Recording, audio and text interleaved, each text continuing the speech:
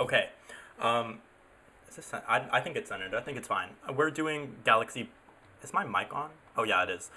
We're doing. Oh, I have two mics on the screen for some reason. I haven't used the screen in years. Anyways, we're doing Galaxy Princess Zorana tonight. Um, I think the music's too loud, but we're about to turn it off anyways. Yeah, I'm gonna try to get the true ending. I almost said the shoe ending. Kinda that too. I've been practicing. Would it be practicing, or like trying to find a route off stream? And I think I found one, so I think we should be good. But we'll see. We'll really see. Okay, let's start. Let's go out tonight so we can have a good time. Is it playing? Oh, I don't think it's playing the audio.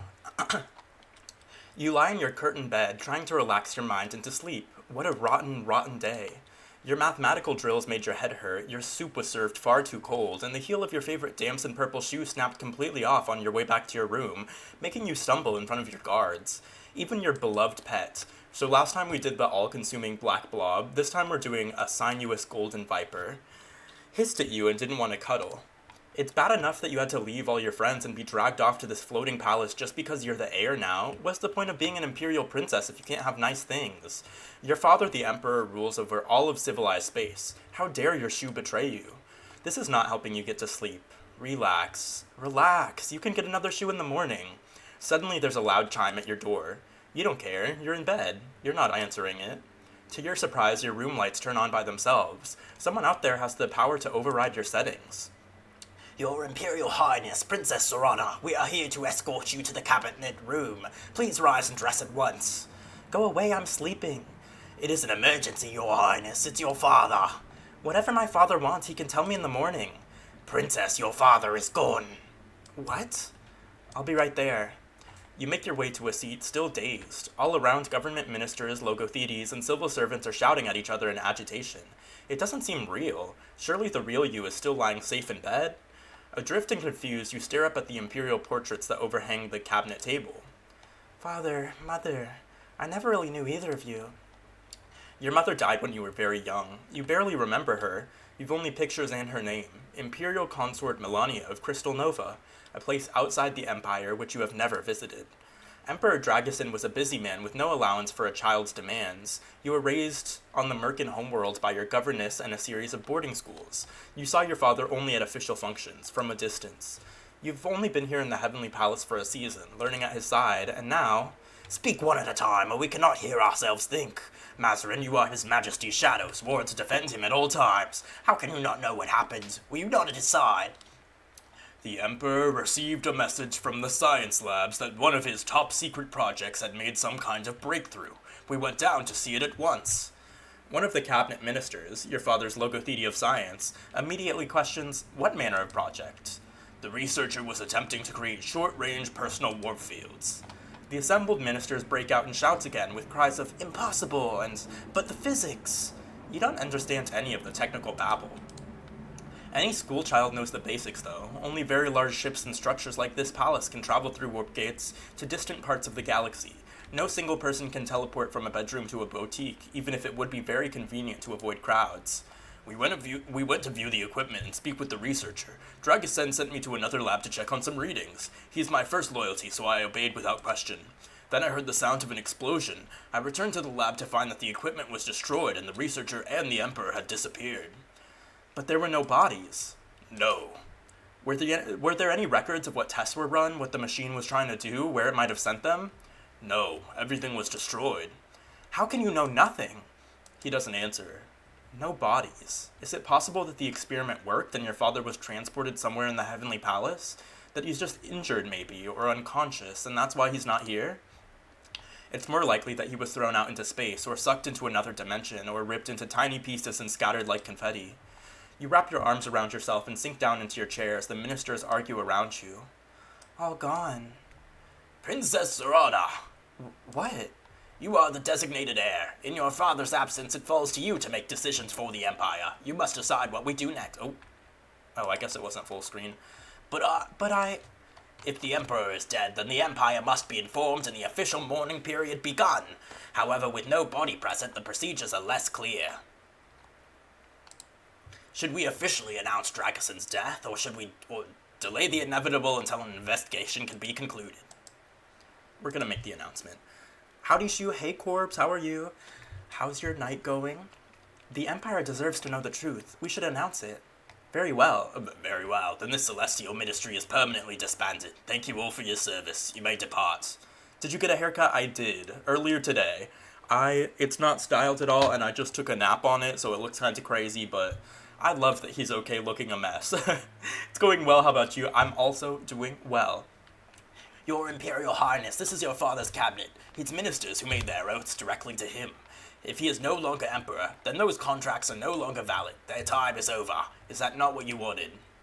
They're leaving you here on your own? Keep your decision. That's correct. Make the announcements. You don't need your father's ministers anyway. Most of the occupants of the room clear out at this point, but a few remain. Sadeo, of course, is not a minister, but a Vestarch, a civil servant. It's their job to carry out your orders and see to all those fiddly paperwork details. This woman, however, is something entirely different. She is the Imperial Thresher, head of intelligence and the secret police. You've never really spoken to her before. Her reports to your father were made in private. You're staying? She chuckles, earrings swaying. Her earrings are cute. You're kind of giving Ace Ventura, thank you. I will take that, honestly. Only the Emperor can grant me permission to retire, or the Empress if you claim the throne. Aren't I Empress already if my father's gone? Not until you are acclaimed by a majority of electors. You are Dragason's designated successor, but you must stand for a formal election before you can be crowned. Which means our first priority is ensuring your safety. You don't have an oath-sworn bodyguard at this point, do you? No, just the regular guards. Then I volunteer to stand as your bodyguard until a proper rotation can be established. If you wish it, I will sleep in your quarters and keep you safe from harm. She wants to stay in your bedroom? Your private sanctum? She's a stranger, and a stranger whose entire job is to snoop and spy, but it could be safer to have her present, if you feel that you can trust her. If not, you'd be volunteering for your own execution. Can you truly trust anyone in this palace? Last time we refused it, but we're gonna refuse it again. Sorry, there's no diversity, but we have to refuse this for a certain something. My current guards will be sufficient. She says nothing, only nods. It is probably best for you to sleep while you can. There will be little time for it in the future. With the meeting broken up, you disperse into the hallway. Princess Zorana, I was bound by your father to give you a message in the event of his death. Yes? Focus on your studies. The skills you gain can never be taken from you, and they may mean the difference between life and death for yourself and the Empire. Build a pool of trusted advisors as quickly as possible to strengthen your power base, but always remember that your own knowledge is more valuable than what you hear from others. That's all? Nothing personal? No secrets? No final admission that he loved you? Nothing? You've been a weak and spoiled flower, but you are Dragason's child, and if you survive, you will be Empress. Spoiled? How dare... It is what your father told me to say. Learn quickly. He walks away. Here you are, in complete control of your own life for the first time. What you choose to study will give you the skills you need to become Empress, or else doom you to a brutal fate. You'll show them all. You have to.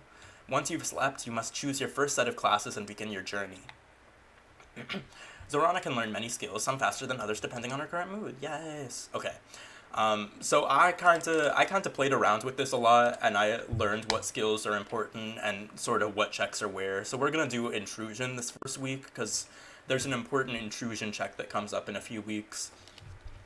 Once again, you lie in your bed. This time, sleep bubbles up easily. Your mind and body are exhausted from the stress of the days since your father disappeared. Only in sleep can you relax. Was there a noise? Did something just fall over in your room? You're so tired. Something bumps against your bed. Before you can react, a hand claps over your mouth. You open your eyes to see an attractive, scantily clad Hyrkin woman kneeling next to your bed. She looks familiar. Isn't that one of your father's concubines?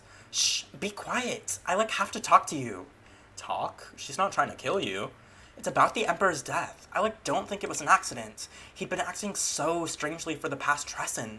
He was distracted. He hasn't been paying attention to me. Me, his favorite. And the last time he did see me, he patted my arm when we were done, like he was saying goodbye. Like he knew something was gonna happen. I thought maybe he was planning to remarry, so I looked into things, but he spent all his time alone with his stupid bodyguard. He was going to marry me, you know. I was supposed to be his consort. We even talked about you. Your father never said anything about planning a marriage, but then you had so little time together. He knew nothing about your personal life, so why would you know his? You were only his daughter. But no one's investigating. No one's even talked to us in the harem. Will you help me? Oh, right. She takes her hands off your mouth and wipes it on her skirts. How did you get in here? I have your father's codes, obviously. I am his favorite. Was his favorite. You have imperial overrides for the entire palace? Even you don't have those. Well, no, just bedrooms. Nothing useful then. Do you have any idea what my father might have been expecting or worried about?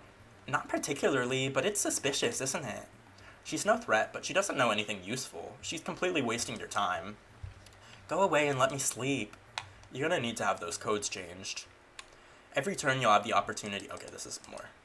Your pet snake likes to twine itself around your arm or curl into luxurious coils upon a pillow. Your own body isn't quite as flexible, but it's fun to imagine, and you enjoy relaxing together. What is your viper's name? Obviously, we're going to give it a custom name. A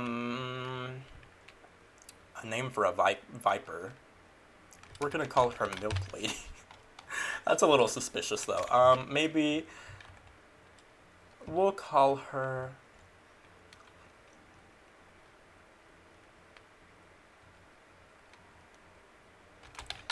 Sex in the City.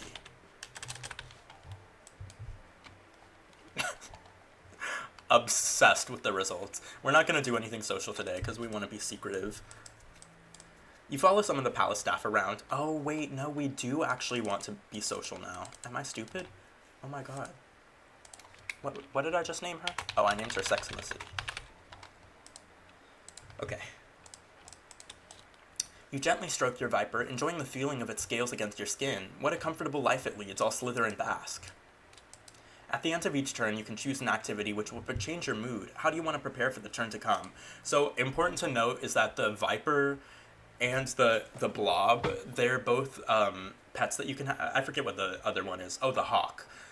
They all, when you hang out with them, they all give you different stats. So when you hang out with the blob, you become negative. When you hang out with the viper, you become bold. And when you hang out with the viper... Did I say the viper? When you hang out with the hawk, you get bold. When you hang out with the viper, you get indulgent. And honestly, the viper is low-key overpowered because social is probably the best skill you can train, or the best mood you can have as far as skills you can train. So every single time I play, I pretty much pick the viper. I don't know, there may be some niche applications for the hawk and the blob, but I have not yet found them. The Thresher and the Vestarch are waiting for you in the cabinet room. Princess Zorana, I need to speak with you. News of the Emperor's death is traveling far and wide. I would expect that many nobles and diplomats will be contacting you soon. In the meantime, your father was due to make a decision on extending the recapitalization thresholds for this Fivim's accretion tax, so now it falls to you. I don't know what that means. I suppose the Emperor did not consult with you on matters of high finance. The Vestarch regards you solemnly. If you intend to claim the throne, you need to begin making contacts and alliances. You need the support of the College of I've never heard that music cue before. You need the support of the College of Electors in order to be proclaimed Empress. Every elector is a noble of one of the imperial worlds, each with their own interests and motivations. You'll need to speak to them individually to win their support and make deals where you can. We're also in need of a new team of advisors. By imperial custom, you may not rehire any minister from the previous cabinets. With certain exceptions. The Thresher will always advise you on matters of intrigue. The High Pontifex will always take the role of spiritual advisor once you win her support. It is the same for your military advisor, the Star Admiral. The High Pontifex and the Star Admiral aren't here right now. They have too many duties of their own to stay in the palace all the time. You'll have to seek them out. You now have knowledge skills. You might win an elector's loyalty by offering them a position as your advisor. It is a great honor to join the Celestial Ministry. You might also consider winning someone's loyalty by making an offer of marriage. Marriage? Marriage alliances are traditional. But you haven't even had your adulthood rights yet. You're still an adolescent, old enough to be betrothed, yes, but would you really want to barter away your future like that? Marriages are for life. As your father's heir, you provide direction for the Heavenly Palace. At your command, we will travel the Empire so that you can meet with your electors. It's all so much to take in. You have enough to worry about with your classes. Thank you. I'll speak to you again later. What should you study next? Okay, so now that we have the social skill, we can do these two, what are these called? Skill categories with a bonus, and these two categories are like the best categories to train. Hi Shu, I love your shirt, so pretty, thank you so much. I put it on because it's like kind of galactic, no? It kind of looks like, you know, we're in the galaxy or whatever. Maybe I just made that up. We're gonna trade in rhetoric this turn. So we got 30 points for this when we would have got 20 if we trained it without a bonus. Princess Zorana, here are the regular status reports. You eyed the stack of papers with some dismay. The Imperial harem has been cleared. All of your father's former concubines have been sent on their way with appropriate gifts and thanks. Some will no doubt wish to return for the official funeral, but for now it's safer to keep them away from the palace. We don't need any further disruption. If the harem is empty, that means Esmerai is gone as well. You never heard from her again after that encounter in your bedroom, the one where she said no one was investigating the harem. Did you work out a particular path for this stream? Yes. We're gonna do the true ending, hopefully. As long as everything goes well and I remember what stats to train, I found the true ending, so hopefully we're gonna do that. But it's a lot to keep in your brain just because I don't have anything written down or anything. Like, I had a notepad and I was like, I'm gonna write down what to do every step of the way, but then I didn't. I was like, let me just freestyle this. But I played this a few times, so I think I should know. Were they all questioned to see if they knew anything about the accident? Of course, but none of them were involved in the scientific projects, and none of them wanted your father dead. My agents uncovered a great deal of gossip and infighting, but nothing relevant. You can't tell if she's telling the truth. When is the official funeral? Certain ceremonies to bless the Emperor's passage have been carried out already, but the full state funeral will not take place until a new ruler holds the throne. Until then, the Empire is guarded by his spirit. This brings us to an issue which requires your attention. Mazarin, your late father's shadow, has not yet carried out the ceremony to end his life as honor requires. It wasn't his fault, it was an accident. There was nothing he could have done.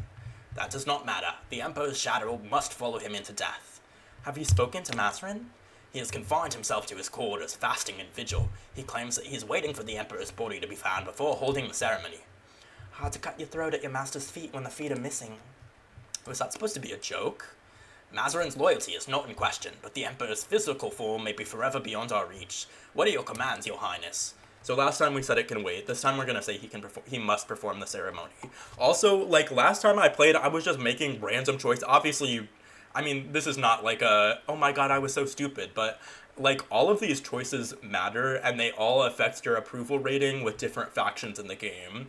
So if you do it can wait for now, you get like a less approval rating with the people in the game who highly value tradition. And like it immediately affects how people perceive you, which obviously for some reason I just did not think of that, but like that's obvious. Delaying is an insult to my father's memory. Tell him that I command him to get on with it. Very well, then. You gather up the papers and hurry away to your room before you can be presented with any more problems. In your room, you check your messages and discover that you've got mail from some of your school friends.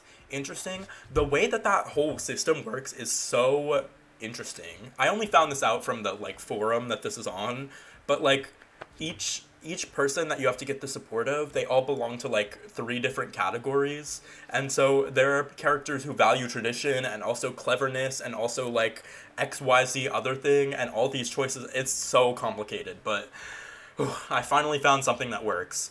In your room, you check your messages and discover that you've got some mail from some of your school friends. They send their condolences about your father's death. Of course, the news must be reaching across the Empire by now. It's been a season since you've seen any of your old friends, since your father called you away to the Heavenly Palace and named you heir in your brother's place. At school, your 2 dearest friends were Ksenia and Vasily. Ksenia loves gauzy dresses that blow in the wind and make her look like a dramatic heroine. She's fascinated by rumors of magic and alien powers and knows more about your Novan heritage than you do. Ksenia was also a far better student than you were, especially when it came to computers. She loves finding out secrets and insists that the crystal she keeps by her keyboard gives her special hacking insights. She's enthusiastic, bubbly, and a bundle of energy. Even the first game was complicated, true. This is just as, if not more complicated as Long Live the Queen. Vasily, on the other hand, is much more laid back. He's handsome, artistic, and prefers to charm his way out of situations rather than do any actual work. He's quite intelligent when he puts his mind to things, but he'd rather use that intelligence to have a good time. Vasily always had devoted fans following in his wake, and he was kind to all of them, but never seriously in love. As far as romance went, you had a crush on Ksenia, Vasily, or both of them. We're just going to say both of them this time. Last time we said Ksenia, and honestly this doesn't really affect anything because we're not going for either of their romance paths, but might as well be a little bi-queen, I guess. The mirror looks like a monkey. Oh my god, it does. Oh my god.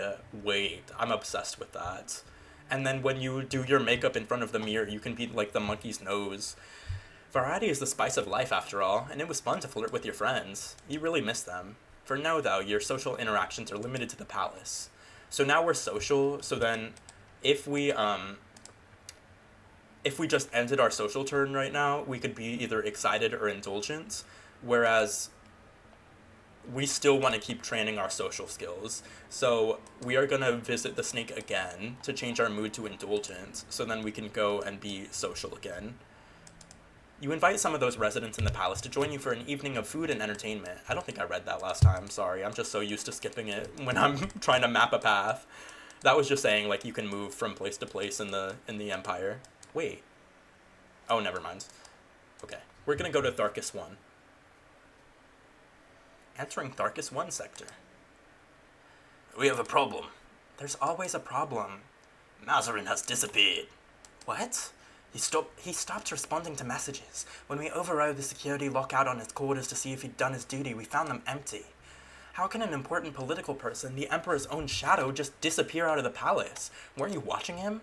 You never ordered surveillance on Mazarin. You said he was completely loyal. Your Highness, my agents have been more concerned with your safety than with the safety of a shadow who is due to enter eternity in the near future anyway. Well, did he die somehow? Did he make another warp portal to follow my father? On last reported sighting, he was headed for the hangar decks. It seems likely that he smuggled himself out of the palace on a spaceship. As the Emperor's shadow, Mazarin was trained in a variety of techniques. Stealth, surveillance, infiltration, hacking. He's quite hard to track. Has he gone rogue to save his own life? Or is there more to the story? Maybe he found out something about the experiment. Maybe he's trying to throw himself through a warp gate to join the Emperor? If he took a one-man shuttle and flew it into a warp gate, he would be obliterated without causing any harm to the palace. Speculation.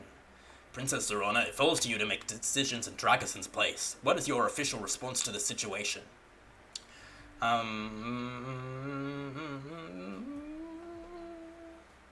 gonna claim he performed the ceremony.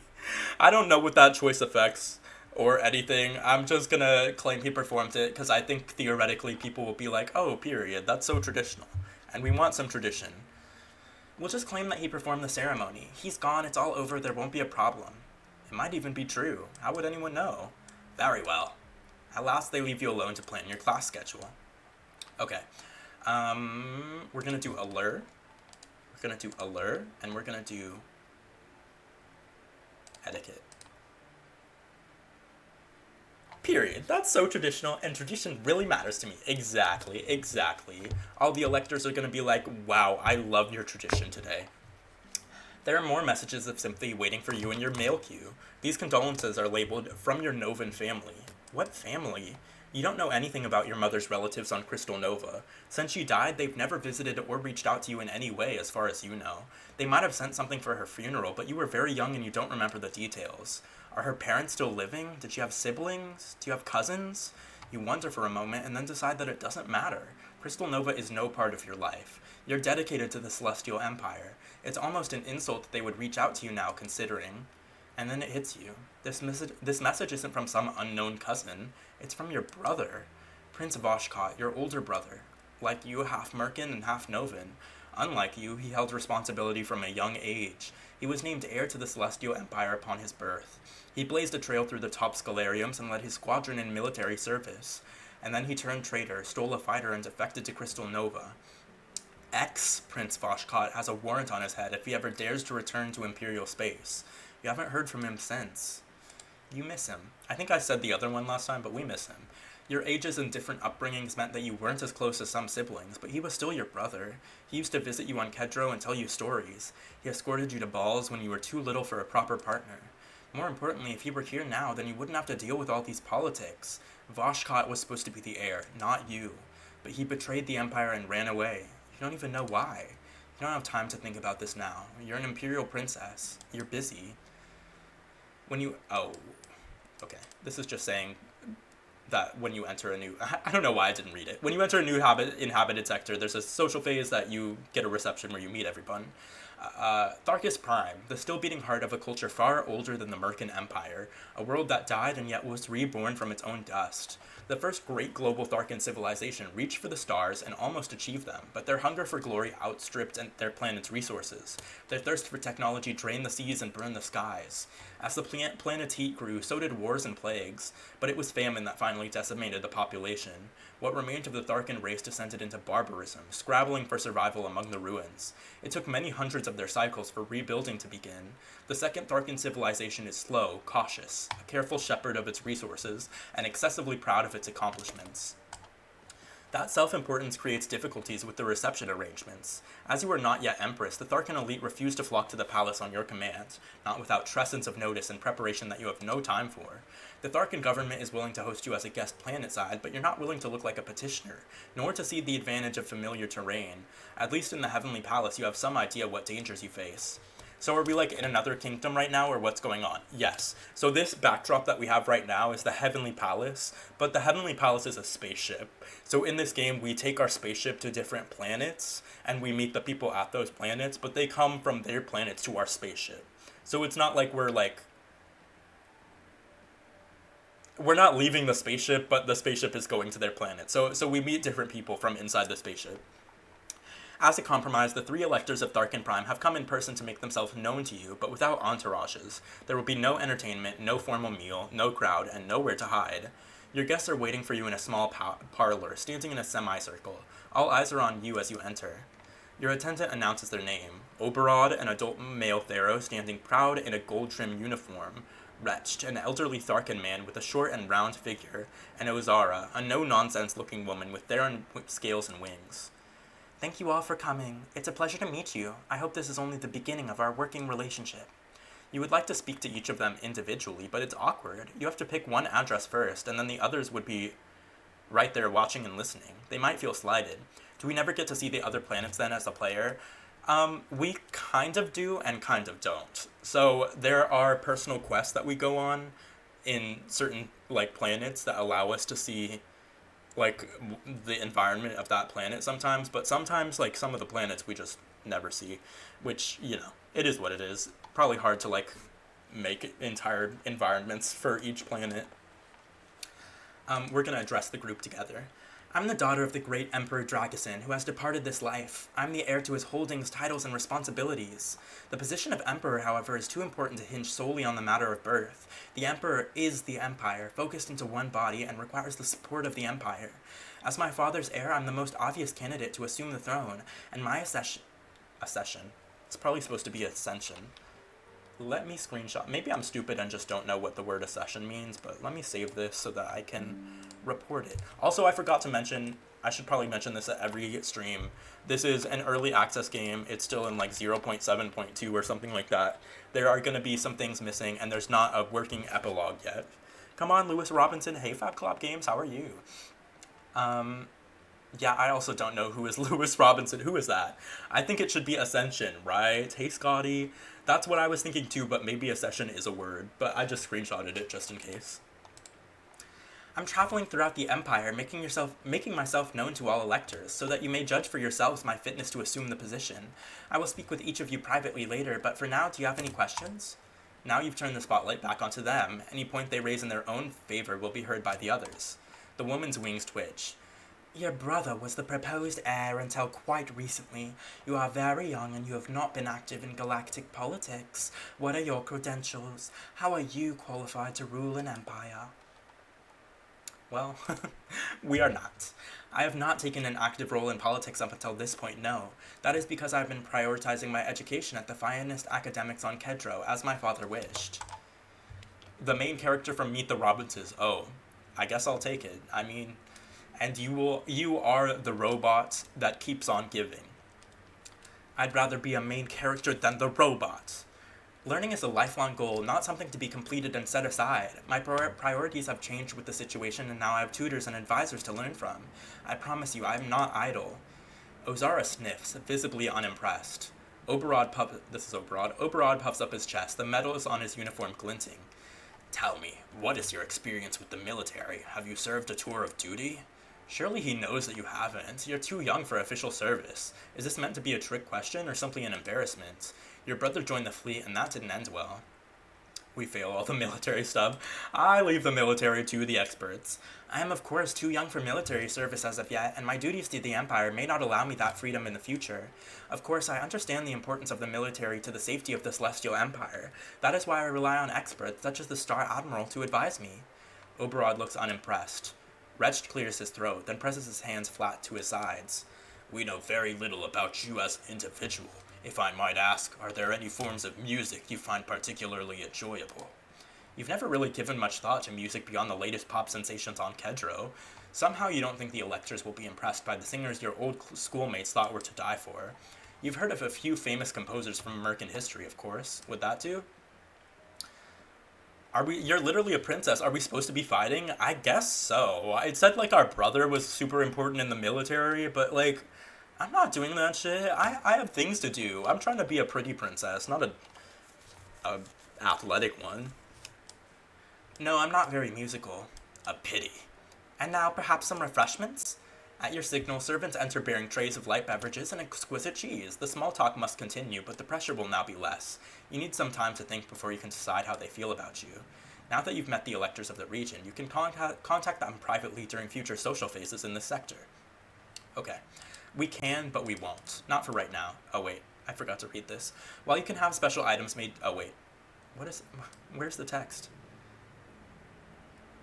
Oh, this is the first text. Okay. While you can have special items made to order for you, it's also fun to go and browse the offerings available in the Heavenly Palace's exclusive boutiques. As a princess, anything you like is yours for the taking. Leave the princess athletic to the other princesses. We can't be getting sweaty. No, right? I also feel like, I mean, this is just some like observation that I've had from playing this game a few times. It feels like the athletic skills are way less important than the like social skills in this game. Or at least there are way less checks that can be passed with athletic skills versus a lot of checks can be sort of bullshitted with social skills. Your screen is chiming insistently. Someone on your contacts list is trying to call you. Hello? Hello, Zorana. Vasily, hello. Kazenia pushes her way into view. Zorana, we're here to support you in your hour of need. Well, we're not here yet. I mean, we're here, but we're not here. But we could be if you want. What? What she's saying is that we would like to visit you in the Heavenly Palace, if that's not an imposition. You shouldn't be all alone at a time like this. And you shouldn't have to deal with entertaining us or trying to look the right amount of sad, if that's just more stress for you. However, if you would enjoy the distraction, and the hugs and the chance to show off all your new stuff, then we will happily fly out to see you. Do you want to see your friends? They at least don't want anything political from you, probably, but you're still pretty overwhelmed with everything you need to manage here. Do you have time to play hostess? I mean, the thing that makes me so sad about the route I found is that we actually cannot even talk to them. Because we have to do a reception when we get to the next planet, and so the timing means that we don't even have a social phase to talk to them. But I do like them. I do really like them. I still love their blue and pink hair. And Kazenia is like one of the best characters in the game, IMHO.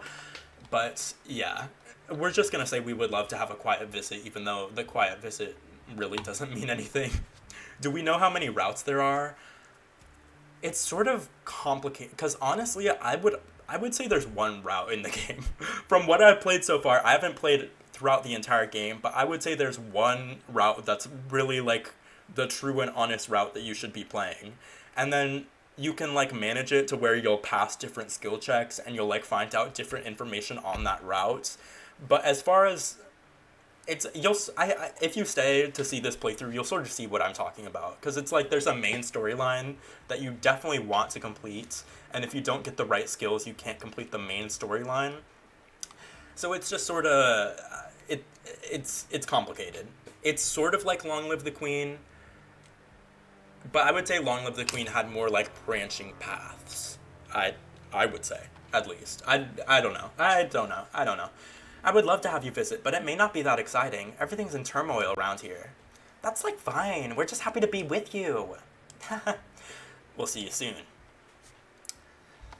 how you don't have to follow the exact same actions to get the same endings in Undertale. Yes, exactly. It's like there are so many skills, and if you max any combination of these skills, you'll get different like things that happen in the game that affect some parts of the ending, but mostly it's like one storyline. I would say at least. I maybe that's an oversimplification, but that's how I would describe it. I'm gonna do menace and empathy here. Kind of like Life is Strange too. Yes, I would say just like Life is Strange. You wait eagerly for your friends to disembark. Zorana! She runs up and throws her arms around you in a hug of greeting. Vasily follows more sedately, not laying a hand on you in this very public environment. How are you? Have you been sleeping okay? You look tired. What have they done to you? She fusses over your hair while you try to explain about the election and the need to assemble a team of advisors. That must be very difficult, putting your fate in the hands of strangers you cannot trust. Yeah, hey, that's a marvelous idea. What is? We could be your advisors. I know a lot about other galactic cultures, and Vasily knows all about art and stuff. And then you have people on your team that you trusted. Also, if you appoint us to your cabinet, then we'd be assigned quarters in the palace, and we could stay here longer. Otherwise, we can only visit for a tresson. I don't know.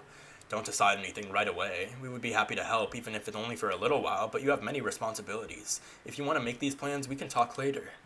Talk later. I don't know why that got stuck in my throat. Cheap viewers on Shreeboo.com. Yes, Clean Soup 1. Exactly, Clean Soup 1. And I told her. I said, ma'am, if you want those cheap viewers, you better get on Streamboo.com. Clean Soup 1 is such a good name, right? They went back to the randomizer. For a while, it was like some random numbers and characters, but now they got the Streamboo bots on their nouns again, which I'm happy about. Clean Soup 1, we love you. That's right. For now, you need to show us around your palace. Unfortunately, you have an Electra reception scheduled for this turn, so you can't spend as much time with your friends as you'd like. You never get the chance to talk to them about being political advisors. Which, okay, so you can make Kazinia and Vasily your political advisors, but they kind of fucking suck, which sucks. Like, I would love to have them around, but the political advisors are so important in this game, and these two just don't have the stats. It may be a good idea to take Vasily for a little while. I mean, it honestly might be a good idea to just take them for a little while if you don't have better advisors, because at least something is better than nothing, and they give you some stats, even if it's not a lot of stats, but you almost certainly would have to remove them later. And it's so heartbreaking. Like, Kazinia's scene where you remove her from the cabinet after giving her a cabinet position is so sad. She feels so betrayed. Vasily's like, I don't give a fuck, so he's a good one to take, but if you're sad about Kazinia, then I don't know. I just can't take them because I would feel too bad letting them go. Choose a number 1 to 6. 4. Thank you. OMG, I love you too. Luke. Hey, bushy browses. Hey. I've decided to let go of the hatred in my heart. I have nothing shady to say about you anymore. During the decline and fall of the first global Tharkan civilization, Sparkus would have represented a paradise, a world containing all the water that had once filled their parched canals. The entire surviving population might have fled there had it been possible. Even now, legends persist that some early cosmonauts might have managed the journey and escaped to a happier life. However, no relics from that time period have ever been discovered in the watery depths. In modern times, Sparkus is a well-established community of floating cities and undersea habitats. Its 3 small moons contain research stations, communications relays, and other technological outgrowths, but they're considered part of the greater whole. Spargus has the reputation of being younger and more progressive than the rest of the Tharkan system. Much of the visiting delegation appears to have dressed more for a nightclub than an imperial reception, and the Elector herself is only slightly older than you. Zorana, hello, so lovely to see you, and lovely to be seen. She spins about, showing off. I'm actually gonna make her friends. Zorana, hello, so lovely to see you, and lovely to be seen. She spins about, showing off colors which to your eyes seem painfully bright. I got like French regret, French guilt for not making her French. Welcome to Svarges, your Imperial Highness. Of course, I am sorry about your father, but we're very lucky to have you. You must be so bored from the long travel and all these arrangements. I hope you don't mind, but I've brought along a range of dance partners for you. Have anyone you like. Have all of them. Oh fuck, I forgot if we train etiquette, we lash out at her for this.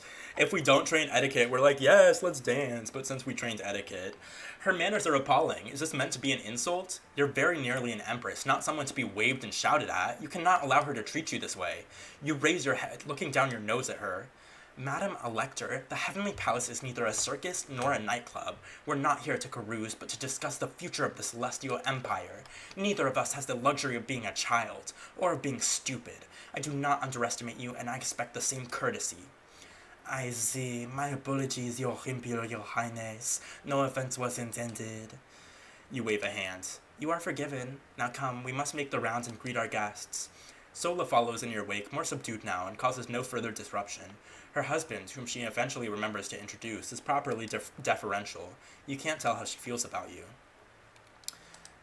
Honestly, like, dancing with her gets us some, like, negative tradition points, I'm pretty sure. But we're young and lit, like, we gotta have time for the fun sometimes. You make your way to the cabinet room yawning. Kazinia and Vasily left late last night, but Tadeo dragged you out of bed first thing in the morning for an important meeting. We've received a message from the Star Admiral. Ah, right, you need to meet with him to discuss your candidacy for the throne. He doesn't have an official elector vote, but as the head of the Imperial military, his support, or lack of it, will affect how others see you. He reports that an Iskvatel has been sighted far past the drug system in unaffiliated space. What's an Iskvatel? Vestark eyes you oddly. A space-dwelling organism which feeds off solar radiation. They're drawn to stars to feed, and a swarm of them can block out a great deal of light, disrupting the ecology of any planets, which nearly wiped out the entire Novan civilization. Oh, just because you're half Novan doesn't mean you've researched Novan history. The creature is not currently on a direct course for Imperial space, but their movement patterns are unpredictable. It could approach Drog. It's a single Iskvatel, and the Drog system has no plans to threaten. The danger is not high. Admiral Yukao awaits your instructions. What do you want the Star Admiral and his flagship to do? We need to monitor the situation. Tell the Admiral to take up position in the Drog sector and keep watch. Very well. Okay. We're gonna do Menace and Empathy. Again. We just did this, but we're gonna do it again. Student level Menace. We unlock this outfit, which I'm honestly, the more I look at it, the more I'm not the biggest fan of it. For some reason, I just don't like this little gladiator part and the red, like, this being a high-low dress from Forever 21 that was randomly made to look like a cosplay. I don't know if I'm feeling it, but that's what it is for now. Oh, wait. No, this is right. Okay, we're gonna offer a cabinet position to Sola. You arrange for a private dialogue with Sola and lay out your offer. In exchange for your electoral vote, I'm willing to grant you a role within the Celestial Ministry. You'll be one of my closest advisors with influence on Imperial policy. What? No. I don't want anything to do with... Wait, which job were you offering me? Logothete of Culture. Yeah, you probably could use my help getting in touch with popular culture. No offense. Alright, you need someone you can trust, right? So I'll take the job, but only for a little while. Once you get settled, you can pick someone else to replace me. You don't want to be part of the Celestial Ministry? I want to be here on Zwergers, living my best life. The French accent is not something I can do, but I love trying. Do you really want to have to be Empress right now, if you had any choice about it? Wouldn't you rather wait? So, you know, maybe someday I want to be more involved in like a media, or even some ministry, but that's not where I am in my life. Right now, a working holiday is all I want. The important part is it secures her vote. So we get a media skill of 70, which is pretty important. Gonna visit our snake again, ends the turn. Now we have Sola's vote, which is very fun. Honestly, Sola's one who kind of likes you no matter what you do, so getting her vote here is not that important, but getting the media skill is definitely really, really important. Your Imperial Highness, your Imperial Highness, a request for aid has been sent to the Heavenly Palace by our embassy in the Chukuk space. The Chukuk are big and blue and have horns. That's all you know about them. Their space borders the Celestial Empire, but you've never seen one on the homeworlds. They've apprehended a Tharkan merchant, a citizen of Svargus, and are holding him on charges of smuggling recreational drugs through the space without paying the proper fee. What's the number for? What do you mean, the number? You mean the 70 number? That's for your skill in that stat, I think.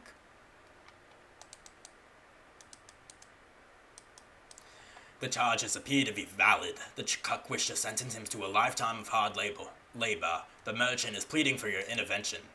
Lifetime enslavement seems like a harsh punishment for not paying taxes on a shipment. Shouldn't you just have been fined? What is your response? You're obviously nowhere near the situation. What can you actually do about it? We're gonna negotiate. Can you arrange for a communications channel with Chukuk authorities? Perhaps we can work out some sort of deal for a lesser sentence. Very well. Have a good day. Here we are again. We're gonna do etiquette and deception.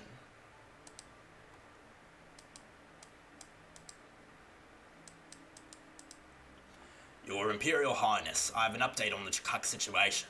Out of respect for your personal interest in the matter, the Chukuk have offered to reduce the merchant sentence to 3 seasons in the mines in exchange for 10 cases of Kadrovian ice wine from the Imperial suppliers. That's a very fancy wine, but it's not legally restricted to palace use only. Anyone could buy it if they could afford it. So they're asking for a bribe. How does the price of wine compare to the price of a season's labor? You have no idea. We're gonna accept the deal. If you had the economics check, she would say something like, honestly, that's a great deal. Like, they must be trying to get favor with us. They must be trying to, like, establish inroads with us. So accepting the deal is, like, I mean, the other things affect your stats, so if you want to go for different stats, that's fine. But, like, for your approval with foreign entities, this is a really good one to just do. We accept their offer. Give them the wine. Very well. Okay. So, here we are again. What are our skills at? I think we have enough skills.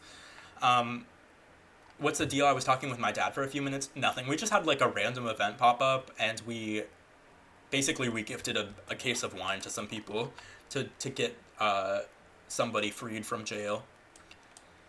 So we're going to investigate the background of Wretched. You dig into the background of Wretched, Elector of Tharkis Prime. Wretched is the scion of a very old and well-regarded Tharkan family. He was born into power and privilege and has never stepped outside the lines of behavior that were laid out for him. He enjoys art, music, and his collection of black inlaid metal decanters. For most of his life, Wretched has been married to Arhun, a woman who is also his second cousin, rejoining the family lines and concentrating their inheritance. The couple make all proper appearances together, but do not seem very affectionate. Wretched and Arhun have one son, Karger, who is about your age and still a student living at home with his parents. Arjun recently gave birth to a daughter, but the child died before she was even 1 season old. It appears that Wretched and Arhun pushed for the baby's death to be labeled natural causes, without any investigation, claiming it was too much strain at such a difficult time. The child was quickly buried, never to be mentioned again. It might have been a simple tragedy, or it might be that one parent or the other is hiding a terrible secret. That could be quite a scandal. Of course, you have no proof of wrongdoing. Proposal option unlocked, blackmail option unlocked. We're gonna blackmail him. You arrange for a private dialogue with Wretched. Greetings, Elector. I hope I find you in good health. I am well, Your Imperial Highness. And your family? Are they all well? Yes, airplane mode. Yes. I was very sorry to hear about the death of your daughter. A terrible tragedy and one that brought a great deal of unwanted attention to your house. It was quite fortunate that you managed to deflect the investigation. What are you saying?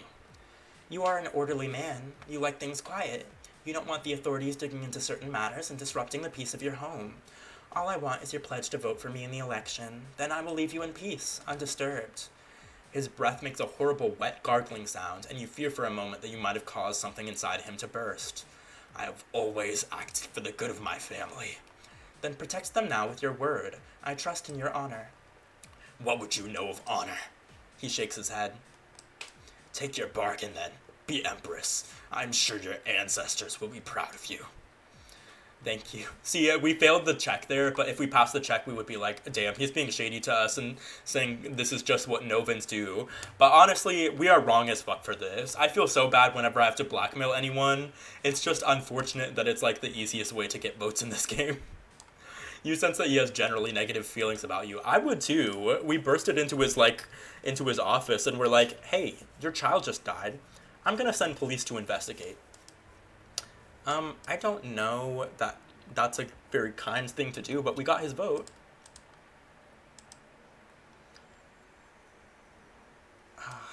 I forget. Let me save here. Oh. I have like so many pages of saves. I forget whether I'm supposed to stay here or move now, but I'm gonna stay because I think it's better to stay. Good morning, Your Imperial Highness. We must now discuss the matter of the Jubilee holiday. The celebration of my father's birth star rising.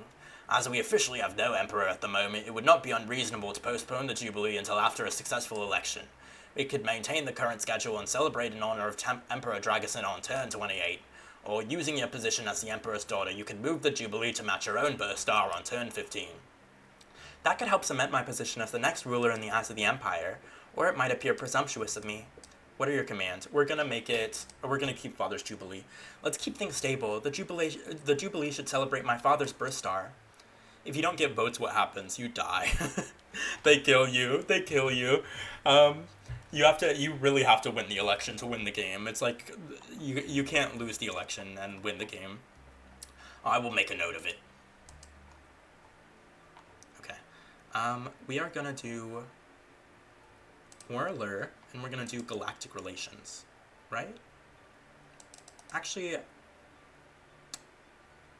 we have an allure check coming up, but I don't know what the threshold is for it. I kind of want to get rid of allure and do deception, but we'll do deception when we have a bonus to it. This is fine.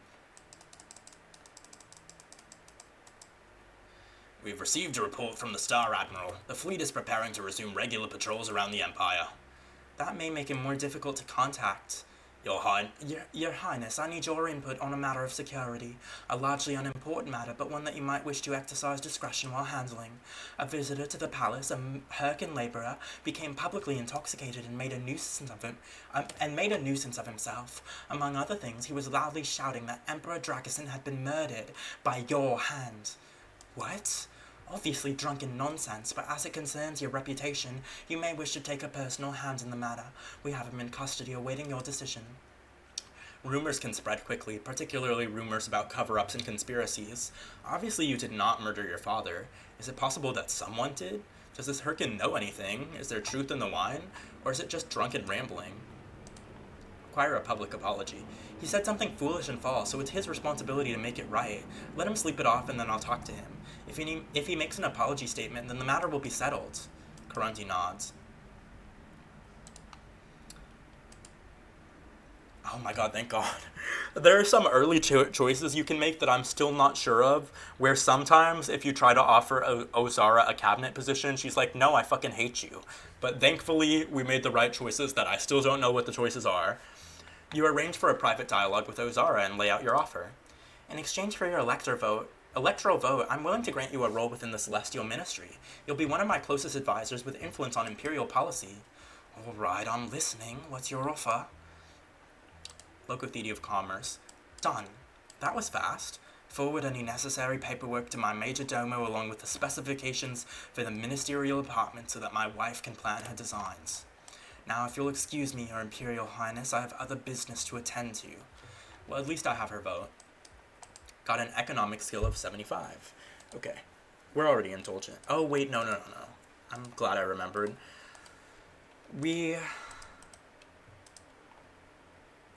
invest it. I forget if we have a blackmail option on him. You dig into the background of Oberod, Elector of Tharkis Prime. Oberod commissioned in the Celestial Fleet at a young age, as soon as legally allowed. He ranked well in his class, became an officer, and was decorated for his skills as a pilot. However, he did not take part much in actual combat. He served a full tour in the fleet and then returned to Tharkis Prime as a reservist who regularly parades with the Spitharthi Guard.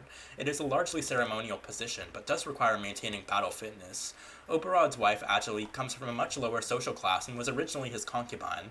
To the surprise of Tharkan society, after leaving active duty, Oberod chose to elevate her status through marriage. No heirs have ever been reported for the couple. Agilique is rarely seen in public with her husband, but when she does appear, she acts silent and subservient, following in his wake with eyes downcast. If Oberod is terrorizing his dependent wife, that might be a scandal, but there's no evidence. She might only be naturally timid or afraid that people might judge her for her origins. Okay, there is a blackmail option, but it's not even true. If we confront him, he's like, you just made that up. Or maybe you need more stats than I usually have, but I love how the frame around a speaking character makes them look like they have alien antennae. Right, I noticed that too. It's so freaking cute. I love it. You engage Oberod in private conversation and attempt to charm him with your personal appeal. He smiles at you, visibly flattered. Ah, what a happy man I would be if my wife were half so attentive. I'm sure your wife is a lovely woman, and a lucky one. If only she believed that. You sense that he has generally positive feelings about you. So beforehand he hated us, but now he kinda likes us. It doesn't really matter, because he doesn't really vote for you regardless. Unless you give him a cabinet position, or you, do his personal quest. He's not gonna vote for you, but I mean, we have nothing else to do. We might as well make him like us a little bit. Princess, have you seen the latest news across... What did I choose for the drunk guy? I just realized I don't remember what I chose. Let me go back, actually, because I forgot. Keep Father's Jubilee. Allure, Galactic Relations. I think I punished for drunkenness only when I meant to do the other thing. Sorry. I just had to... I had to fix that really quick. I don't even know what I picked, but yeah. Is that everything? Oh, we investigated his background too. Okay. To fix that, I mean, it may seem like I'm being pedantic, but this game really does require you to be like very, very fixated on your skills and who's voting for you, who's not, what you pick in every round. Princess, have you seen the latest news across the star feeds? I just got up. This concerns your father. The Vestarch beckons you closer to look at a feed display. The sound has been muted, but on the screen you can see an unfamiliar Merkin woman cradling an infant. The text scrolling across the bottom reads, Emperor Dragason's secret heir? This woman claims to have conceived the Emperor's son and requests the palace's aid in claiming his birthright. Who is she? Is that one of my father's concubines? You don't recognize her, but you can't say that you'd remember every face in your father's harem. That was not an area of his life that you paid much attention to. No, an unmarried woman of common family and middling income. She apparently came into contact with the Emperor during one of his visits to Ondrau. The child's genetics have not yet been verified. Even if your story is true, if she's not a wife or a concubine and the child was never officially acknowledged, and it wasn't, your father's will was quite clear that he has no son now, such a baby has no birthright to claim. Under imperial law, family is a matter of contract and obligation, not genes. Many children are not genetically related to one or even both of their parents. Children can be conceived artificially. Genes can be edited before birth. If someone finds an unscrupulous doctor, genes can even be stolen. Creating a child of someone's genes without their permission is illegal, but it does happen, especially with celebrities or other prominent figures. Your father was certainly prominent. This story is nothing but tabloid gossip. No one in the Empire would seriously imagine that this baby was the heir to anything. But if it is in some way your father's child, what are you going to do about it? Whispers of scandal can damage your reputation, even if everyone knows that they're not really true. So, we can ignore the story, denounce the woman as a thief, or donate to an orphanage. Last time we had like some spirituality check that allowed us to donate to a temple, but that actually is not a good thing to do for like actually trying to get the good ending in this game. We're gonna ignore the story. Some stuff obviously happens with this later, but we're gonna ignore the story for now. It's nothing but sensationalist scandal chasing. Bad journalism. The baby doesn't matter. There might not even be a baby. How do we know that's not a doll she's holding? Ignore the whole thing. Very well. If that's resolved, then I have an update on the drunk Herkin who slandered your name. You met with him after he'd recovered from the alcohol. He seemed genuinely sorry that he'd caused so much trouble. As best as he could remember, he'd once joked that you were the person who benefited most from the Emperor's death. Somehow, while drunk, he got carried away with the idea. He had no evidence against you or any other suspect, and had never heard of anyone else having such knowledge either. He made a public apology as requested, and appears to have been well received. He didn't know anything. He was just a random visitor. If there is a mystery about your father's death, then any clues must be hidden somewhere in the Heavenly Palace. The science department is the obvious place to start looking. The concubine Esmerai was certain that your father was involved in something before he disappeared, but she had no leads. With so much else going on, do you really want to devote your time to chasing phantoms? Obviously we do. You need to brush up on your scientific knowledge before you can investigate further. That's dealt with. You have studying to do. We have studying to do. We're going to do deception and etiquette.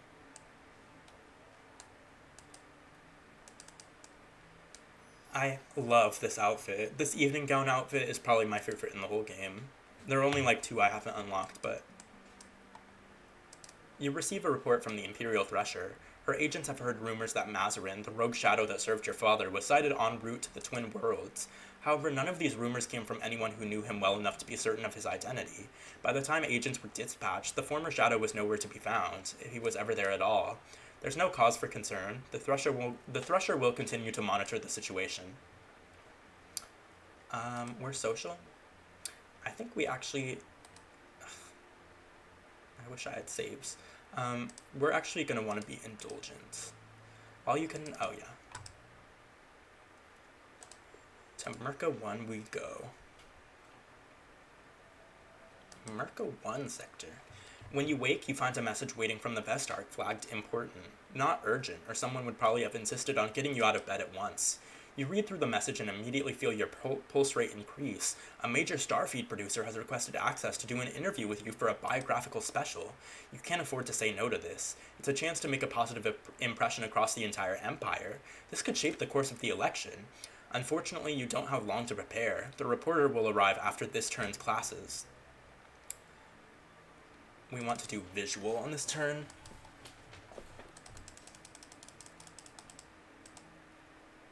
It's time for your big interview. What impression do you want to give to the Empire? How do you want people to think of you? So we have Strong Commander, Wise Leader, or Beautiful Princess. All of it is, we're going to fail all of it, because they want you to have so many fucking stats for this for some reason. But I think maybe Beautiful Princess. Does anyone really want to listen to a candidate's speeches? Your appearance will make a stronger impression than any words you could say. You let your wardrobe attendants dress you in your finest and concentrate on making a good impression on the cameras. You smile a lot and keep your head turned to focus on your best side. The interview itself mostly passes in a blur, but you answer a few easy questions about your upbringing, your favorite color, and so on. Afterwards, the team insists that everything went well, but then that is their job. Merca Prime, the Twin Worlds, Kedro and Andro, the heart of the Celestial Empire, your home. In many ways, your childhood felt like an exile. You were raised on a small Kedro estate in the care of your duenna.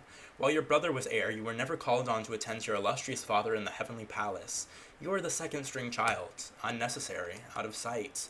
And yet, in your schooling, you came into contact with many other children of wealth and power. You were an imperial princess, and every Tresson you received invitations to anything from ritual sacrifices to operatic competitions.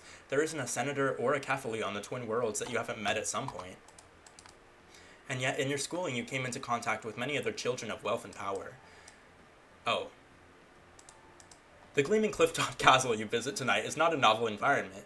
You've walked these halls before, and you know what shoes to wear. The difference is that this time you're the guest of honor, the center of all attention, on display for all to judge. Someone on the Galaxy Princess Zorana forums pointed out that she always talks about shoes. And there's probably some meaning for that, and there's probably some, deep... there's something to uncover there. But Zorana, there is a frequent through line in this game of shoes.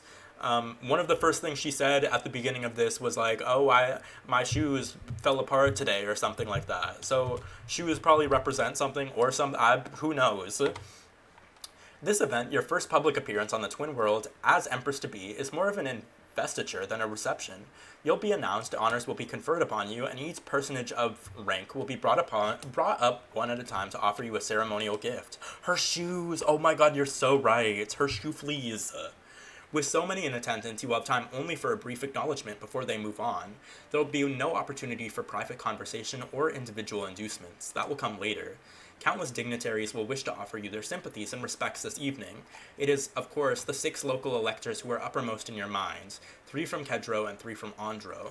This single sector is the pivot for the balance of power in the Celestial Empire. However, you cannot seek them out. You must wait as the entire queue proceeds in order as tradition demands. The protocol is a relief. It means you don't have to make any decisions about who to talk to first and therefore risk offending one or another of the electors. Everyone will come to you in time. The premisers of the Twin Worlds take precedence, followed by the Kefalis. They bow, they kiss the air above your hands, they present you with an array of identical platinum coins stamped in your father's image. It is some time before the first of the electors reaches the head of the queue. Zolot of Kedro. You recognize him easily, he dresses for that effect, but you have never known him well. Too old to have been your friend, too young to have been a schoolmate's parent. Zolot's first husband has passed into eternity. He is here alone. He bows to you, wings fluttering with practiced charm. Your Imperial Highness, may the gods bring you favor. He says nothing more than that, merely offering his coin to your attendants and withdrawing. You sense that he is hostile towards you. The next elector to approach you is Krovos of Andrau. He's the only one of the cohort that you've never met before, for the plain reason that he is far too young to take on the responsibilities of the position and has never been invited to any formal gala. There was a whole special report on the feeds last season about the poor orphaned elector whose regent had also died, and how none of the nobles of Andrau could agree on who would replace the regent, so in the end it was decided to let Krovos rule for himself. There is precedent for allowing adolescent heirs to take up positions when necessary. You yourself have not had your adulthood rights, but Krovos is only a child. It is most unusual. Hello, Your Highness. How are you? There's no possible way that Krovos got here without being told to impress you as Imperial Highness. Even if he has no regent to advise him, the castle staff would have made gentle reminders for those waiting in the queue. Is this a careless mistake or an insult? He's such a little boy, younger than you, and he's all alone. You can be generous. I'm very well, thank you. He grins and hands over his coin. Happy birth, Star. It's not my... Oh, never mind. The little boy wanders off, his task complete. You sense that he has generally negative feelings about you. The next elector who approaches is Vater, also of Andrau. He's an older male who's never married and has no children that you know of. He's always seemed kind. Your Imperial Highness, it is my great pleasure to see you here tonight. I hope to see you carry on the legacy of both your parents. He's like that one Pokemon. He is the gym leader, right? Thank you. He bows, offers up his gift, and moves out of the way so that the next guest can proceed. You sense that he has generally positive feelings about you. After a few other senators... What? Oh, I thought you meant the gym leader in Sword and Shield, who Alistar. I meant the kid before him. No, I know. This guy. He looks like Alistar from Pokemon. Oh, but you meant this guy. Oh, wait. Oh, Zigzagoon. I get it now. I was so confused because last stream someone was like, he looks like the Sword and Shield kid gym leader. And I was like, he does. But he also looks like Zigzagoon, it's true. After a few other senators have come through, the next elector to approach is Lucamir of Kedro, scion of a long line of politicians and very familiar to you. The academy you attended until recently lay within the territory he represents, and he was a frequent speaker at graduation ceremonies. Lucamir is in attendance with his wife, both impeccably dressed, save for his ever uncontrollable hair. He looks at you stiffly, then bows, offers up his coin, and withdraws without speaking a word. That's worrying. You sense that he has generally negative feelings about you. The next elector to appear before you is Ixil of Antro. She's notable in Twin World society for her large number of acknowledged children, one of whom attended your academy a few forms ahead of you.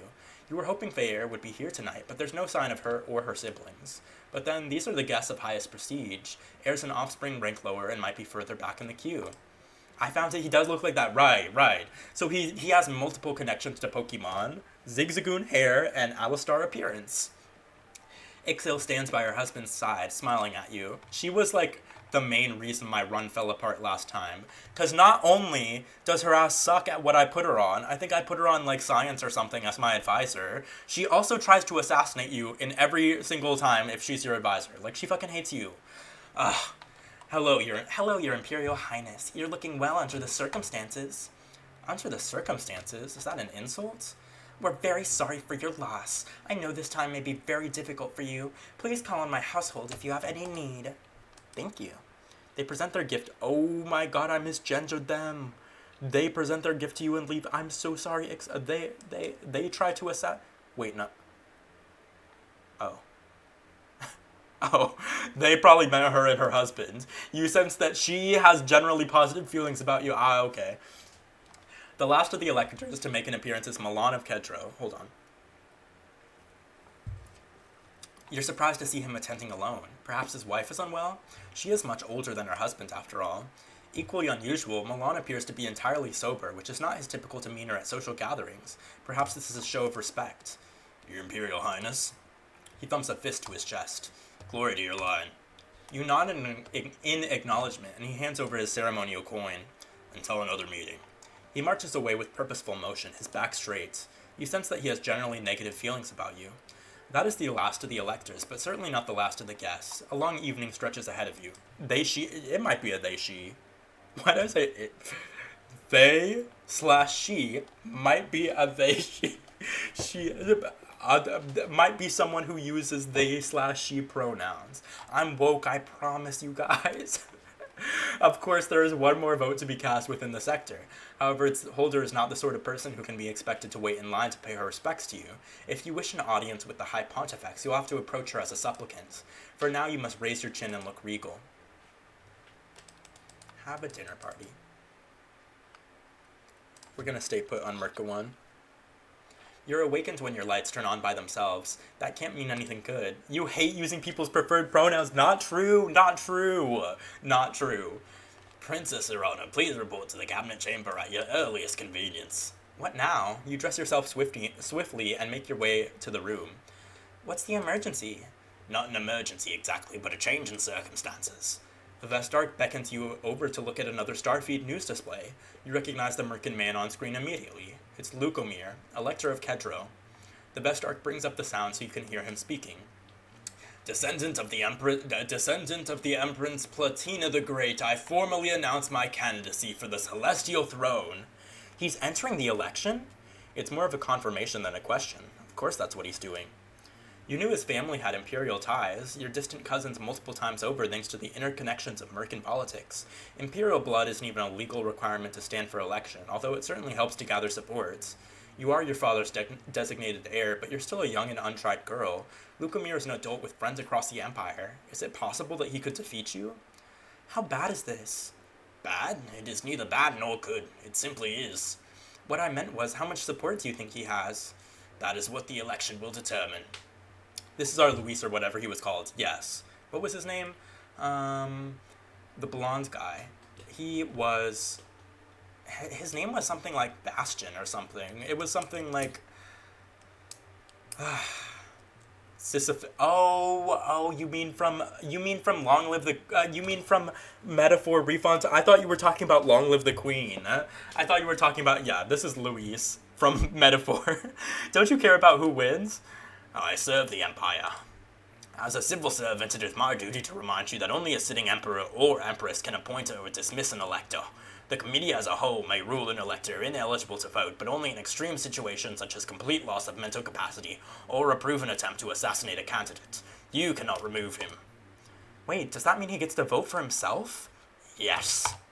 Well, that's one vote you won't be winning. You need to step up your game. If you can secure binding pledges from electors to vote for you, then they won't be able to support any other candidate. Actually, it's not true. I mean, it is mostly true, but it's not entirely true. Because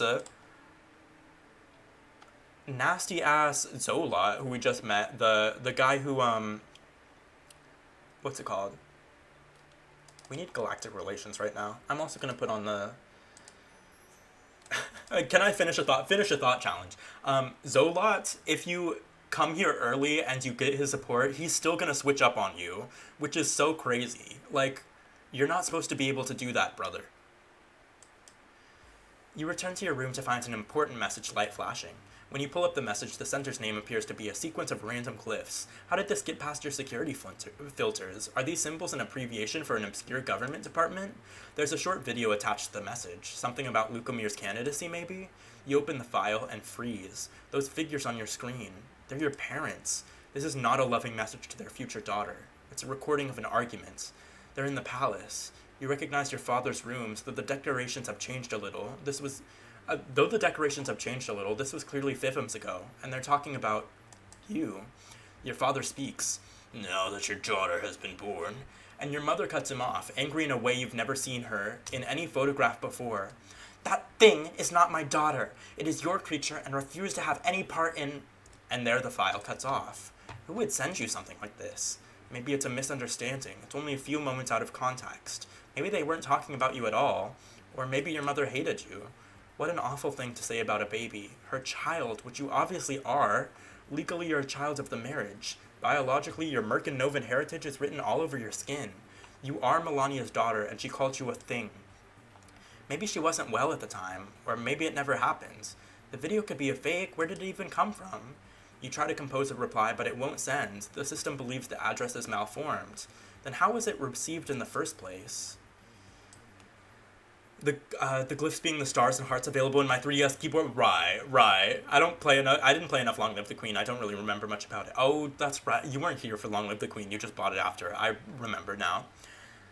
Well, yes. Sort of, kind of. There was someone similar to Lucomir and Long Live the Queen as well.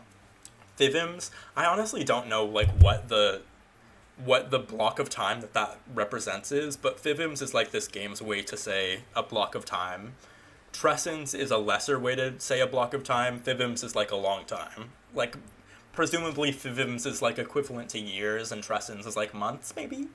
But I don't know. Not right, Melania. Ooh, that's not. You summon the Thresher to personally investigate the strange message. Even forwarding it to her could damage some fragile clue. She needs to see it exactly as you saw it. There's no sign of the video being generated or edited. This appears to be an authentic conversation, or part of one. What this isn't is security footage. This was not recorded by any automated system in the palace. This recording was taken by someone who was present in the room at the time, standing at the Emperor's side. His shadow. The most obvious suspect, yes, but it could have been anyone with intimate access. A concubine or a maidservant might have been that close. The screen fills with letters and symbols that you can't make sense of, but the Thresher frowns. This message was sent from somewhere within the palace, but on a time delay. It could have been sent up Trescent in advance. I'll have to check the server to see if there are any access tracings, but someone talented enough to bypass these systems would probably know enough to cover the tracks. Who would keep a fragment of a Fibbim's old recording and then hack a palace system to send it to you anonymously? It sounds like the sort of thing one of the Thresher's agents would get up to. But as far as you can tell, Kurundu doesn't know who sent the message. Trace the sender. Find out anything you can. Of course, have you received any other suspicious correspondence? There was that strange encounter you had with Mazarin before he disappeared, the one where he wanted to give you a message from your father. You'd rather not tell the Thresher that the Emperor, your father, called you weak and spoiled. No. Still, we must be cautious. Call on me any time if you have concerns. Right. Okay. So, everyone here pretty much hates us, except for, like, a few people. I'm gonna save here, though.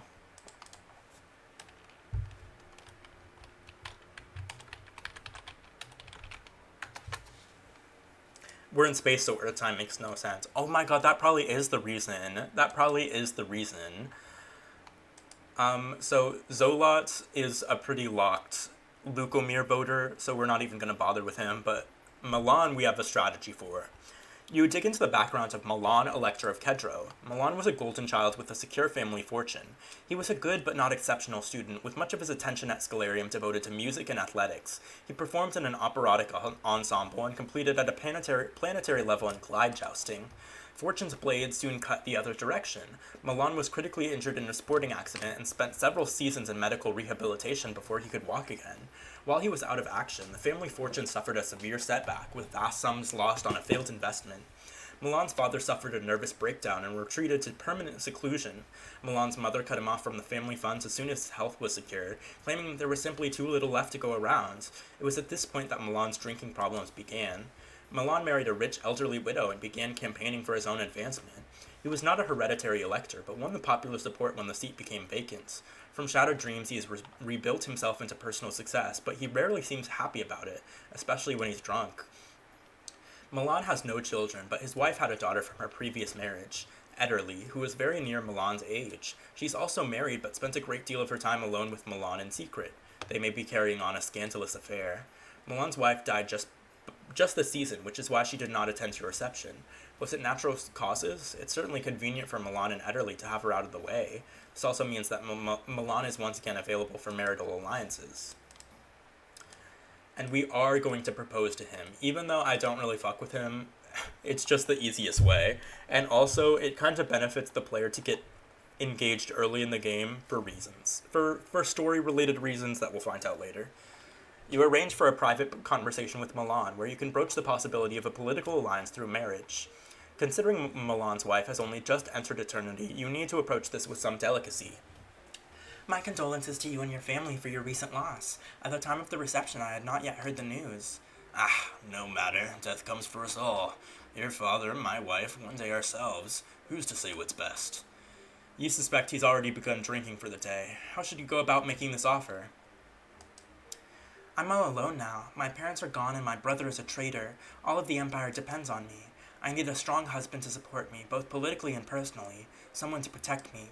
I know you can't remarry until after the mourning period, and I won't be Empress until I win the election. But would you be willing to pledge yourself to me for that future? He stares at you for a long moment, then takes a deep pull from a brown bottle. I will regret this, but what is one more regret, eh? Yes, I will pledge you my vote in the election, my strong arm to hold you up. He slaps his bicep demonstratively. Let the crows come, eh? They may peck out our eyes, but not before we feast. That's not the most optimistic omen, but at least you have his support. You're now engaged to Milan. So we got his votes, which I don't really care about. I don't really want it, but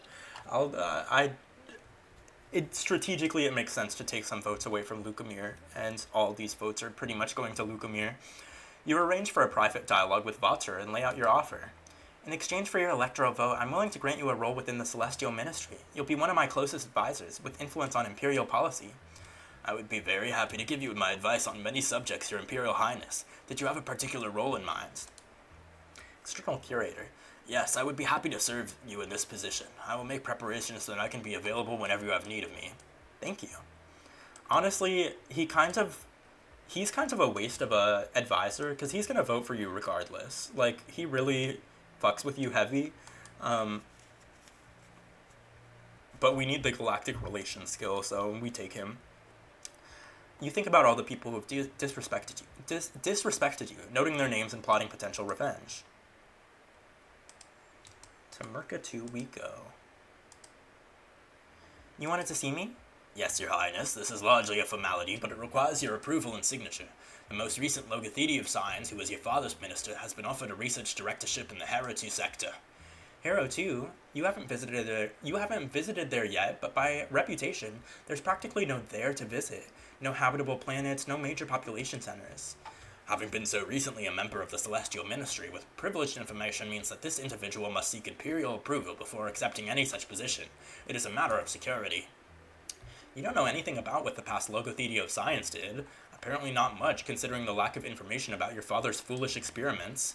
You have no idea what top-secret plans might have been brought out before the Ministry, or how this appointment could affect your future. You'll have to take a guess. We are going to approve the position. Fine, I'll sign it. Very well. Is there any news about Lukomir's campaign? A new interview for the feeds. You peer at the screen where you see video footage of Lukomir answering questions from reporters while making a visit to a historic castle on the Twin Worlds. I already held an event there, and mine was better. You can't waste your time worrying about what he's doing. You need to focus on your own schedule. Okay, what do we have here? Not much. Really not much. We'll do galactic... Maybe... No, we'll do galactic relations. We want to get this to 100 by turn 13. It may be 100, or it may be 110. I actually don't remember. Now that you are officially engaged, you and your intended are required to submit genetic samples for compatibility testing. Not all interspecies matings can create viable children, especially if partners are already of mixed origin. Genetic tests can also reveal if a couple is too closely related to be healthy. Considering your heritage, that's very unlikely to be a problem, but sometimes people do find surprise half-siblings. If there's a problem, there are workarounds. Some issues can be corrected through artificial selection. External genetics can be brought in, or clone children produced, and there's always the option of concubines. It's important to know all the potential complications before committing yourself to a lifelong alliance. Once you're married, you can't change your minds. Taking the sample is a quick, painless process. You'll get the results after both samples are analyzed and various statistical models run to determine possible outcomes. In the early days of Mercan space exploration, before the Celestial Star Empire was born, the first colony outside the Twin Worlds was built on Signa, rocky moon of the untouchable gas giant Kyre. It represented not only an exotic mineral resource, but also a gateway to the larger universe. Political and technological developments over the centuries have relegated it to little more than a waypoint for galactic travel. The mining operation continues, but Signa is no longer a thrilling frontier. Despite, or because of its proximity to the Twin Worlds, it is very rare for Signa to receive an imperial visit. Dignitaries from this locale usually make their way to Kedro or Andro for audiences. Thus, while Signa ranks only one elector, this reception is a dream of a lifetime for every minor official and regional business director headquartered on the moon. Invitations were in intense demand. A great many guests are eager to tell you about their grand schemes and investment opportunities, promising you fabulous returns in exchange for imperial support. Simple wealth cannot win you the election, and it would be unwise to bind yourself to petty bargains at this stage, but it is easy enough to feign interest and ask some salient questions before moving on. There is only one guest at this reception with a critical role to play in the near future. You scan the crowd seeking. Your eyes fall upon a tall, willowy woman whose hair has the gleam of platinum, Makeup enhances the keenness of her gaze, making her age hard to guess beyond adult. Her silk gown is colored like a cascade of flower petals. At her side is a middle-aged woman with a pleasant smile, wearing a dark-colored dress of demure sophistication. Thin traceries of silver jewelry glint when they catch the light. This is Morel, Elector of Sijna. Your Imperial Highness, it is my great pleasure to welcome you here. May I introduce my wife, Bianchi? You exchange pleasantries. Have you ever visited Sijna before? You have, actually, but only as part of a school trip, an educational excursion to the old frontier. You're not sure that's what you want to hear. I wonder, do I have enough deception? I kind of doubt that I have enough deception. Oh, I do. Oh, I vacationed here once, but I don't remember much. I was very small. I hope we will leave a better impression this time. Perhaps you will have a chance to visit some of the highlights. Perhaps. It's not likely, and she knows it, but she accepts the polite fiction in the intended spirit. A chime interrupts your conversation. Maybe she would know more, actually. I don't think this really matters as far as anything, but I just want to see what she says to know.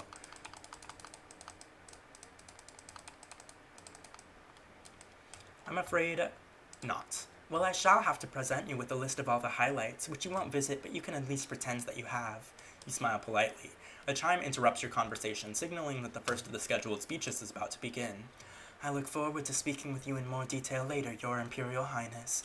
Please, call on me if you have any needs. All of Sijna is at your service. Thank you. That's a description of my mother? Right. She has such, default mother vibes, low-key. Unless that's not what you meant. Okay, we're actually going to stay put. We're now secretive, which is a good thing. You are hurrying through the halls late for a meeting when, rounding a corner, you see a servant directly in your path, his attention focused on dusting a delicate platinum sculpture of birds in flight. Look out! It's too late to stop. You thump into the servant's side. His arms fly up by instinct, trying to prevent himself from falling over and jostle the sculpture, which tilts, falls, and crashes onto the floor, cracking a wing right off one of the birds. The servant stares at you in horror. I'm sorry, it was my fault. I wasn't looking where I was going. Just pick it up and, I don't know, I'll tell someone to deal with it. Sorry. You shrug helplessly and then hurry on your way. You have things to do. When they said willowy and platinum hair and makeup, I was like, Mama, exactly. As you should. Gonna do intrusion this turn. Should get us to 50. There's an important check early in the game. I said this earlier, but you have to get your skill in intrusion up to 50. Or some other stats you can also pass it with, but I think the easiest is getting intrusion to 50. There's a message waiting for you, requesting that you open a secure communication channel with the genetics lab at your earliest convenience. Did they find a compatibility problem? Is this going to create difficulties with your engagement? You sit down and open a video link with a nervous-looking scientist.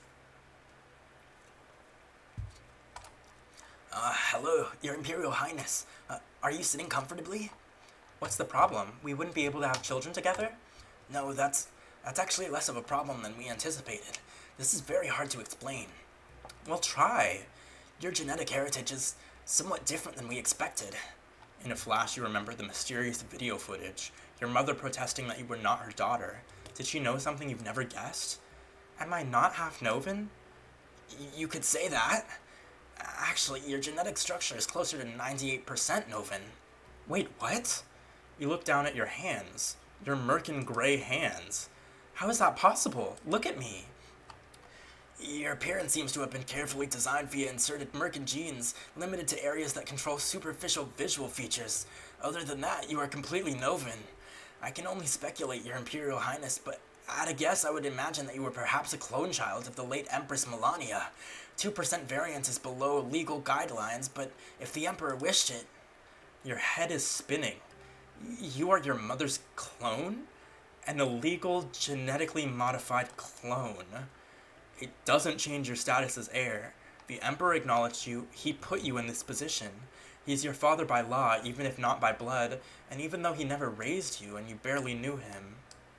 He made you, at least. He must have. You were his creature. I thought you would want to know. Of course, we would not pass any of this information to your intended partner. They will only be told the compatibility results, which are positive. You will not tell anyone what you have discovered. Not even the Imperial Thresher. Of course not, Your Imperial Highness. We understand the importance of data privacy. If you have any questions, feel free to contact me, but for now, I'll let you get on with whatever it is that you do. Have a good day. The connection closes. What are you supposed to do with this information? How do you react when your entire identity, your very body, feels like a lie? You don't dare tell anyone.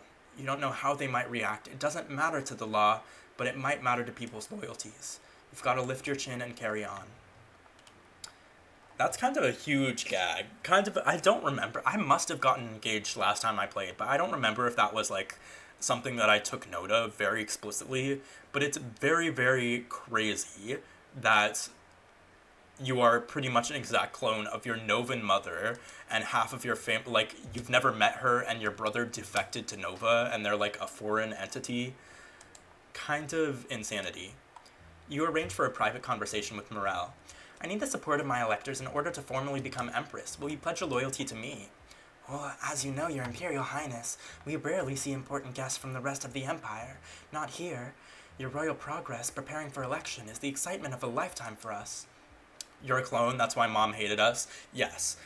I have not seen much other, like, delving into our mom's, like, perspectives on us in the game. Maybe that's on some path that I haven't taken yet, but the implication is that you were created as a clone of your mom without your mom's knowledge or consent, and your dad did it for some purpose that we don't know yet. And so our mom in that video recording was like, that creature is not my child, which is like, it's a little cruel to Zorana if you're Zorana and you're watching that, but from Melania's perspective, it's like, you went behind my back to create a clone of me as your child, that you inserted some genes to pretend it's not Novan fully. It's just weird. My youngest won't remember any of this, but for my oldest boy, this is a chance to create a magical memory. I don't understand. In exchange for my support in the election, I wish for you to spend some quality time with my son. Impress him. You want me to go on a date with your son? She laughs, then quickly covers her mouth. I'm sorry, Your Imperial Highness. Of course you would not know. Even our eldest is still only a child. You want me to babysit? Mirko is a child, but he will someday be a member of the Imperial Comitia. You might find it a benefit to command his fond personal affection, as well as his loyalty. It's a very simple request in exchange for my vote. Consider it my gift to you. It does sound simple, at least on the surface. Entertaining a little boy is not a quest of great danger and difficulty. On the other hand, children are fickle. If you're reliant on his approval, who knows what it might take to win him over. Still, that is the quest his mother has set. It seems fair. You sense that she has generally positive feelings about you. If someone freaking cloned me, I would be like, ew, what? Get it away from me, right? I don't want to hang around with a clone of myself. I don't even like hanging around with myself. You prepare to meet with Mirko, the eldest son of Morel, Elector of Sidna. He's being specifically brought to the palace for this visit. You weren't quite sure what to expect. Mirko looks to be about half your age and more than a head shorter than you if he were standing up straight. Unfortunately, he's mostly staring at his feet. Perhaps he's shy. Hello, Mirko. What would you like to do today? He shrugs, twisting his foot back and forth to leave a pale mark on your plush violet carpet. What might catch his interest? Could you entertain him or maybe teach him something? The only one we really have skill in is, visual arts. There is something cool with magic tricks, but we can't do it on this path. Do you like to draw or paint, or maybe just sketch or doodle? He shrugs. Let's do something with wax. You bring out an array of wax coloring sticks. If you heat them up, they melt. Then you can smear it or mold it or drip it into stalagmites. Or if you float tiny shavings of wax in hot water, then spin something in the water, it looks like colored marble.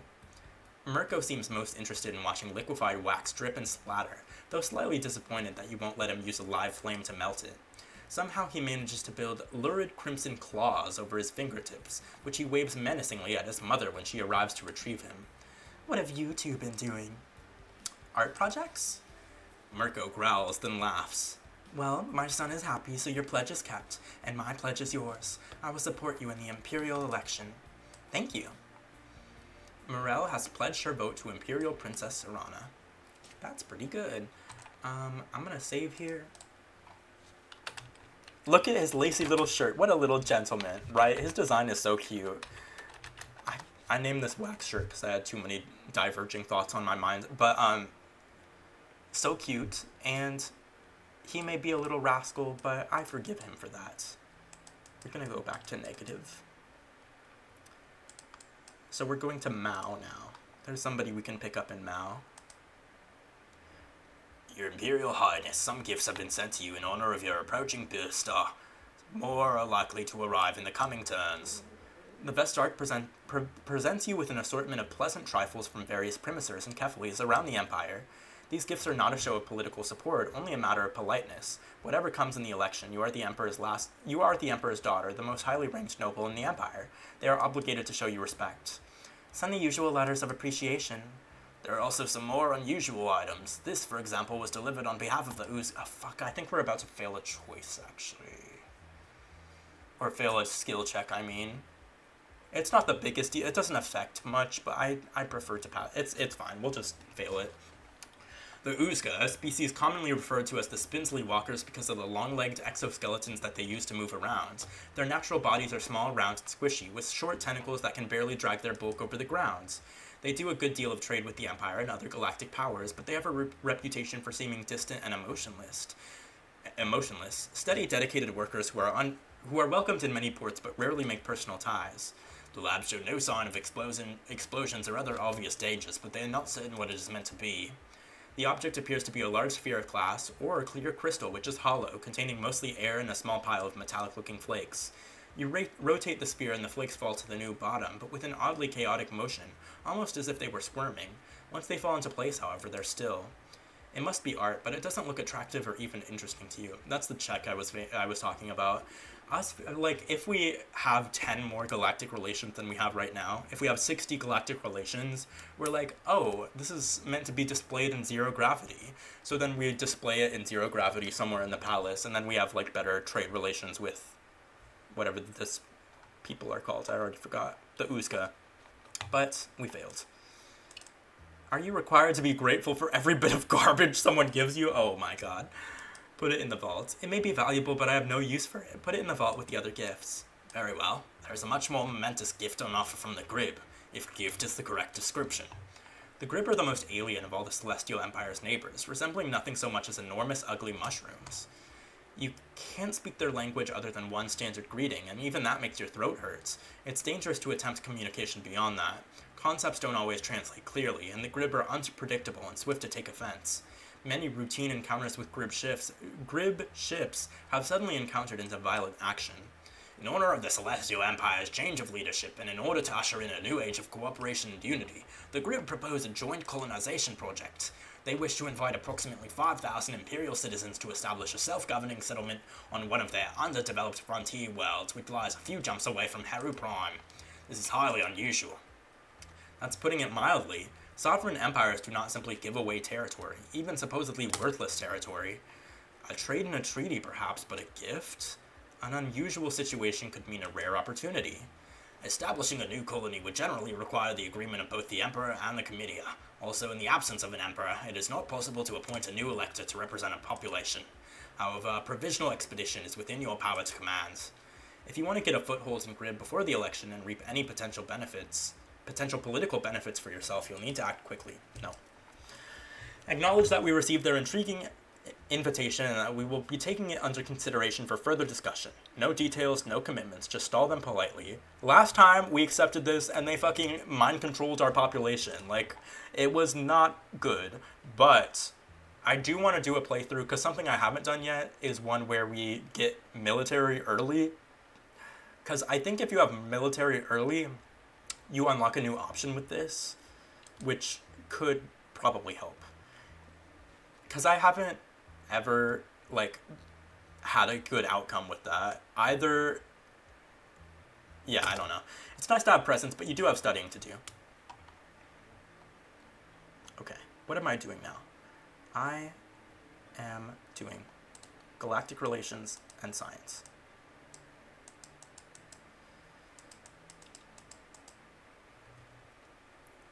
You just had the strangest dream. You were holding a large glassy sphere, something like the orb that the Oozga sent you, except that there was nothing inside it except darkness. You looked into the sphere and then you fell inside of it somehow, becoming lost in endless black. You cried out for help and you felt something in your hands.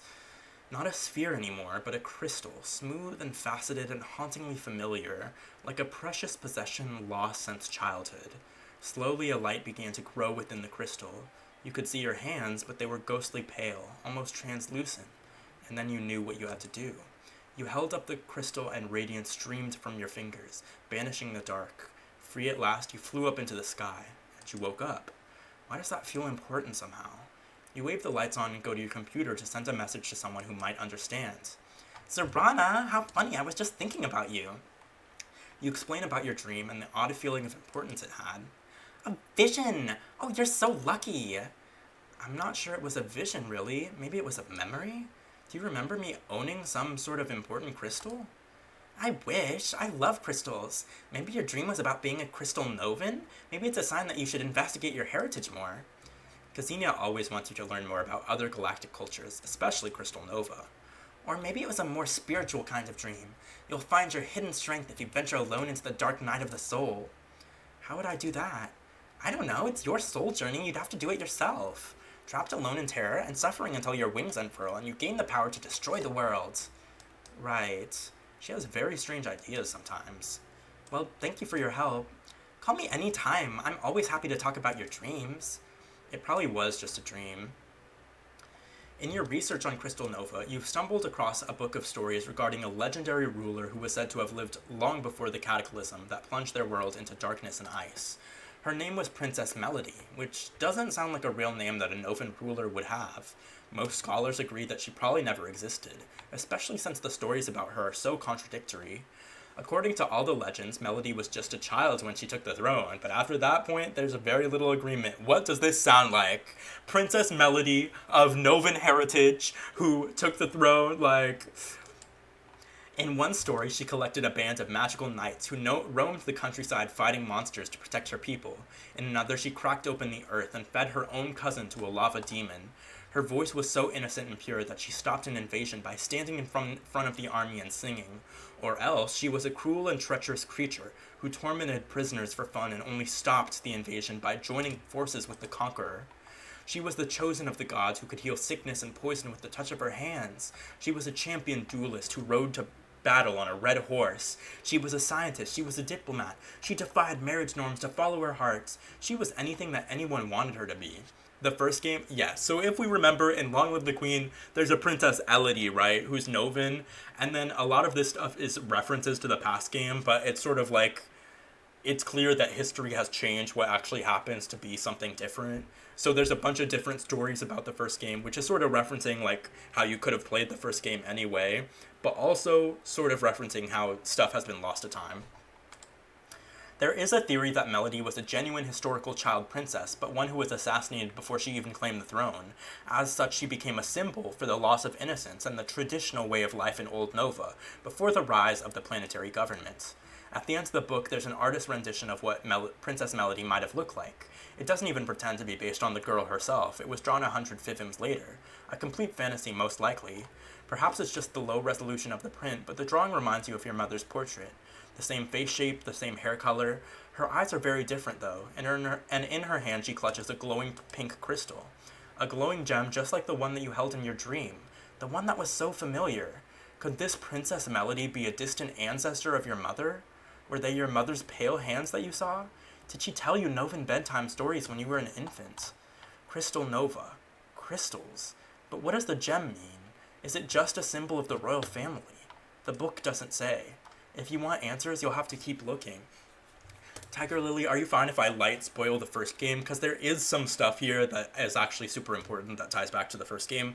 Are you raising our princess to be a warmonger? Hopefully not, but we'll see how the tests go. Hey Naz, how are you? Yeah, spoil it. Okay, so we have the dream about the crystal, right? About like darkness in the crystal, and then the crystal becomes full of light or whatever.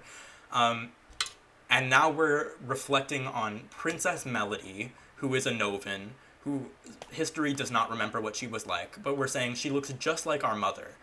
And, as we know from a few rounds ago, we are 98% of our mother. We are pretty much a clone of our mother. So we are almost entirely Novan. And this crystal that we keep referencing is the Lumen crystal from the first game. Like, if we remember in the first game, this specific lineage that both Elodie and now Zorana are part of has the ability to, like, activate a Lumen crystal and become some sort of magical girl from that. It unlocks the ability to like wield magic as a weapon. And so we'll see what happens with this, but this is like really important stuff that I missed last time I played this because I didn't have the right stats. Like, this is the main storyline of the game. What build are you going for? Mostly, what's it called? Mostly, why can I not think of it? Mostly interaction, mostly like rhetoric, etiquette, that type of stuff. It took you far too long to figure it out. It's almost impossible to search for information on crystals within Crystal Nova because their culture and their technology is so heavily based around them. Crystal power, crystal radios, crystal vibrations, energy crystals, it goes on and on.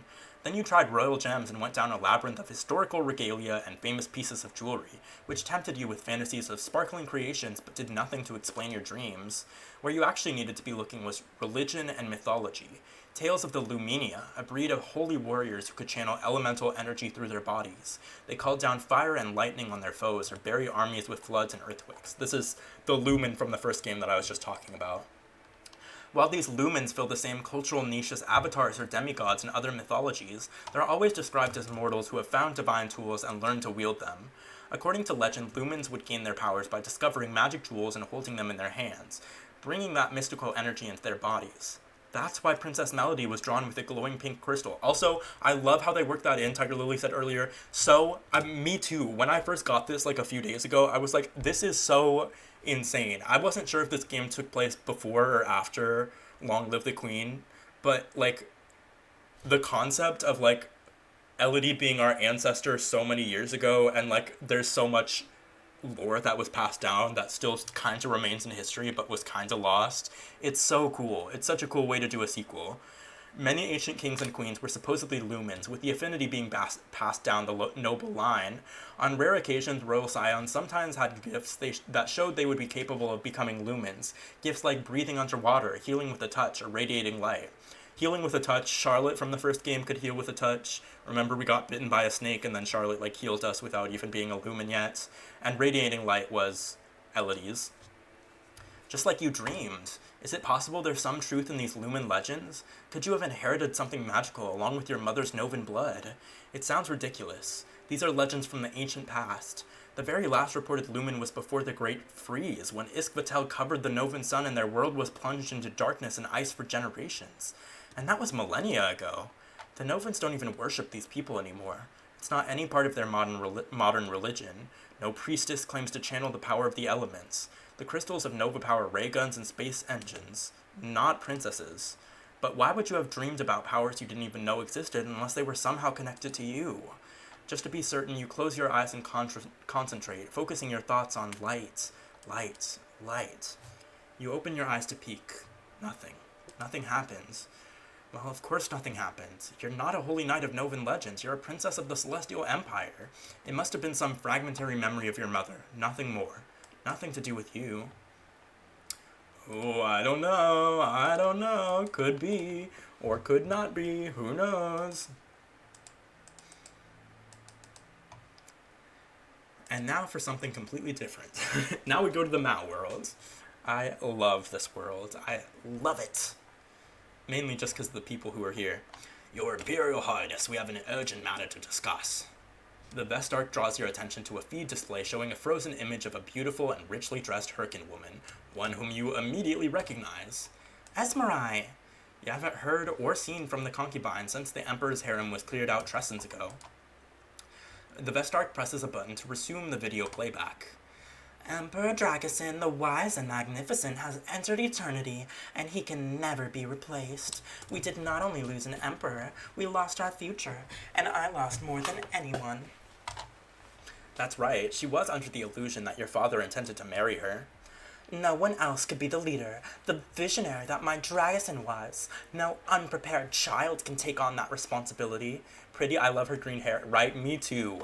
So this is a really important difference from the last time I played this. I'll just keep playing the scene because it's hard to explain it before it happens. Rude. To honor our beloved emperor, the next to hold the throne should be his child, but purely as a figurehead and a symbol of our history, with the true ruling power falling to the Imperial Comitia. The camera zooms out slightly, revealing that Esmerai is standing next to a merkin woman who holds an infant in her arms. the infant that she claimed was the Emperor's son. As such, I formally declare our son, Prince Zirconi, as a candidate for the celestial throne. Her son? The Vestar cuts off the video. The records have been filed to show that Esmerai, late of the Emperor's harem, has formed a marriage bond with Helena, the infant's biological mother, and adopted the baby as her own child.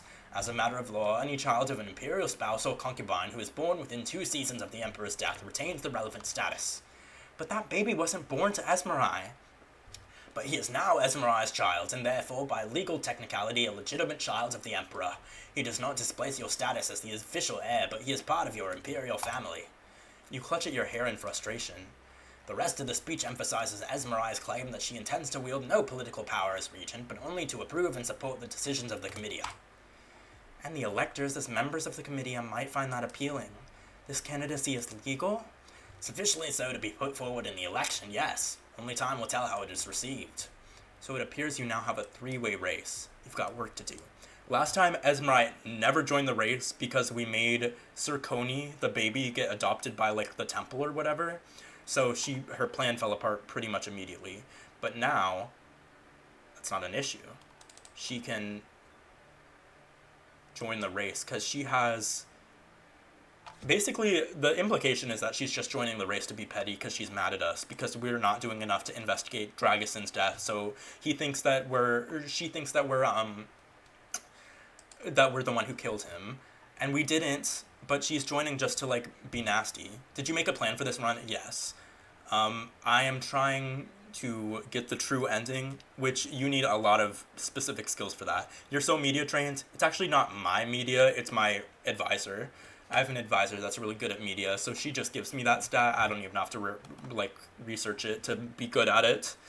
The Mao, the first alien race to be discovered and admitted to the nascent celestial star empire. At least that is the Merkin perspective. The Mao consider themselves equal founders, for without them there was no empire, only Merca. Does she steal votes from you or that other guy? She can steal votes from you, and she can steal votes from the other guy. As of now, she's not going to steal votes from me, because all of the people that I have so far, I either completed their quest and they pledged to vote for me, or I gave them a cabinet position, or I'm marrying them. So she will steal votes from Lukamir, I'm pretty sure, but she's not going to steal any from me. At least on this run. It's different every run. At least that is the Merkin perspective. The Mao consider themselves equal founders, for without them there was no empire, only Merca. The Mao system contains one large inhabited world, its moon, which features heavily in Mao religious practice, and a chaotic asteroid belt, too dangerous for large ships to explore. There are no other planets suitable for colonization. I think I was supposed to put another outfit on, but it's okay. It's not that big of a deal, I don't think. The electors of Mao Prime are pleased to visit the Heavenly Palace and make themselves known to you. The third elector of the system, however, is their religious leader, the chief witch or head shaman. For that meeting, you will need to make a pilgrimage to the blind eye, the ever-clouded moon. As the Heavenly Palace has frequently visited the Mao sector, the palace staff are capable of designing decor and refreshments that will be acceptable to the local guests. They do, however, pose you a question. Mao, even more so than full-blooded Merkins, have excellent night vision. For social gatherings and entertainment, they prefer very dim lighting. Your own eyesight, however, is less adapted to the dark. If you can't see what you're doing, you might embarrass yourself somehow. I'm gonna do a dark reception. It's important to keep your guests happy and comfortable. You'll just have to be careful how you move around. The hall looks rather mysterious in the dark, what you can see of it anyway. The reception gets underway to the apparent enjoyment of all. Many who live in the Heavenly Palace appear to have connections on Mao Prime, and conversation throbs pleasantly throughout the room. You offer polite greetings to anyone who comes your way, but you do need to locate the electors. Unfortunately, one Mao looks much the same as another in the dark. Most of the guests can see far better than you, and so can the attendants. Most importantly, it is their job to keep an eye on all the high-ranking guests in case they require any additional service. The waiter you prevail upon is only too happy to assist you in locating an elector, and has no reason to guess that your request was the result of weak vision rather than a desire for efficiency. She's Jill Steining his ass. She is, thank God.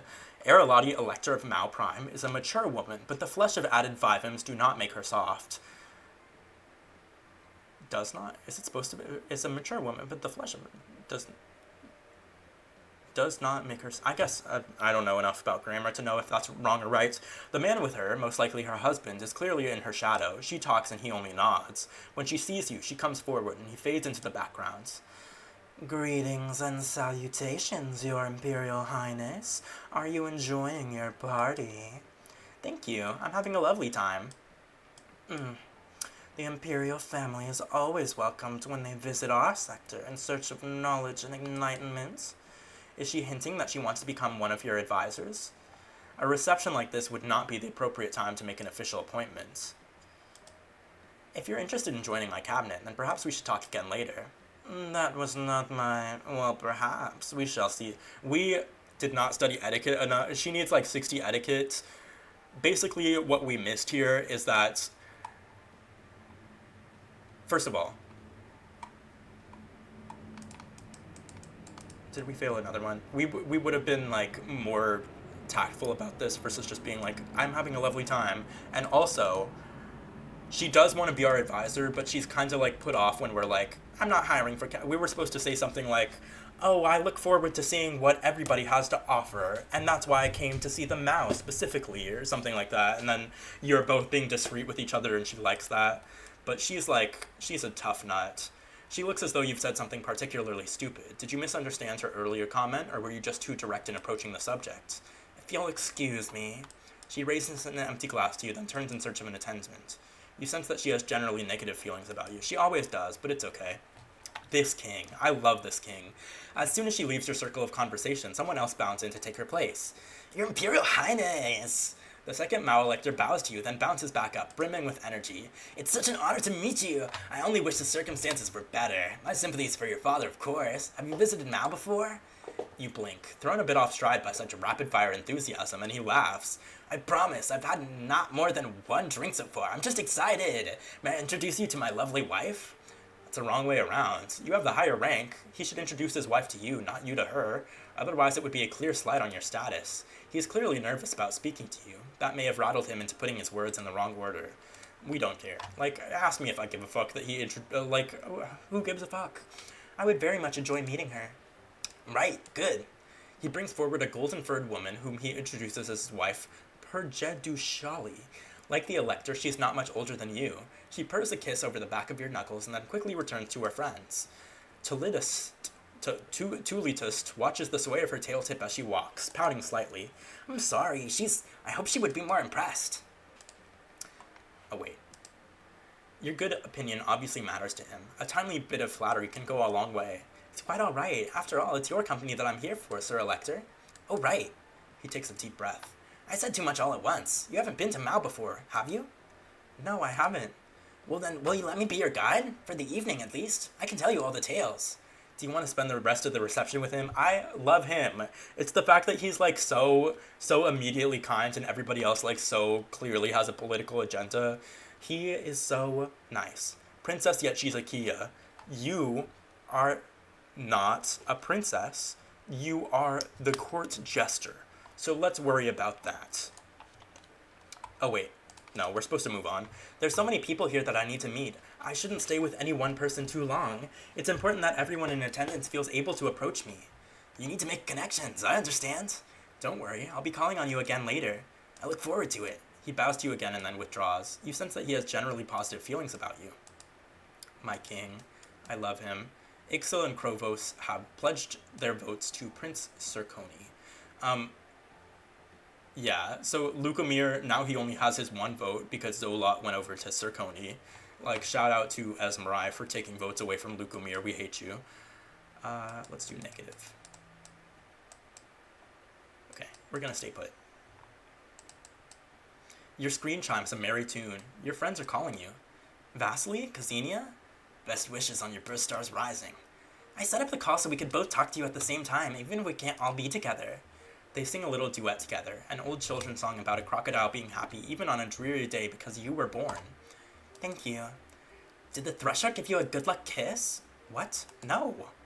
Too bad. I still can't believe you're engaged. It's just politics. Most marriages are. You're still gonna be the first one to get married, and it's gonna be such a big deal. Can't I be excited? We do get to come, right? Of course. For a while, you all sit around and gossip about old classmates and social shenanigans. It's like being back at school again, except without the fear of detention. Okay, I have to ask, is it true about Mazarin? Is what true about Mazarin? She's been reading conspiracy theory forums again. I don't believe everything I read, but you have to keep an open mind.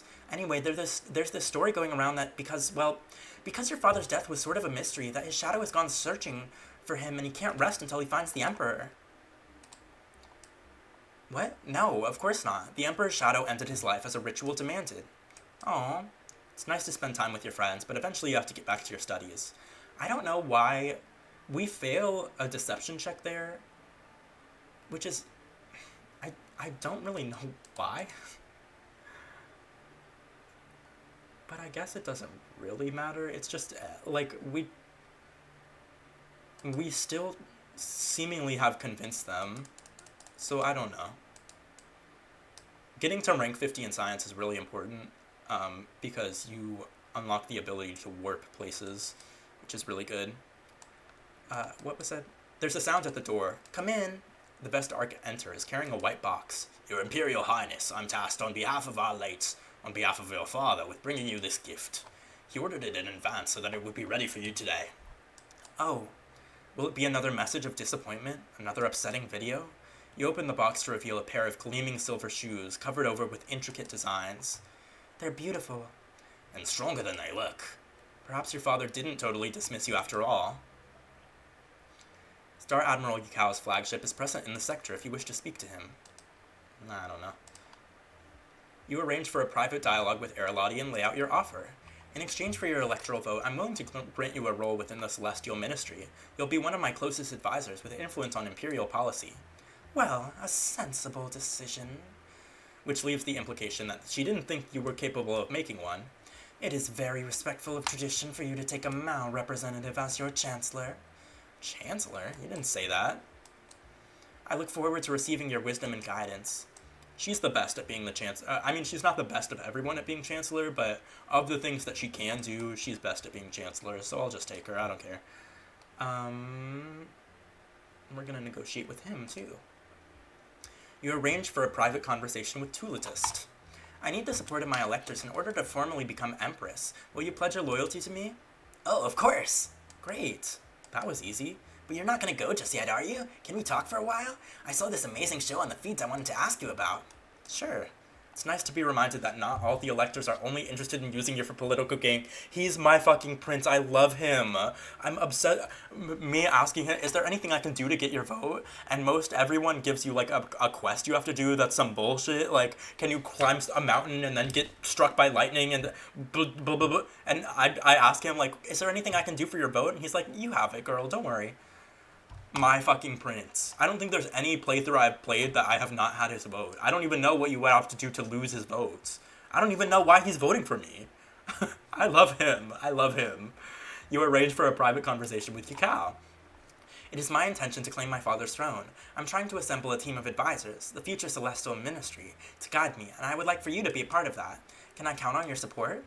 Lass, you may be the daughter of the Emperor, but you're the sister of a traitor, and I've no way to know if you'll bend or break. You're too young to serve, and if you win this election now, you never will. Is there steel in your spine? Is there blood on your teeth? He contemplates your face. I serve not myself, but the Empire. Whoever takes the throne, I will carry out their orders with my body and blood. But it's not my job to take sides in this election. Politics, pah! He spits to the side. Is there anything I can do to change your mind and show you that I'm worth supporting? Prove your mettle. Will you take on one of my pilots in a strike fighter, a challenge of space combat maneuvers? You can't afford to show any fear to this man. Challenge accepted. Call me when you're ready to fly. He cuts the connection. Are your technical skills really good enough for that? Ooh, wait, hold on. We might have just fucked up. We might get killed now. You sense that he has generally negative feelings about you. Oh, fuck. Wait. Oh, no. It's fine. Okay. Can we go bold, though?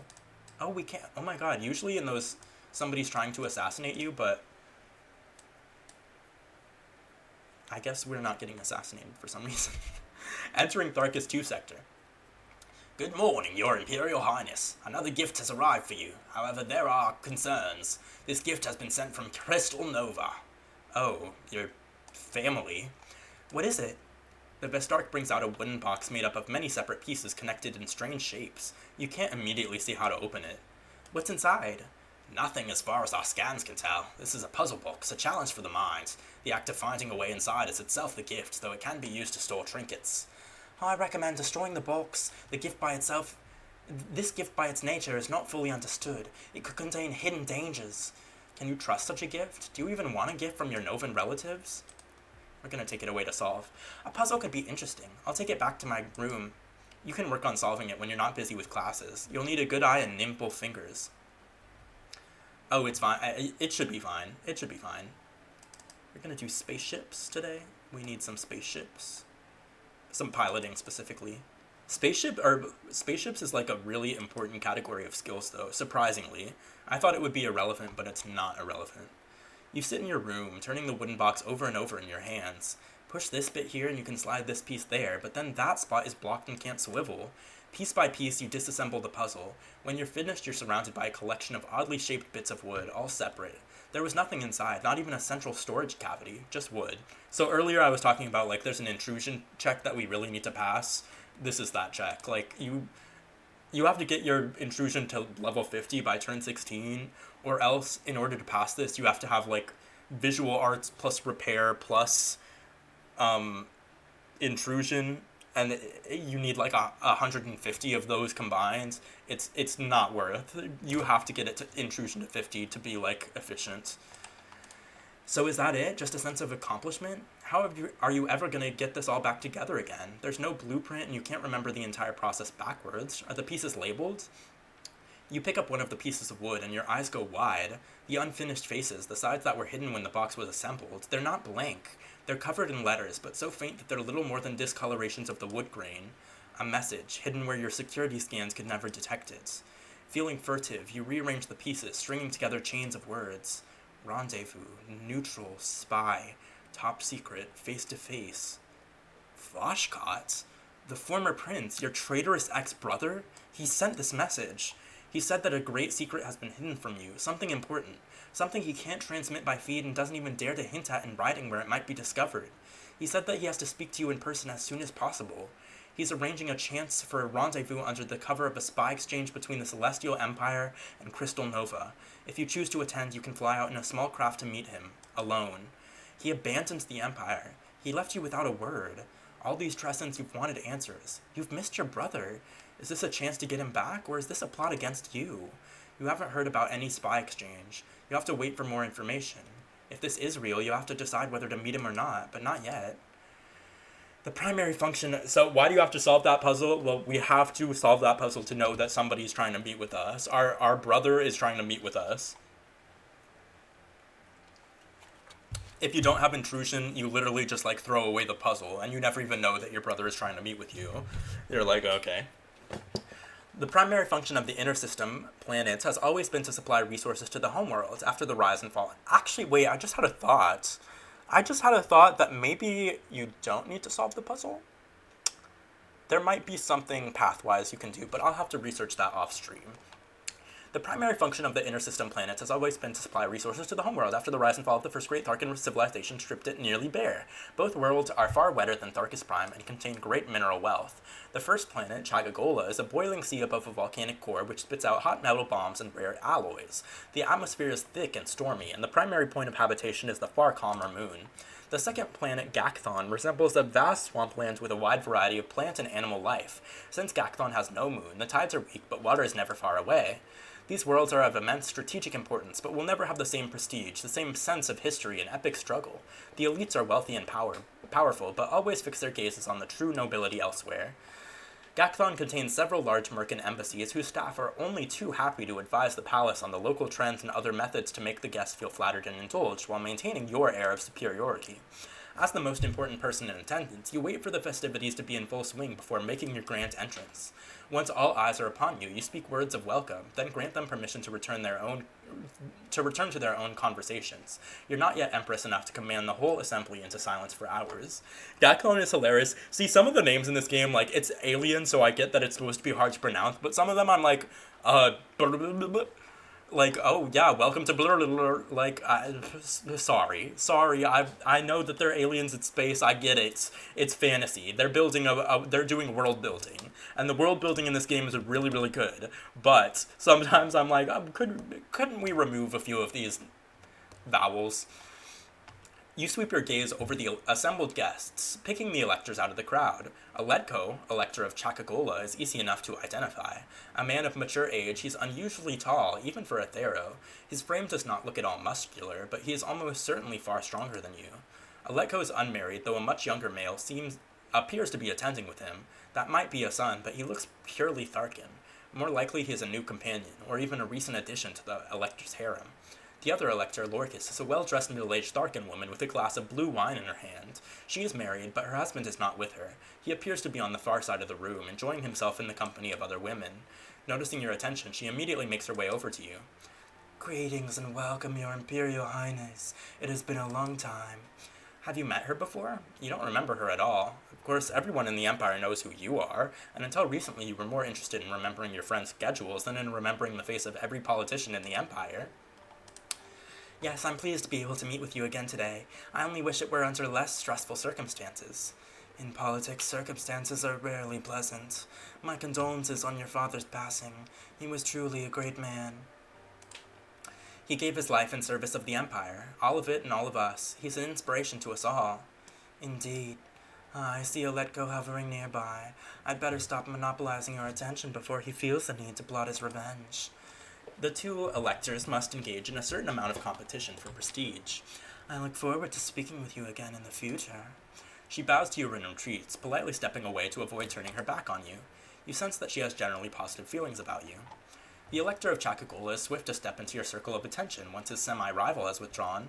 A bit too close. You need to crane your neck up to look him in the eye. He's infernally tall. You summon up your haughtiest sneer and glare at him until he lowers himself to a more respectful level. His shaggy green face looks pinched in, as if he's bitten into something unpleasant. Perhaps it's a sign of age, for his low rumbling voice sounds polite enough. Your Honor, the Tharkin system with your presence. You honor the Tharkin system with your presence, Your Imperial Highness. It is my pleasure to be here. Groot? Oh my god, he is kind of Groot-coded. I just noticed just now that Thero is Tharkin plus Mao, because he has cat ears, so he's mixed with Mao. I didn't know that, I didn't know what Thero meant. It is my pleasure to be here. The younger man who was with Eletko earlier is no longer in evidence. He didn't bring his companion over to be introduced. Does that mean something? Truly, it was a day of great sorrow when your father left us. There's a hint of disapproval in that statement. A sad day because it meant you would inherit? What would he know? He's never even met you before, and you doubt he was any sort of confidant of your father's. Or was he? Emperor Dragosin did not leave us. He lived his life in service to the Empire. He would never have chosen to abandon us. My apologies. I spoke unwisely. He's not really sorry, is he? I look forward to speaking with you again later. The tall male recognizes his dismissal and withdraws. You sense that he has generally positive feelings about you. You take a deep breath, restoring your calm. There are still hours of social interaction left ahead of you. As you turn in search of other dignitaries, you briefly meet the gaze of the young Tharkin man who stands, once again, by Eletko's side. He shoots you a friendly grin and tilts his head, encouraging you to come closer. You quickly turn away. That is a complication you do not need. Instead, you move on to the Primacer of Gakthon, a notorious bore. This may be a long evening. We might get assassinated. Determined. You sort through your belongings, carrying some away to storage and organizing others to be more convenient for your use. It helps to clear your head. Oh yeah, we're getting assassinated. You balance a large pile of clothing in front of you. As you maneuver through the halls, you can't entirely see where you're going, but you know the route, and you can trigger doors with a foot or a hip when necessary. Humming a tune that won't get out of your head, you walk into a closet and bend down to deposit. Oh, fuck. We got assassinated. Do people mod these games for more routes? I think there is something you can do. Fuck. Oh my god, this is actually so bad. Wait, I'm gonna have to go back to an old save. What can I do? I need, I literally have to go back farther because I cannot survive this right now. Yes, the answer to your question is yes, people do mod this game. People have unlocked ways to, like, what's it called? Pass every single test.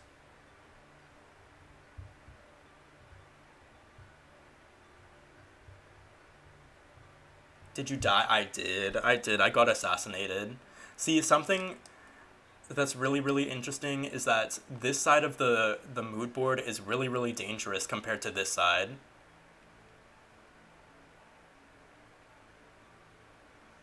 Like, these, pretty much all of these can kill you, but these two cannot really kill you.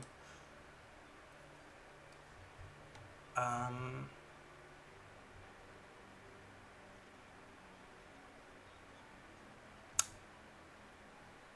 I guess we'll just forego the bonus in piloting. Oh, I'm all the way back here.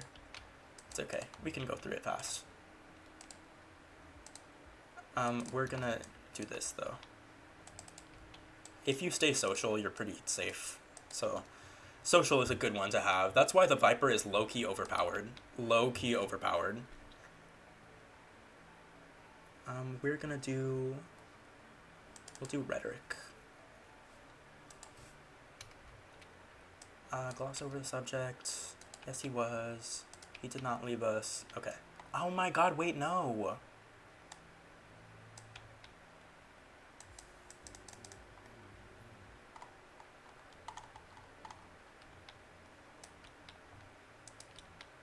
Oh my god, wait, hold on. Oh my god, wait.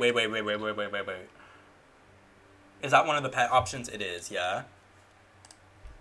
Okay, so I need to pass, I need to pass a stealth thing. Oh my god. Okay, I have to go back again. I have to pass a stealth thing. We'll do hiding. We need stealth. And we need drama.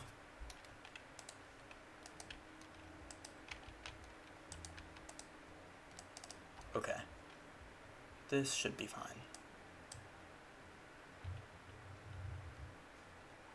What am I right now? Negative?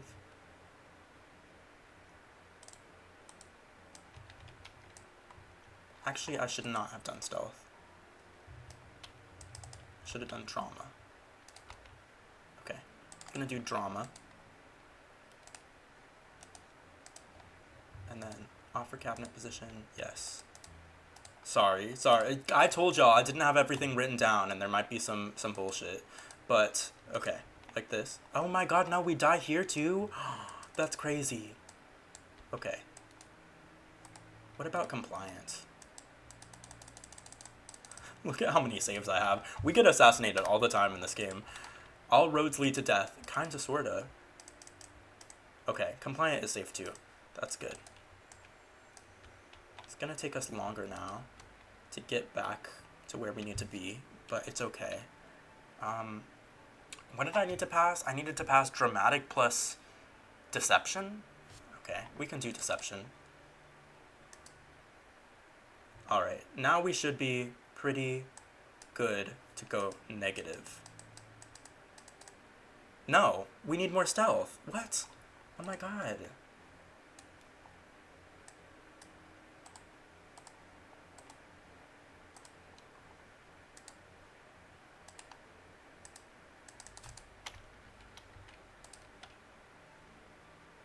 What? Why am I... What is it? What is happening here?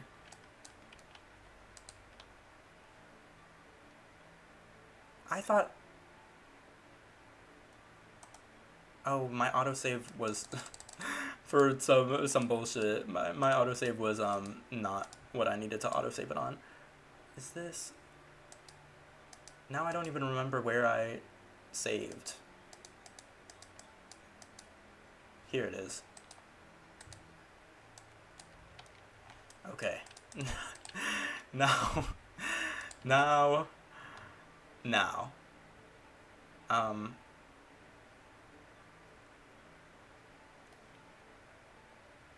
What happened to the stealth? Did I not get the stealth? I guess when I reset, I didn't get the stealth, but I need the stealth. We can just social farm for a little bit. Oh, wait, this is... Oh, yeah, because it's a new turn. This is new dialogue. Oh my god. Good morning, Your Imperial Highness. You've received a message of a political nature. A consortium of Thark and technology companies wish to test your opinion on establishing a self-governing community on the largest moon of Svargus.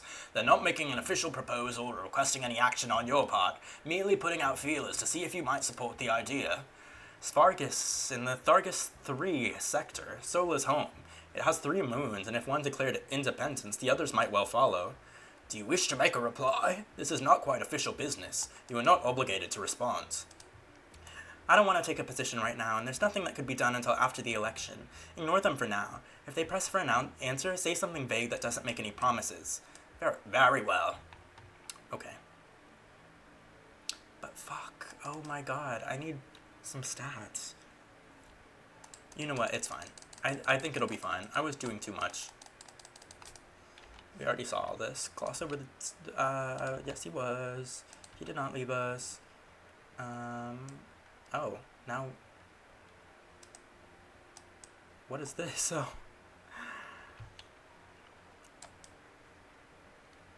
He did not leave us. My apologies, I spoke unwisely. You understand, I cannot accept any disrespect towards my father or my empire. It is in my blood. I will carry on his work. He nods deeply to you, almost bowing. I look forward to speaking with you again later. Tall male recognized... Well, now we have a different... Now we have a different stat, which is not good. Ugh. Oh, we survived this time. Why did we survive this time? I'm so confused. Well, we have to go this way. Somehow we survived. I don't know. I don't even know what's going on at this point, but we're going to do piloting. I wonder if I can now blackmail him. It's pretty hard to blackmail him, though. You need a lot of stats. I highly doubt that I can blackmail him. Let's just leave. I don't want to offer him a cabinet position. What are my skills looking like?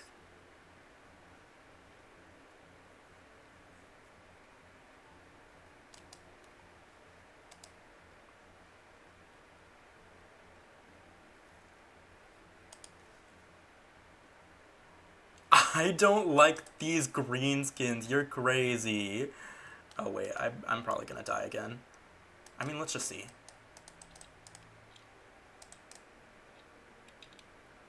What? How am I losing stealth? I have so much stealth. Do I not?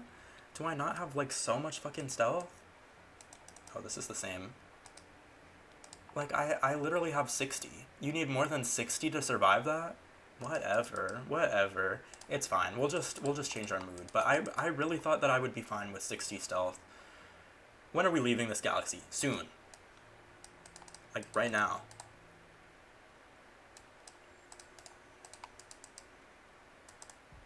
For once, nothing urgent has summoned you from your bed, just the usual pile of routine updates and dispatches. The Dark has sent a reminder that the Aganaglia, a major religious festival including blood sacrifice, will take place on turn 24. While there will be many ceremonies across the Empire, the primary ritual is held on Kedro and presided over by the High Pontifex. Traditionally, the Emperor or a high-ranking noble designated as his proxy would be present in order to receive an augury for the future of the Empire. If you wish to attend, you should make plans to be in Sector Merca 1 on that turn. On with your day. Yes, on with it. On with it, on with it, on with it. We will do science. I don't approve of their blood sacrifices. The scene that happens there is actually crazy. We will see it. I'll be there for it, but it's so crazy. Oh my god, I did not mean to skip any of that. Good morning, Your Imperial Highness. The committee requests your opinion on a complex matter of law. Yours is not necessarily the deciding vote, but they are interested to see how you would address the situation. Alright, what's the situation? It regards a question of inheritance. A Tharkan matriarch recently passed into eternity. She had 2 children, one by her second husband who predeceased her, and one by her concubine. She left no will.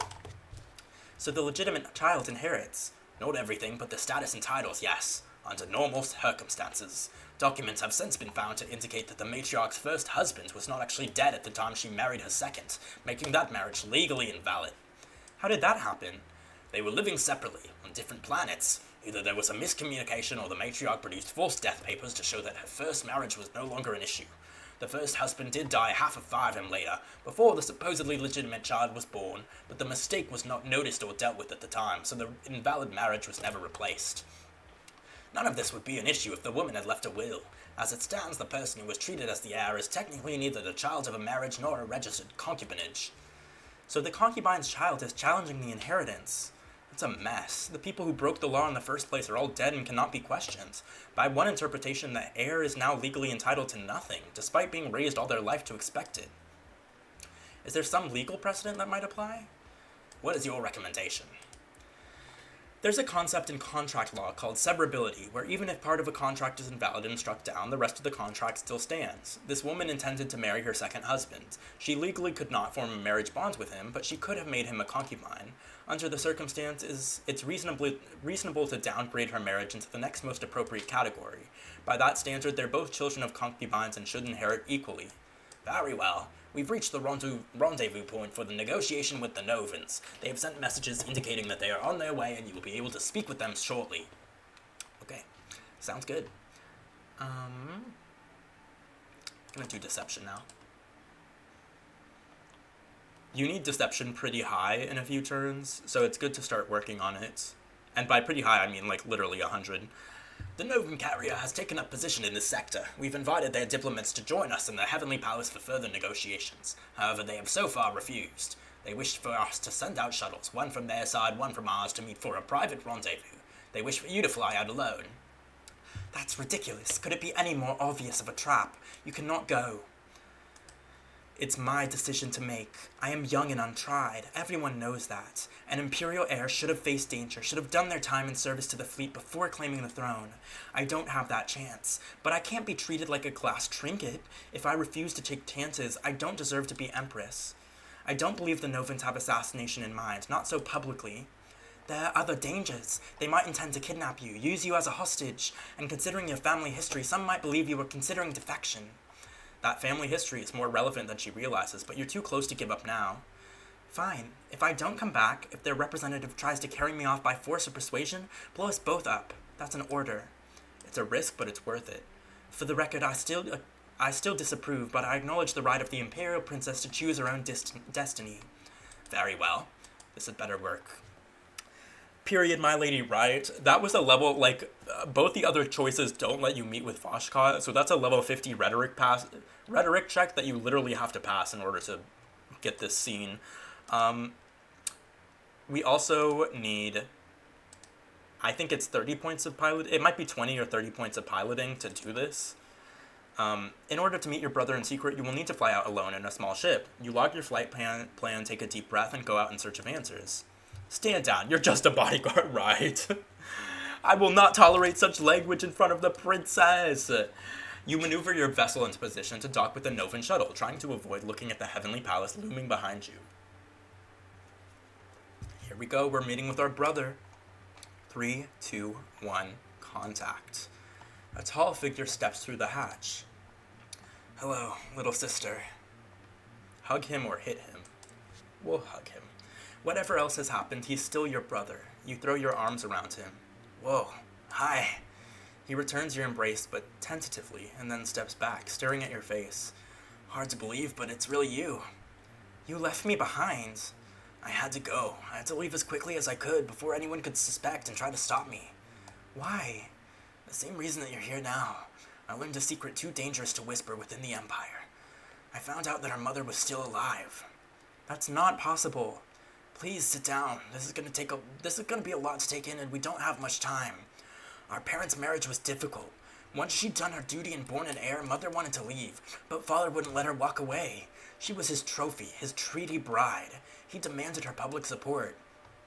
Marriage is a lifelong bond, but nothing forces a married couple to live together. Nothing other than themselves, and an angry emperor might be hard to resist. Eventually, they reached a compromise. She would go into exile in disguise, never to be seen again. She would leave behind her children and her dowry, and he would tell the Empire that she had died still loyal. This is ridiculous. Where's your proof? Where's my mother? If she's alive, why isn't she here? She's not well. The long separation, it's damaged her. It's not safe for her to travel away from Nova Prime. You can't expect me to believe this with no evidence. I know this is difficult, and I don't have any way to prove it to you. Even if I showed you recordings, she doesn't look the same as she used to. And do you even remember her? You were so young. But what I can tell you is that I didn't throw away an empire for nothing. I gave up my birthright to find my mother. Why do you think Father's never remarried? He knows his wife is still alive. It's possible. It is possible, but how can you know? If my mother is alive, she must have at least sent me a message. No, she doesn't know I've done this. Come to see you, I mean. I didn't want to get her hopes up when I wasn't sure I'd be able to talk to you at all. Or maybe she didn't care enough to try. She called you a creature, after all, not her child. Even if I believed you, what do you want me to do about it? The Heavenly Palace is watching us. If I tried to leave with you to go to Nova Prime, they'd shoot us both down. That's not why I'm here. I needed to arrange a way to speak with you privately so that I could give you information without being intercepted. Mother is dead, and I'm a traitor, and your security services would never let a message from either of us reach you. I had to get through before you became Empress, or we might lose the chance. The chance for what? Mother's dowry. Eternal radiance. It's a crystal. A very special crystal. It has spiritual significance, especially to Mother. It's like a part of her soul, and being without it is slowly killing her. A magic crystal? Does this have something to do with the legendary Lumens? What's a dowry? So back in the old times, like when you married someone, you would pay a dowry in order to marry them. And so a dowry is like a series of personal effects that has a high value for royal people. In this context, they're using it to say that in order to defect from the empire, our mom gave up her whole dowry. So she lost a bunch of money and also her crystal just to be able to leave the empire. There's no such thing as lumens. He said that far too quickly. He's lying. If I'd known about the crystal before we left, I could have tried to rescue it, but now it's too late for me. You have to find eternal radiance and send it back to Nova. For Mother. He really wants that crystal, but he's afraid of something. In a way, he seems to be afraid of you. What sense does that make? What about the Imperial Merchant? The spy I'm supposed to be ransoming? Did you want me to trade the crystal for him? I wish it were that easy, but it's an Imperial treasure now, like the regalia. Only the ruling Emperor has the power to give it away. You want me to become Empress so I can give you the crystal? Or else steal it and smuggle it out if you can. But whatever you do, don't touch it with your bare hands. A spiritual crystal can be dangerous to anyone who isn't its owner. I hate to ask you to do this. You're still so young and you're trapped in all these politics, but we need you. You're our only hope. Don't tell anyone that you've talked to us. Don't mention the crystal to anyone. It's top secret. You can still keep a secret, can't you, little sister? I remember you being sneaky once or twice. Like about how that wine got poured all over the ambassador's coats? I'm not a little girl anymore. I know, I'm sorry. I'm sorry that I left without telling you, and I'm sorry about Father. I never thought things would end up like this. But we can't change the past. We've got to keep going. He hands you a little blue data chip. This has contact information. If you need to get a message to me, I'll help how I can. There's so much I need to tell you, but it's still not safe. But what about Mother? How do I talk to her? You can't. Not until you find the crystal. Denied again. Is your mother really alive, or is this just a scheme of your brothers to get hold of an Imperial treasure? As for the spy exchange, what I want is a nice picture of you. A big painting, something pretty to go on the wall in your honor. That sounds like something an ambassador might request, doesn't it? I suppose. So that will be fine. Now you'd better get back before anyone gets suspicious of what you're doing out here. You still have so many questions that you don't even know where to start, but it seems that this is all the answers you're gonna get. And Zorana, be careful. Imperial politics is a worm pit all the way down. You can't trust anyone. I hope you've got a good bodyguard. You're certainly not gonna whine about your problems to the brother who abandoned you. It's not easy to understand how he feels about you, or how you feel about him. Okay. We might get assassinated again, so let me save. But yeah, that's it. Bold. Oh, we didn't get... What? We're not getting assassinated. I don't know what the difference is to where we're now not getting assassinated, but I'll take it. I surely will take it. Do we want to be excited, though? I think we want to be social.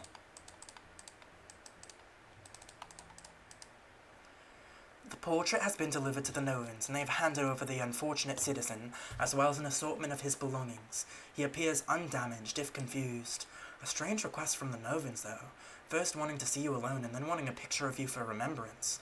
You must have ardent fans. Did Vashkar actually want a picture of you? Could it have been meant as a gift for your mother?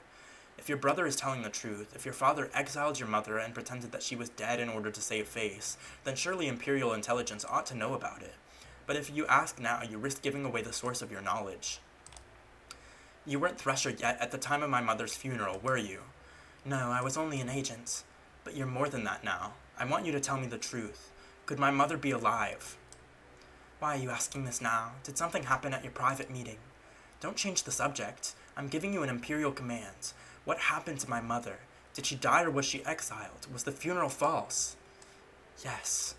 The confirmation sits heavier in your stomach than any of your brother's rumors and suggestions. Your mother didn't die. She went away and left you behind. Why didn't you tell me? While he lived, I obeyed the Emperor's commands, and then it wasn't relevant, not when you had other priorities. Princess, your mother went into seclusion on Nova Prime and hasn't been seen for more than a 5-in. Her current condition is unknown. As far as I'm aware, she's made no hostile moves, nor any attempt to break the terms of her exile, which would include contacting you. What happened at your private meeting? Did the Novan ambassador claim to be your mother? No. They said she was alive, but she wasn't there. I don't want to talk about this anymore. We need to get back to Imperial space. Very well. Did we change all that to a ring? Sorta, kinda. Well, sorta, kinda. Okay, let me do the math on this. We have to get to Merca 1 in 4 turns. If you go here, it's 1 turn, 2, 3, 4. But I'm not sure if you're supposed to get there by turn. What about this? 1, 2, 3, 4. It's the same.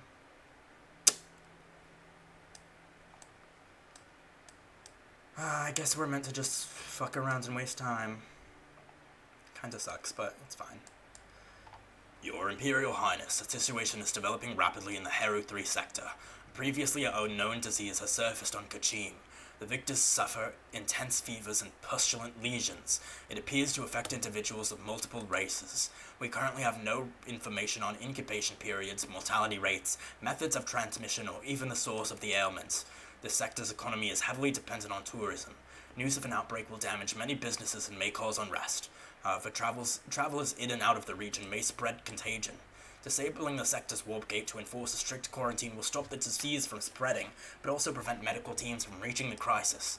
What is your priority? The most important thing is to find out more about this disease and how to treat it. Use my personal resources to organize the best doctors and medical scientists to tackle this. Very well, how should we handle the public information aspects? Issue health advice. We don't know exactly what's happening with the disease yet, but we can give people general information on how to keep themselves safe, hygiene, and so on. Very well, detail your request and I will get the process started. An epidemic is a bad omen for the Empire, whatever way you look at it. This could do great damage to your reputation. It could, and it probably will. Okay, we're gonna do this and this.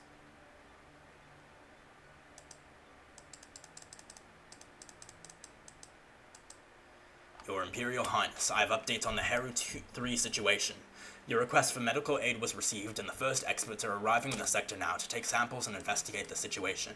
Your messages about hygiene and health advice to avoid spreading the disease are clear and well communicated. The general population understands what they need to do to keep themselves safe. Your personal plea to the citizens to abide by your restrictions for the good of the Empire appears to be working. Everyone wishes to do their part. Those were some pretty good checks. Eternal Radiance, the mysterious spiritual crystal that Voshkot claims belonged to your mother and was part of her dowry upon marriage. It must have been quite valuable.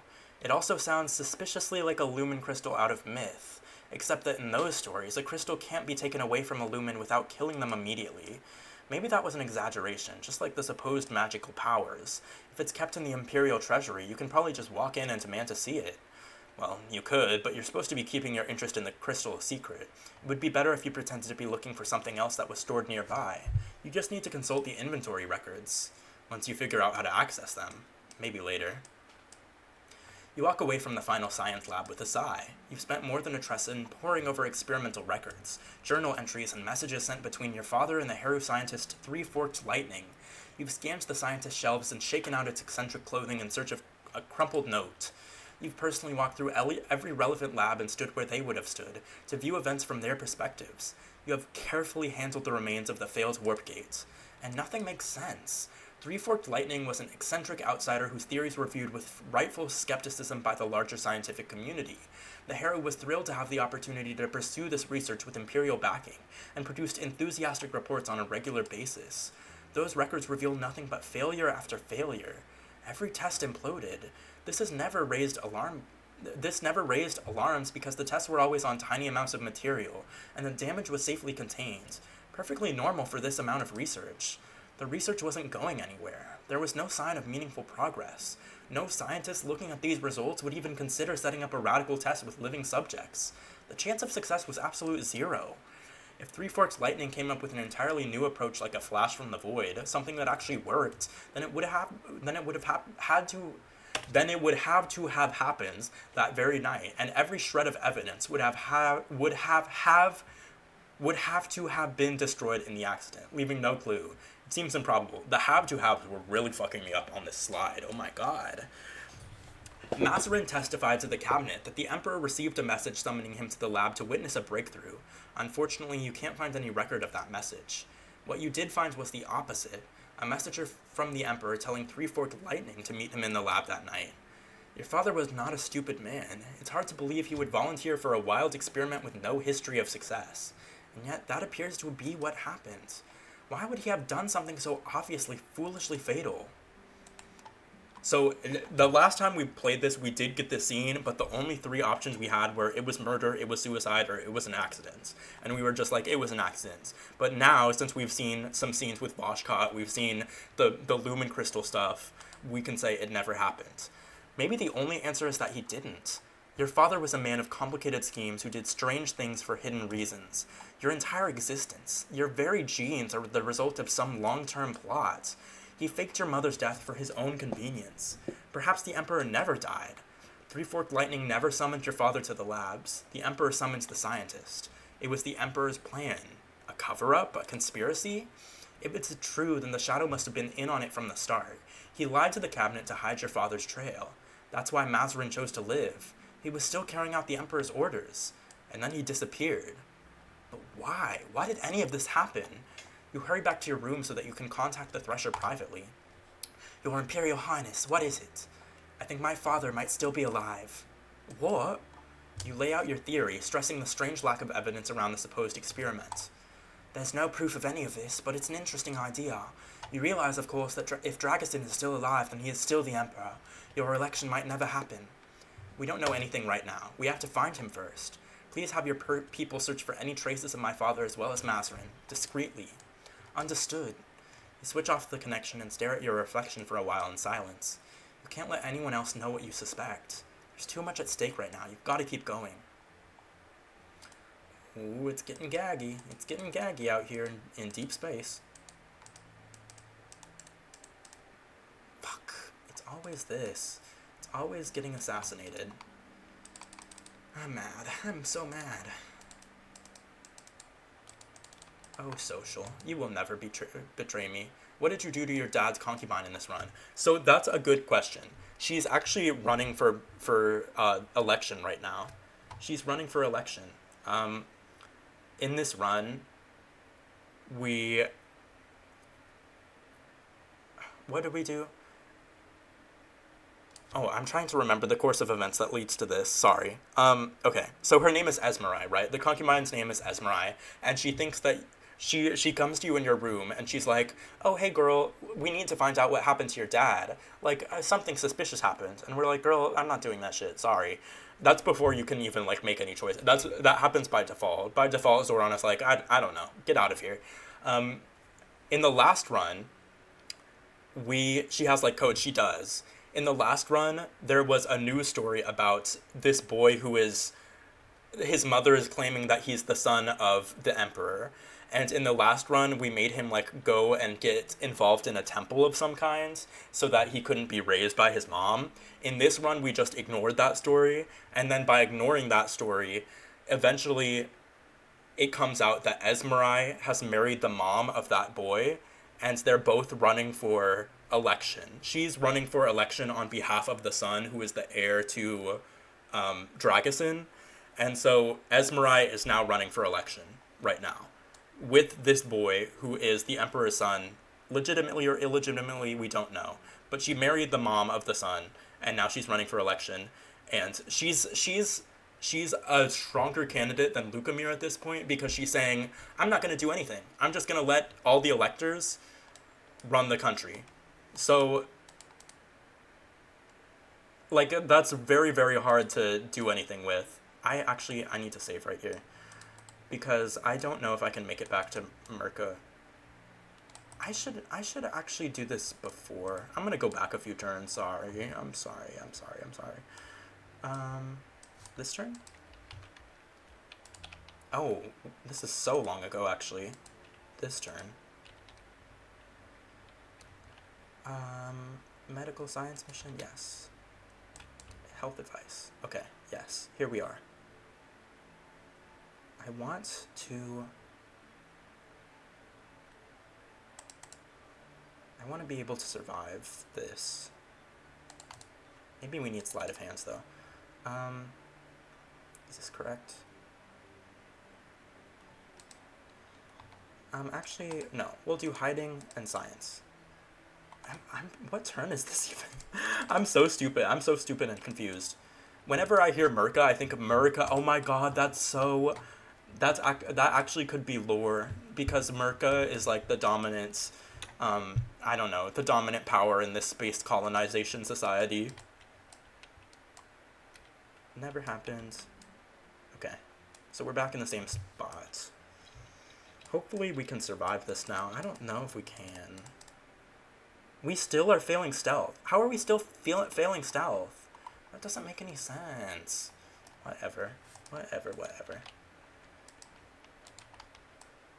Okay. Let's go here, actually. No, this is a turn too late. We do have to go back here.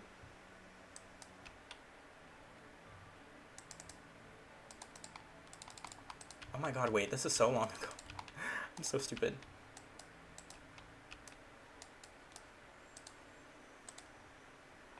Do I have... Oh my god, why is everything so hard, so difficult, so hard, so difficult? Do I have all the stats I need for this? Yes, I do. Okay, we're gonna do science, like I just did. Okay, and social turn. No. Is it? And social turn. Have a dinner party. Okay, now we're ready. Treat the two children equally.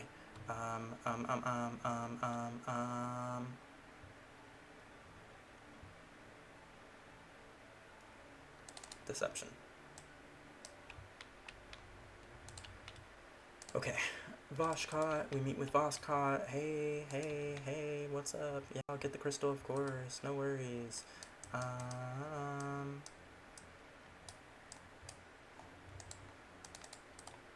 Okay, and social bold? No.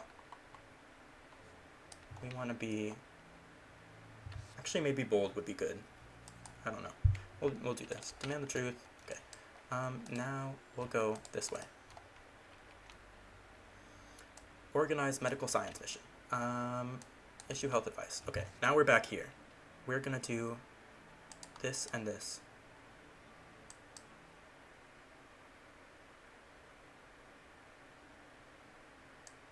And social turn. Negative. Okay, finally. You raise your fist in threat. Fuck. We still can't survive that. That's so annoying. We're close, though. We're very, very close to being able to survive that. We just need more menace. Hey, girls. See, the thing is, though... 23... Let's just see. Let's just see if we can do this. Karundi, help us. Right? Where is her ass? Her ass just sitting there doing nothing. Like, girl, you're nothing. You're so annoying. We'll do menace and deception.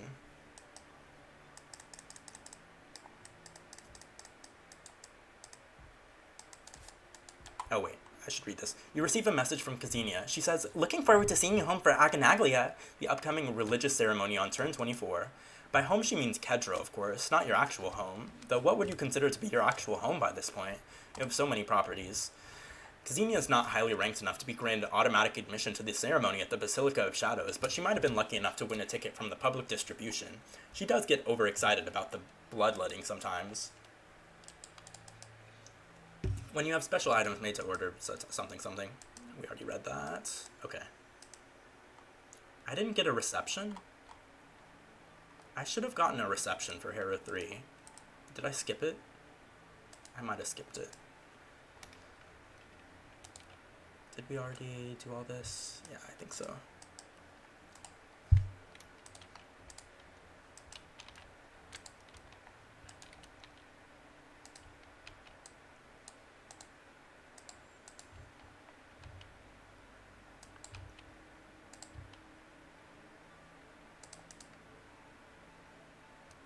I guess we don't really need to do this right now since it's not gonna help us much, but there's nothing else we can really do here.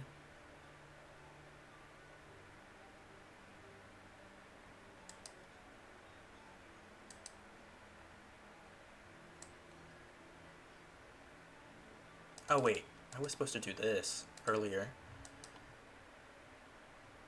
Never happens. Yeah, okay. And social turn, negative. No, still don't have enough.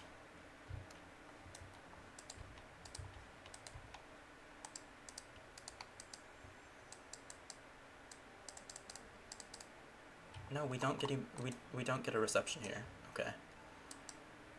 I guess that's fine. I mean, it makes sense that we're not getting a reception at the place that has an active outbreak. But maybe I should go somewhere else then.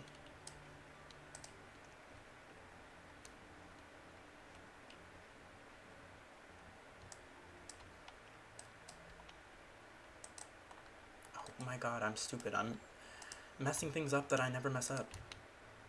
I'm so frazzled now because it didn't go how I expected. I was expecting this to be so easy for me to do everything first try on stream, but then everything fell apart really, really quick.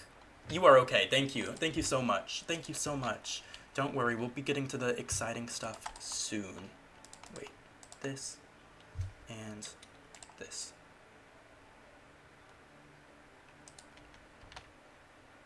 Never happens. I'm not worried. You're worried. True. True that.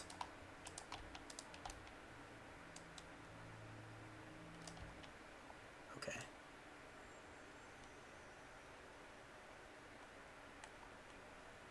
See, the issue is the only place we could go is Heru 1 right now. Heru 1 is not worth going to.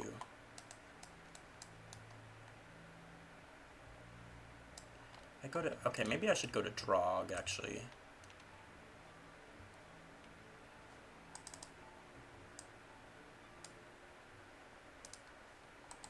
Let's see if I can do this, too. This one... Oh. Yeah, we already read this earlier, but then we changed our minds. Okay, so we're gonna do his quest. We might be able to pass this, we might die. Let's see. In order to win Star Admiral Yakao's approval, you will need to face his chosen pilot in space combat. Real space combat, not simulated. You'll be flying an actual strike fighter in the cold depths of space. If you're shot down, Imperial privilege won't give you the power to reverse the flow of time and walk away. Are you sure you want to do this? I mean, I can just reverse it, if not. Stealing yourself, you call the Star Admiral to make arrangements. After some preparations, you suit up and are escorted to a strike fighter, a quick and agile spaceship intended for a solo pilot to make daring runs against complex combat defenses, like, say, another strike fighter. The cockpit is cramped and studded with metallic switches, very different from the comfortable flyers you're used to. The Star Admiral advises you to take some time for practice maneuvers before the combat begins. Once underway, you will each be targeting a large, brightly marked lump on the hull of the other fighter. Smash that open and colored gases will erupt, signaling a kill and victory. That's all well and good, but how likely is it that anyone can destroy a small target on a fighter without damaging it? Blow off the wings, crack the cockpit, set off a chain reaction in the engines. Either or both of you could easily end up dead. It seems impossibly wasteful. Good military ships don't come cheap. They're expendable at need, of course, to defend the Empire, but to throw them away just to show you a challenge? You familiarize yourself with the controls, trying to prepare yourself as much as possible, but when you first hear the warning sirens of an approaching enemy fighter, your heart bangs hard against your ribs. You're in combat. Your mind goes blank. What are you supposed to do? All you can come up with is to fly in the opposite direction, to run away and try to get somebody. Fuck. Yeah, we don't have the skills for this. My bad. I thought we did. I guess we need 50 piloting instead of just 20.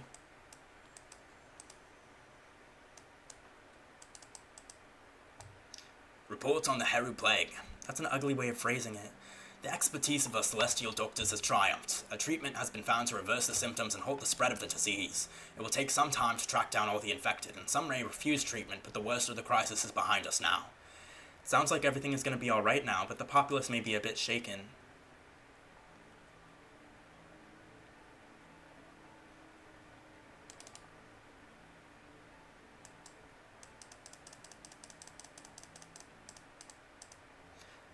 The drug system was first discovered early in the history of the Celestial Star Empire, but contains no world suitable for colonization. It is a wasteland of broken rock, asteroids and planetoids tumbling chaotically around a dimly guttering star. Hidden among those rocks are signs which speak of disasters which predate the Merkin race. For that reason, the system is primarily of interest to scholars and mystics. The permanent population of the drug system mostly dwells within two large space stations, Death's Wings, a Merkin holding, and the Imponderable, under the control of the Mao. For that reason, you directed the capital decorators to use designs reflecting both Merkin and Mao influence. Your guests include the two station electors, of course, but also the region's preeminent scientists, ranking officials, and military leaders. Drog may be an insignificant system, but the Empire does not intend to lose it. You spot one of the electors nearby. With a final sip, you discard your drink, steeling your nerves, and prepare to meet your guests. Suddenly, your path is blocked by a woman of mixed Tharkan Merkin heritage. Her thick black hair wound around her hair in messy braids. She clutches a stack of paper printouts, unusual. Your Imperial Highness, it's a great honor for you to visit us at this auspicious time. I've recently uncovered a carving which may influence the Empire's entire course of history. She holds up her stack of papers, and you realize that if you don't do something, she'll continue talking for the entire length of the reception. I would love to hear more about that, but this sounds like a subject that needs more than a few splits of my attention. Of course it does. The history alone. It would be impolite for me to spend the entire evening listening to just one presentation when there are so many of your colleagues here who also wish to share discoveries.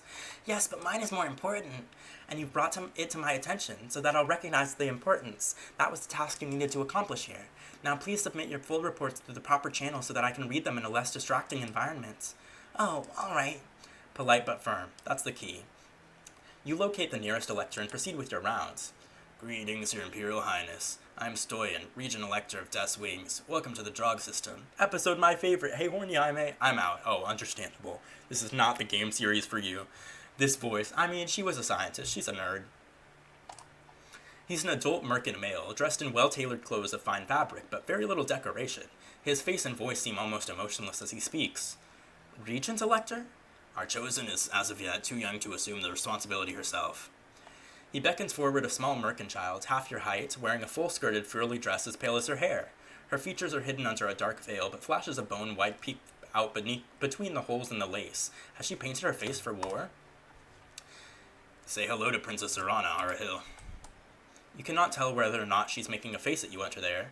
Still, she's an elector, even if not quite a voting one. It is a pleasure to meet you, Arahil. You try to offer her a welcoming smile. I'm in mourning. Oh, I'm sorry. Have your parents recently crossed over? Stoyan did not introduce her as his daughter, after all. It was many cycles ago, but Arahil is particularly devout. That is much of what led to her being chosen elector. You ought to be more devout. Why aren't you in mourning? Didn't your father, the Emperor, just enter eternity? Princess Zorana has many duties and must consider the needs of the Empire as a whole. She does not have the luxury of deep mourning. The tiny child lifts her chin proudly. I will pray for you. Thank you. I've heard that the Emperor was engaged in some fascinating research at the time of his demise. I hope you intend to follow in his footsteps, with better results, of course. Perhaps. Do you really have a pet golden viper? Yes. She folds her thin arms and looks up at her regents. I want a pet. You already have a great many skeletons. You can't tell from his delivery whether those skeletons are former pets or current ones. Come now, let us have some punch and cookies. I suppose cookies would be acceptable. I'm sure we will speak again later, Your Imperial Highness. She was brat voice. Brat, right. She's, like, her design is so fun. I love this little veil and her dress. She's so cute. Of course, you watch the two of them leave together, the regent guiding his ward without touch. You sense that he has generally negative feelings about you. After a moment to refresh yourself, you seek out the other elector. He's middle-aged by Mao standards, with a thin frame and short-cropped fur. He's wrapped in clothing more decorative than Stoyan's, and he smiles widely at your approach. Ah, Your Imperial Highness, it is with the greatest pleasure that I introduce myself to you. I am Cinepart, Elector of the Imponderable, but of course you knew that already. His voice is somewhere in between charming and impudent, with a beautiful tongue rill over the rr of his name. Pondering the imponderable is a deeply held tradition of our race, as you know. Empires love life, meaning, and meaninglessness. We are grateful that you recognize the value of our contributions. But of course you are filled with youthful determination. The universe looks different when you've had time to become jaded, which might happen sooner than you expect. My congratulations on your engagement, Your Imperial Highness. Thank you. May I kiss your hands? You need his approval, after all. Very well. Don't worry, I'm perfectly harmless. His lips brush slightly over the back of your hand, almost unnoticeable. Truly a pleasure, Your Imperial Highness. If you'll pardon me, I have other visitors whom I must avoid. I will await your call some other time. Right. A strange fellow. You sense that he has generally positive feelings about you. Okay. Let's see. Is making it in time... Is this making it in time? I don't even know. We have received another update from the medical experts handling the Hero 3 outbreak. The treatment has proved unusually effective. Symptoms reverse and leave no trace. Cure rate is extremely high. Imperial medicine is excellent, of course, but with a novel disease like this, some complications would normally be expected. Strange disease, strange cure. Fortune cuts both ways. Indeed. I've notified the Basilica of Shadows that you will be present for the Agonaglia rites, which will take place after this turn's classes. You won't be the focus of attention, but many eyes will be on you nonetheless. You should prepare to stand for a long time without flinching. They want you to train endurance here. I don't know if I care to train endurance. I mean, I guess I should. Or maybe spirituality. I feel like you can pass with either spirituality or endurance, and spirituality is more important.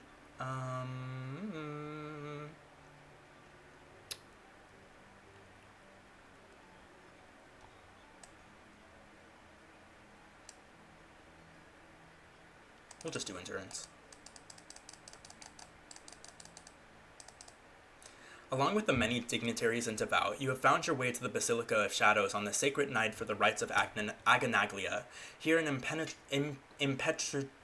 impetrative auspice will be sought from the gods to provide blessings for the Empire. While many ritual sacrifices take place throughout the calendar cycle, most are handled by lesser sacra. Only on the pinned festivals does the High Pontifex get her own hands bloody. This scene involves descriptions of animal sacrifice. Would you like to skip the details? It won't affect Zorana's stats. Trigger warning, if you're triggered by animals being killed. And I mean, there's no animation or anything, but it just describes that. So if you're triggered by that, maybe tune out for a second. Sacra walk down the aisle, some carrying thuribles of incense, others carrying black iron cages which contain a number of captive birds. The flock is reared together on the grounds of the temple, fed and cared for since hatching, for this purpose. I look kind of bald with my lighting. Until now, they've all received the same treatment. Before the ceremony, each one is distinguished by a leg band marked with sigils that represent different deities and aspects. These bands last for only a few days before falling into dust. Any bird which escapes death tonight will become anonymous again, freed from divine purpose. You could get a wig. I'm considering it. The High Pontifex, meanwhile, waits beside the altar. On a perch, still hooded, waits her trained stellar hawk. Heavily scented smoke swirls from the censers. Your eyes begin to itch and you blink rapidly. The caged birds are even more agitated, rattling their feathers and screeching in distress. At a gesture from the High Pontifex, the cages are flung open and the birds take wing, whirling over the heads of the congregation and up to the oculus, where the light of Andro beckons them to freedom. The stellar hawk's hood is removed. Its eyes glitter with malicious delight before it launches itself in pursuit of its prey. While the hawk hunts, the sacra move among the crowd, striking the hands and arms of the faithful with beaded strings. Pain is integral to the Agonaglia. Scream! In time, the hawk returns, plump captive, trembling in its claws. The hunter has been trained to bring back its ritual prey, still alive. Death is for the High Pontifex to grant. She takes the sacrifice into her hand, squeezing its neck to keep it helpless while she reads out the name inscribed upon its leg bands. Gamajun. With a black knife, she slices its throat, cutting through the arteries so that the blood begins to flow into a copper chalice. The doomed bird struggles, splattering droplets to stain the altar cloth below. The Sacra raise their voices in discordant chorus, their screams mimicking the sounds of pain and terror as the bird's life drains away. The target captured was dedicated to Gamajun, the goddess of prophecy. So what does that actually mean as an omen? An omen about omens? When the chalice is filled, the Sacra march past to dip their fingers into the blood, then stroke those fingers across the foreheads of the faithful. The ceremony goes on for what seems like hours. You're meant to keep standing, giving your devout attention to every word that the High Pontifex speaks. You've suffered through more boring parties. You can keep your face still and calm. At the end, the High Pontifex recites her interpretation of the omen, which is so couched in symbolic language that it's impossible to make sense of. She concludes with the usual blessings for the glory of the Empire, and at last you are free to go. You, unlike the sacrificial birds, can escape with no predator pursuing you into the night. You made a public showing, and that will matter to some people. My lady, must we observe this? Advisor Bushy Brows look away. That scene is so crazy to me, because I still, I don't know much about her. None of my playthroughs have really, centered around her like that, but it's really, really crazy. It's really, really crazy that scene exists. Oh, wow. Well, the bird was killed.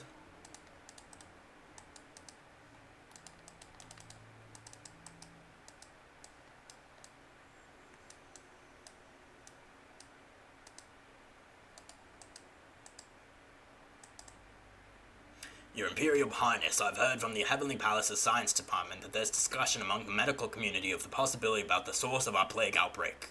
Rumors suggest the possibility that the contagion may actually have been some manner of biological weapon.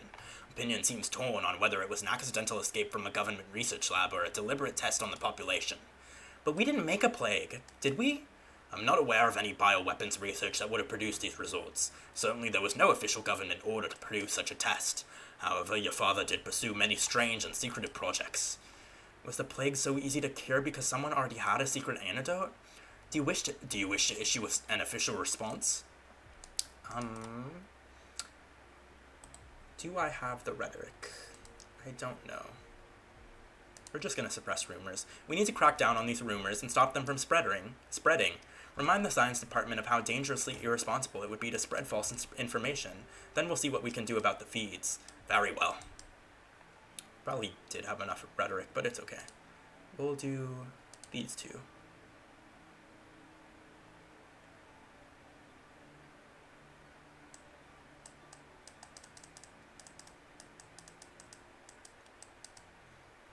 You need to check your messages to see what happens with those biological weapon rumors. Your little crackdown appears to have been successful. The subject has been dropped in favor of the latest news cycle. Aha, you found the inventory records for the treasury. Now you just have to search for this Nofan crystal. Vashkot was right. The treasure known as Eternal Radiance really is kept next to the Imperial Regalia, the precious ritual items that you must handle during the coronation. Do we have Constellation face tattoos? We don't, which is kind of weird, right? I feel like we should, but it's probably a sign because she's almost fully Novan. It's probably a sign that, her Merkin heritage is, not really a thing. Well, that gives you a good excuse for wanting to look at them, at least. The regalia would be locked up and guarded, of course. Even as an imperial princess, you wouldn't be allowed to walk off with an imperial treasure the same way you might one of the minor jewels. Those belong to your family. The regalia belongs to the Empire. But once you know what the crystal looks like and exactly where it sits, you can devise a plan. From the stories, Lumen crystals were traditionally faceted gems about the size of your palm. If you can smuggle in a glass paperweight that looks like the one in the treasury, maybe you can swap them with no one noticing. You just need a little guided tour of the Imperial jewels. Well, it is indeed simple to locate Eternal Radiance. It's not a little crystal that can be held in one hand or placed on a high shelf. It's a glittering mass taller than you, scepters and protrusions sparkling in a dozen different hues. The shape is complex but symmetrical, quite an amazing specimen if it developed naturally. Strange as it is, it's also beautiful. Just looking at it makes you want to possess it, to run your fingers over all those shiny surfaces. Of course, it's in a sealed case like the rest of the Imperial regalia, locked up tight and surrounded by uniformed guards. You can't so much as lay a hand on it. If you really wanted to steal that thing, you'll have to get rid of the guards and the locks and the security cameras. And they'll definitely notice it's missing. A Merkin-sized crystal is not easy to hide or even to carry. While there might be some way to pull it off, it would probably be easier to win the election. As Empress, it would be your rightful prize to keep or give away as you want it. That's if you even want to give the crystal to your brother. You're not totally sure how you feel about that yet. Why can't your life ever be simple? Why can't it indeed? Okay, let's see. Do we have enough to do this now? Oh no. Like this.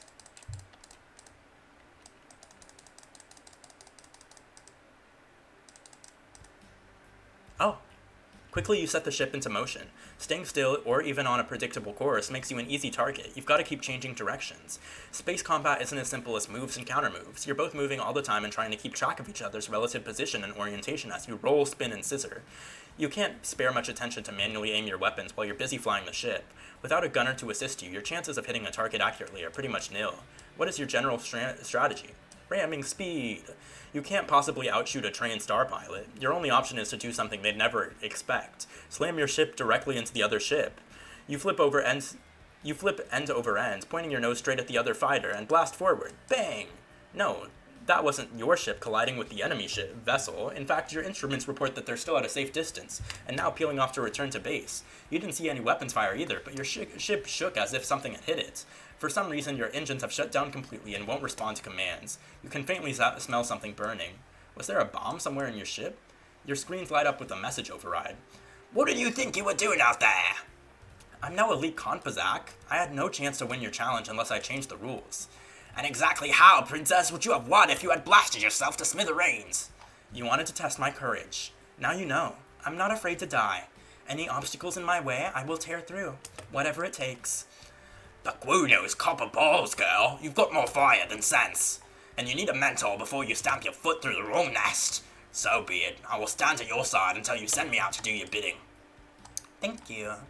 Now wait there while we reclaim that fire. Star Admiral Cao has agreed to act as your military advisor. Yay! We're so cool, right? See, you don't need that much, like, piloting for that, but you do need, what's it called? Rhetoric or menace. And I have rhetoric, at least. No, I mean menace. Alright, here we go. Here 3. What? Your Imperial Highness, some more pleasant business today. On turn 27, the Heavenly Palace will be hosting a performance of Heart of Ice by the Asgoldian State Opera Company. Must we keep the company of Sola? See, earlier you were like, oh my god, your media is so high. That's because of Sola. Like, not too much on her. Opera? Emperor Dragosin was quite the aficionado. This gala performance has been in planning for half a fivim. He never talked to you about music. He never talked to you about much of anything. Would he have been more of a father to you if you had been his biological child rather than a clone? But then, he must have wanted you to be born this way. He created you, then chose to keep his distance. My lady, I had not said that. You surely did. Because this work was one of his favorites and this performance was arranged specially by him, many palace members will treat it as an unofficial memorial. You will have the opportunity to give a speech. You don't have much time to prepare. Let's do gunnery, actually.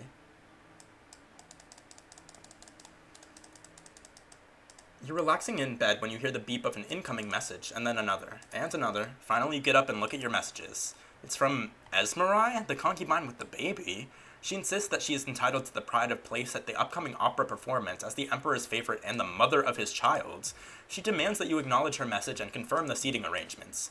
You didn't even know she was coming. She doesn't live in the palace anymore. Are you expected to arrange rooms for her as well? You are not her secretary. Well, she didn't ask about accommodations. She asked about given box seats, as befitting a member of the imperial family. Put her in your box.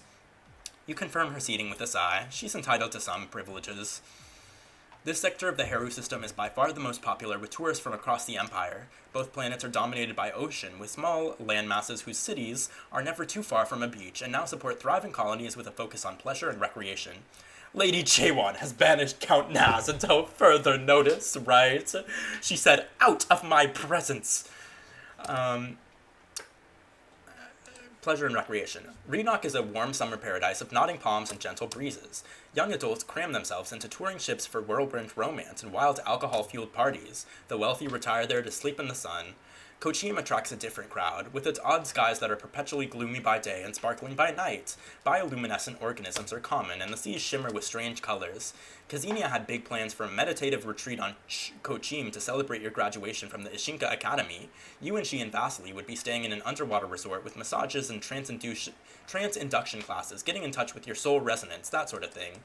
Vasily would rather be relaxing on the Reenock beaches, but Vasily never bothered to make the plans. Of course, the way things are going now, it's not likely you'll be able to keep Kazinia's plan either. Reenock has the larger population, and 2 electors to Kochim's 1.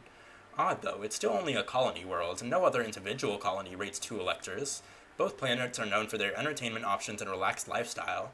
Would it be better to emulate that, or to impress them with your own pomp and circumstance? What theme do you want for your reception? Colorful and casual. The culture of this sector revolves around fun. To win their approval, it makes sense to show that you understand and appreciate their way of life. Bring on the flower dresses and the drinks with tiny umbrellas. There are any number of businesses on these planets who are accustomed to catering for conferences and delegations at short notice, and they're thrilled by the opportunity to supply the Heavenly Palace. Hey, Alvin. Count Naz is an esteemed member of our court. Count Naz seems to be talking in the third person. He should see the town medic, the cleric, the clergy, in fact, maybe, to purge the demon that seems to be within him. Not only should the electors feel more comfortable, but you may have made some useful contacts in this sector. Once the party's in full swing, you find yourself surrounded by smiling, laughing guests. Everyone wants to stop and tell you what a fabulous time they're having, and you can't resist lingering a little to accept their compliments, even though you know the electors are waiting. At last you make your way over to the first of the electors. Brunecca is one of the electors from Reenock, an older Moreau woman with a son around your age. You've met her before when her family was visiting her husband's relatives on Kedro. Not just visiting. There was some discussion at the time about whether it would be good for the son's future to attend your boarding school and make connections in the Merkin system. You had to show him around and made some foolish comment about his eyes. It was a 5 ago, it doesn't matter. Probably. Short for Wendell, that was his name. You didn't see him with Brunecca at the moment, though. Perhaps he didn't attend. Brunecca's husband certainly isn't here. He died about a season ago. Although she's not looking your direction, the tips of Brunecca's cat-like ears perk up as you draw near. She turns to face you. Well. Welcome and well met, Your Imperial Highness. I'm so happy to see you. What a lovely party.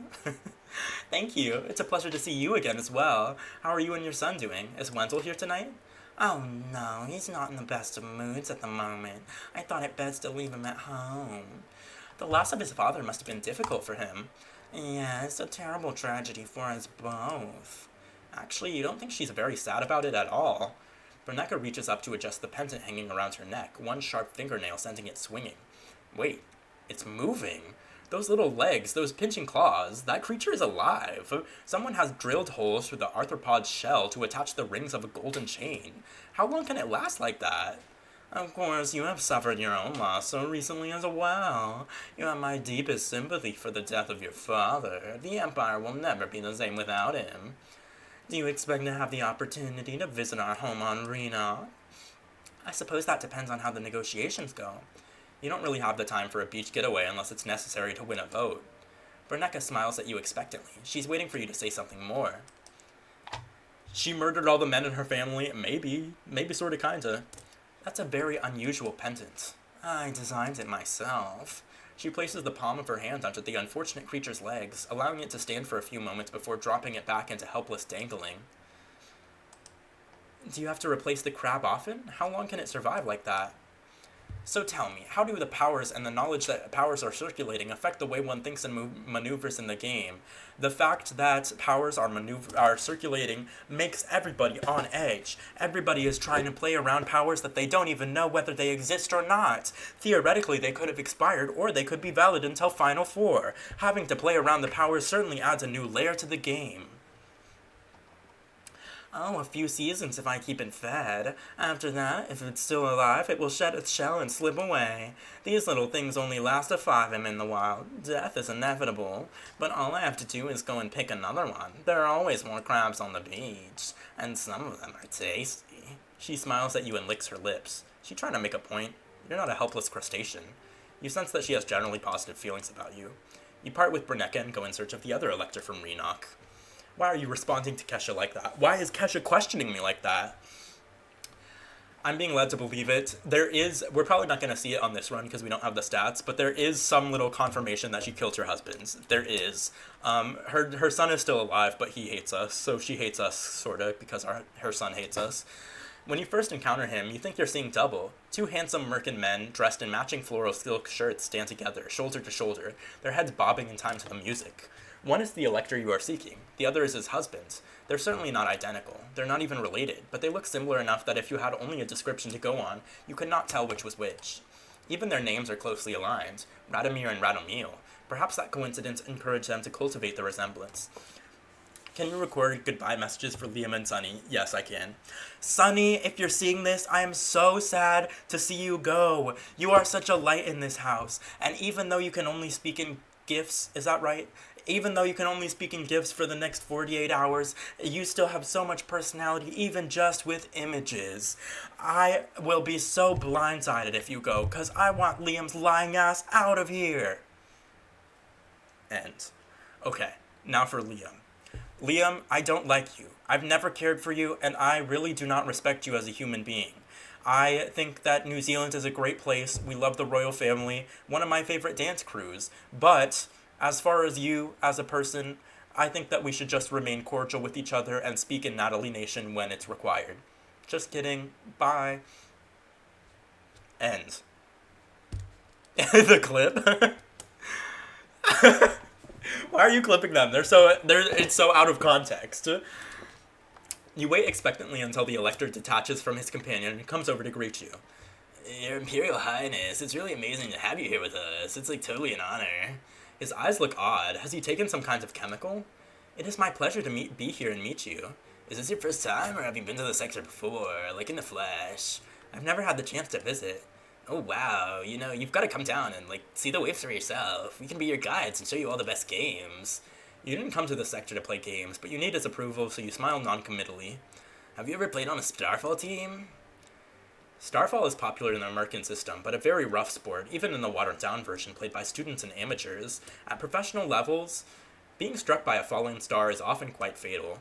Your boarding school put you all out on the field once or twice as part of your regular exercise routine, but with the star replaced by a puffball and so many rules that not even a nose was broken. Hardly an authentic experience.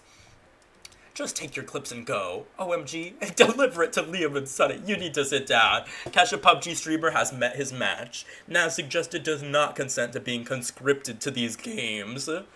Still, some men enjoy the chance to explain sports to an inexperienced girl. You widen your eyes a little. I've never really had the chance to play. I was always curious, but I didn't know if I'd be any good at it. Well, we've got to get you out on the field. He grins at you.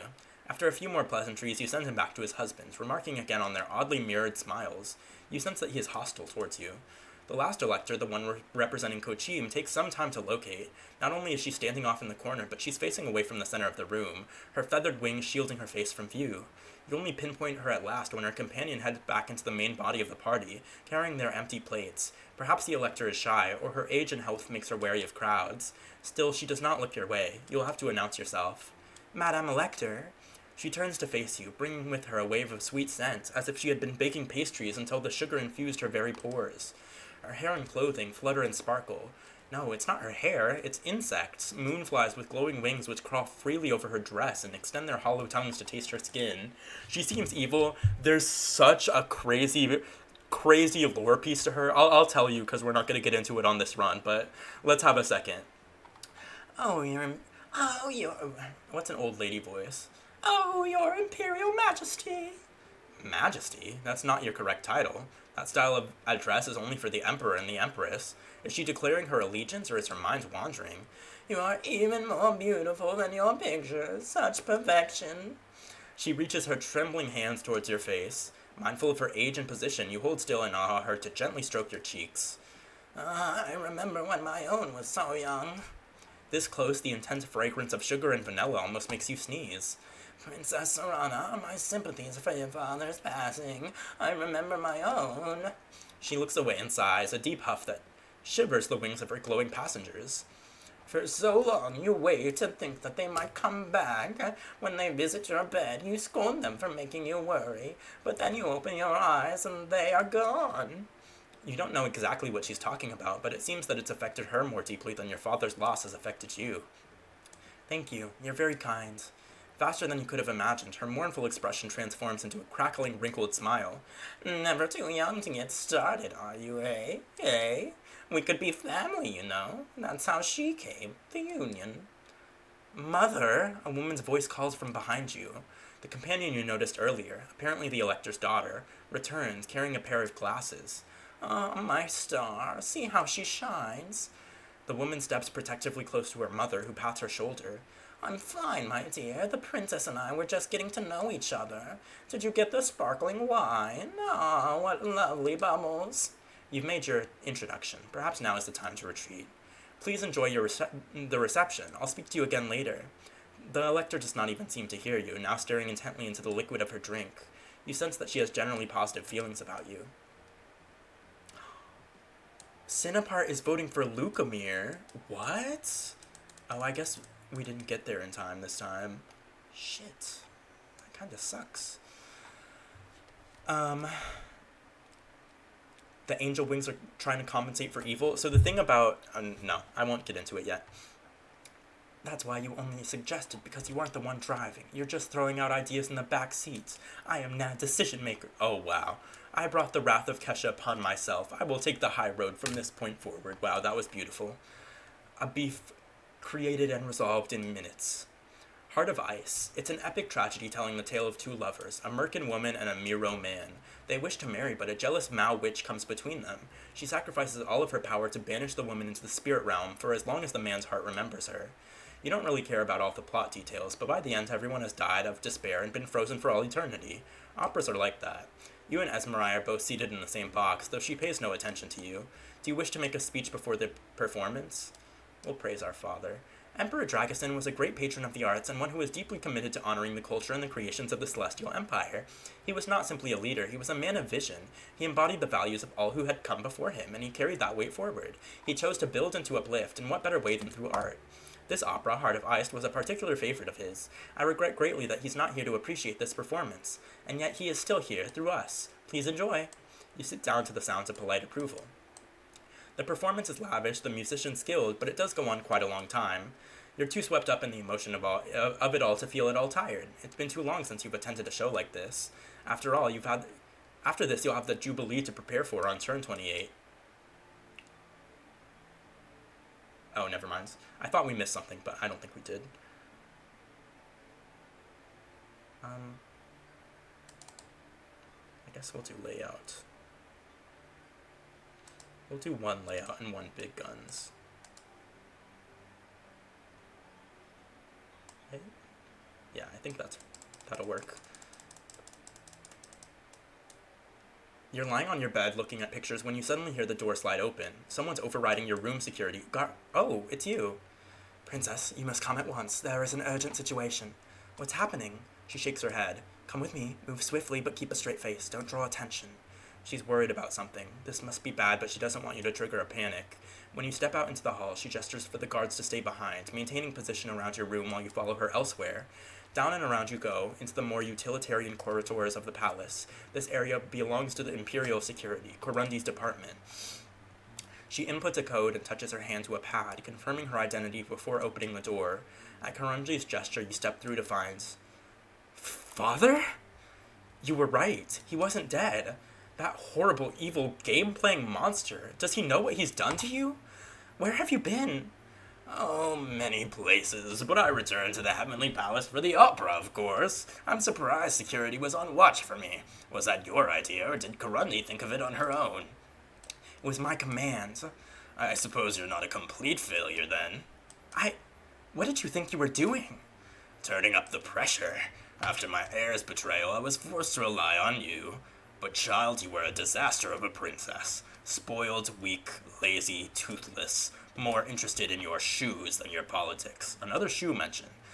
When I was your age, I'd been orphaned for 5 hymns. I had to scrape and steal every morsel of education onto the gaze of a regent who wanted to keep me ignorant and obedient. To reach my throne, I had to plot and lie and betray. I had to fight. You expected everything to be presented to you on a pretty silver tray. So I arranged to put you to the test. Either you would rise to the challenge and prove yourself worthy of being my heir, or you would be cold while I still had time to start over. For the good of the Empire. He was willing to let you die just to see if you were worthy. You can only shake your head in dismay. I'd hoped to let events run a bit longer, evaluate your ability to build alliances and so on, but it seems that you have forced my hands. Not an extraordinary result, but at least you're not hopeless. You can learn with sufficient motivation. Very well then, you will remain my heir. You may return to your bed now. I have a great deal of paperwork to do, starting with reinstating my cabinet. What do you mean, your cabinet? I am the Emperor. This is my palace. Everything in it belongs to me, including you. But you were declared dead. There's an election. Paperwork, as I said. You don't seem to understand how this works, Zorana, which just proves my point. You are a child. A pampered, empty-headed child. The only way you could ever be Empress is over my dead body. And that won't happen for a long time. Now go back to your room and play. No. This guy reminds me of more. Yeah, sort of, kind of. Oh, he's sick. I'm sick. Like, this gagged me so bad when I first did it. Like, he's alive and he's a dick. His design kind of gives evil, but I just was not expecting it. You'll only be Empress if he's dead, huh? Well, as far as the galaxy is concerned, he's dead already. You tighten your fist, preparing to strike, and someone grabs you from behind. I can't let you do that, princess. I serve the Emperor. Of course, she warned you about this before. If your father is still Emperor, then her loyalty belongs to him, not you. He laughs. Good, good. Fire and a killer instinct. That's the spirit. He steps closer, reaching out to stroke your cheek. You struggle, but Karundi holds you firmly in place, her arm a bar across your throat. Just as beautiful as I had hoped. Your mother's face through a dark lens, brought up in pure imperial culture, hungry for power and unburdened by foolish Novan morality. If you're willing to kill me in cold blood for your own advancement, then perhaps you are ready to become my Empress. What do you mean, your Empress? My wife, of course. My perfect match. But you're my father. Legally, yes. But an imperial decree can change that. Genetically, we have no connection. We are not related. You already knew that, of course. But is this why he had you cloned from your mother? To be her replacement? We share neither blood nor affection. We have never been family. I had you raised at a distance to avoid any such contamination. I am not your father, I am your mastermind, and you are my most marvelous creation. What? We're a clone? Yeah, you missed that earlier, but we did genetic testing to ensure that we were, like, able to be validly married, and the genetic testing came back and was like, you are a clone of your mother. You are 100% Novan, pretty much. Join me, rule at my side, and I will give you power that you have never imagined. I will teach you your true purpose, and we will conquer the galaxy together. The Empire will prevail. I'm already engaged. With the understanding that the engagement is in exchange for an electoral vote. If there is no election, then the contract is invalid. You should know these things already. You have a living wife. You can't marry anyone. My mother, your wife, is still alive. Really? After all this time? Are you certain? How unusual. Well, believe me when I say it won't be a problem. What do you mean, my true purpose? He chuckles, the low sound pulsing from his chest. All in good time, my jewel. All in good time. But if your heart yearns for chaos and destruction, then I promise you, you will find it. This is what you were made for, to rule, to triumph. You don't need an election. You can have it all right now. All you have to do is say yes. And you'll kill me if I say no. For showing a bit of initiative? Of course not. I expect nothing less from my heir. I'll keep watch on you as always, as I would any threat. If you can bypass my protections to assassinate me, then you deserve my throne. It is our way. He sounds sincere, but after so many 5 hymns of leadership, he has practice in sounding sincere. Now, choose your future. Will you return to your place as my heir, the imperial princess, or will you step forward into glory as imperial consort? Play along, then betray him. Imperial consort? No, you deserve to be empress in your own right, and if that means killing your father, then that's what you'll have to do. But first you must convince him that you're on his side. Yes, I will marry you, and I expect to be treated as an empress deserves. Of course. He tilts his head to Karunti, who releases her grip on you. He's gonna eat up every episode spin-off. Episode is the Pink Prince. I mean the Blue Prince. Do they have mercury poisoning? Why are they gray? This takes place in space. This is like Dune 2 when Austin Butler makes out with his uncle. The fact that you think I would have watched Dune 2 is crazy. Step 1, success. He's off his guard, but what do you do now? Come in, Mazrin. The Imperial Shadow slides into the room. Of course, he must be in on Dragason's plot as well. He's been setting this up from the start. You can't possibly overpower the Emperor, his personal bodyguard, and the head of Imperial security all by yourself, no matter how skilled you are. But if you don't act fast, you'll lose the advantage and end up either a helpless princess or a captive bride. Think, what are the Emperor's weaknesses? What strengths do you have that he can't defend against? Dragason's had you specifically created as a clone of your mother. But why? Surely not just so that he could have a younger, more merkin-looking bride in the future? What was so special about your mother in particular that the Emperor was compelled to make his own perfect version? Does it have something to do with the legend of Lumens? Does he believe that's the secret power that fuels Crystal Nova? But you're not a Lumen. You can't channel divine energy through yourself. You can't even make light on commands. You've tried and it didn't work. And then, at last, all the pieces come together. Why your father married your mother, why she left him, and what she left behind. If I'm gonna be Empress Consort, then I need to pick out a new crown for my rank. And then new shoes, I suppose. Buy more shoes, girl, and that actually being the solution, like, period. Probably. Can we go down to the treasury and look at all the jewels? You always did know what you liked. Very well, we will all go together. Your Majesty, we have not yet shared the news of your return. No guard would dare challenge me to my face, especially in such company. You, the Emperor's Shadow, and the Imperial Thresher all proceed together through the halls of the Heavenly Palace. Guards do indeed regard your group with some consternation, but at Karunti's hand signal, they stand aside and allow you to proceed. You stand among the Imperial crown jewels, treasures from across the galaxy. Each precious creation has a history. Some were ripped from the bloodied corpses of their previous owners, the spoils of conquest. Others were offered up as a tribute or ransom, pleas for a better future. Right now, only one of them matters. You point at a concoction of diamonds. The Tajibanu crown. I want to see what it looks like on me. Or does the blue go better with my hair? You stand with your back to the central column, looking back and forth between multiple displays, apparently lost in the possibilities. Maybe I should try them all. Emperor Dragason nods indulgently, and after a moment of confusion, the treasury guards move to deactivate the force shields and lift the protective barriers. The glass tubes lift up into the ceiling, exposing their precious contents to your greedy little fingers. But that's not why you're here. You don't reach for the crowns in front of you. You swing your arms backwards and press the palm of your hand against eternal radiance, your mother's soul crystal, a lumen crystal, your lumen crystal. Stop! It's far too late. Yes, we get our lumen, magical girl transformation sequence.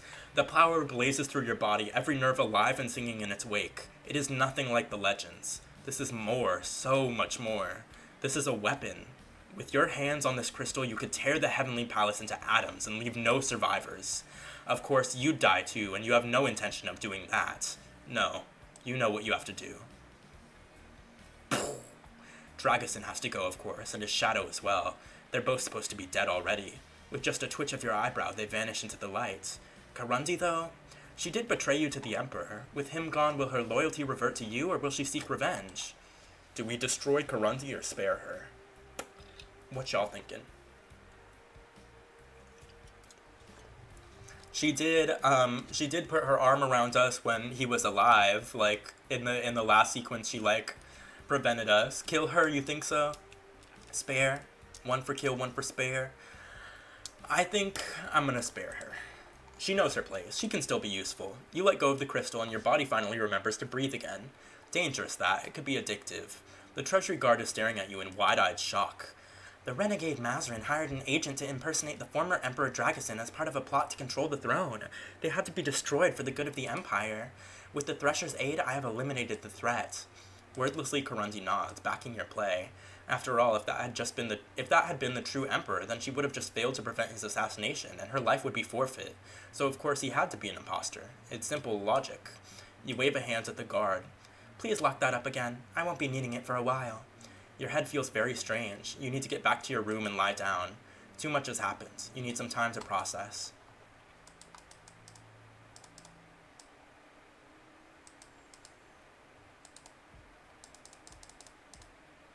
Wait. Oh wait, this is new text. While the Jubilee festivities are being held all across the Celestial Empire, you're personally obligated to host a celebration here at the Heavenly Palace and entertain a selection of dignitaries. Everyone is smiling and praising the Emperor's memory. It's like being trapped in some feverish dream where only you know the truth. The opening ceremony will be broadcast on the feeds all across the Empire. You have to prevent yourself from breaking out into inappropriate laughter where the cameras might see. As a representative of the Emperor's legacy, you're required to make a speech, but first you must acknowledge your guests by welcoming delegations from the 4 primary imperial races, and that means you have to choose what order to acknowledge them in, which is absolutely guaranteed to please some and enrage others. Which group do you welcome first? We're gonna do the Tharkans, the Mao, the Heru, and then the Merkins. Once everyone is assembled, you receive your cue to speak a few words. I would like to thank you all for coming here today to celebrate this jubilee, the last remembrance of our former emperor. You can't call him your father, not now. He was a man of unusual vision with many plans for the future of the Celestial Empire. Plans that those present could never have imagined. But now he is gone, and that position falls to me. In my hands, the light of the Empire will shine ever brighter. Our stars are on the rise. We who stand in this room are only pieces of a much greater whole. Each of us are representatives of faiths, of organizations, of cultures, of sciences, and of arts.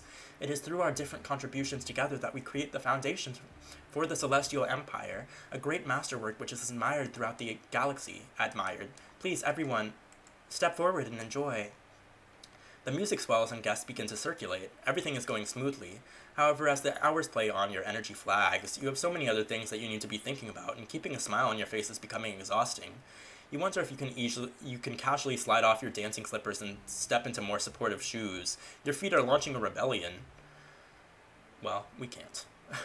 I think piloting.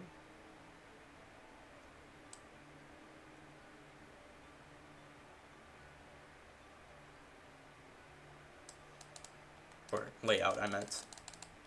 You've unlocked the spaceship's outfit. This outfit is one of my faves. Like, look how cute she looks. She looks like a little Star Trek girly. She's so cute in that. You hear the voice before you see the woman. Princess Zorana!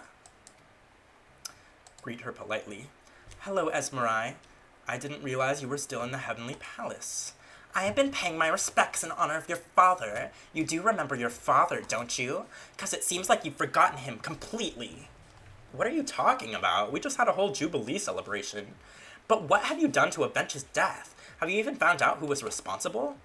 I promise you, the person who killed Emperor Dragosin will get exactly what they deserve. Well, see that they do. She flounces away. We don't even get a line or I think we should have a line about, like, girl, we killed him. I mean, not tell her, but, like, her internal monologue should be like, oh, girl, you wish. We killed the fuck out of him. Okay, here's the lore with Eve that's actually so crazy. I'll charm and flatter just so it gives a little more context. You engage Eve in private conversation and attempt to charm her. What a little twinkle of starlight you are, my... What a little twinkle of starlight you are, my precious princess, lustrous as any pearl in my coffer. Her eyes fixed on you, glittering with beady intensity. It seems that it is entirely too easy for you to capture her attention. You sense that she has generally positive feelings about... Okay, actually, we don't really get anything from that, but... Oh my god. So, here's the lore with her. If you are unmarried and you negotiate with her, she says, in order to get my vote, you will have to marry my son. And we're like, either yes or no. You can say either yes or no. But if you do choose to marry her son, he's like, my grandma or my mom has been talking about me marrying you since I was like young or whatever. And also at the wedding at the end of the game, he like lets his mom plan everything. But there's another option if you have enough allure where you can say, I don't want to marry your son. I want to marry you. And so you can marry her. And then I clutched my pearls so bad when I read this. In her ending card, when you marry her, she calls you Melania, which is your mom's name.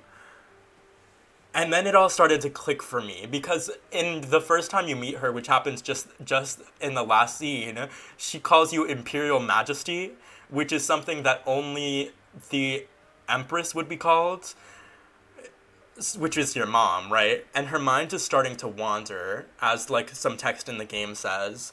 So when she cups your face, she's cupping your face thinking that you're your mom. And there's another line of text where if she has negative feelings towards you, or no, if you propose engagement and then you break up the engagement, she's like, "Oh my God, you're doing it again. I should have always known this would happen. He is splitting us apart," or something like that. Basically implying that this woman Eve was dating your mom at one point before your mom gave birth to you, and she now thinks that you are your mom. And it's like, oh my God, it's such a gag that you have to like go through multiple different paths and like text threads to figure out. And it's just like, oh my God, our dad drove them apart, yes.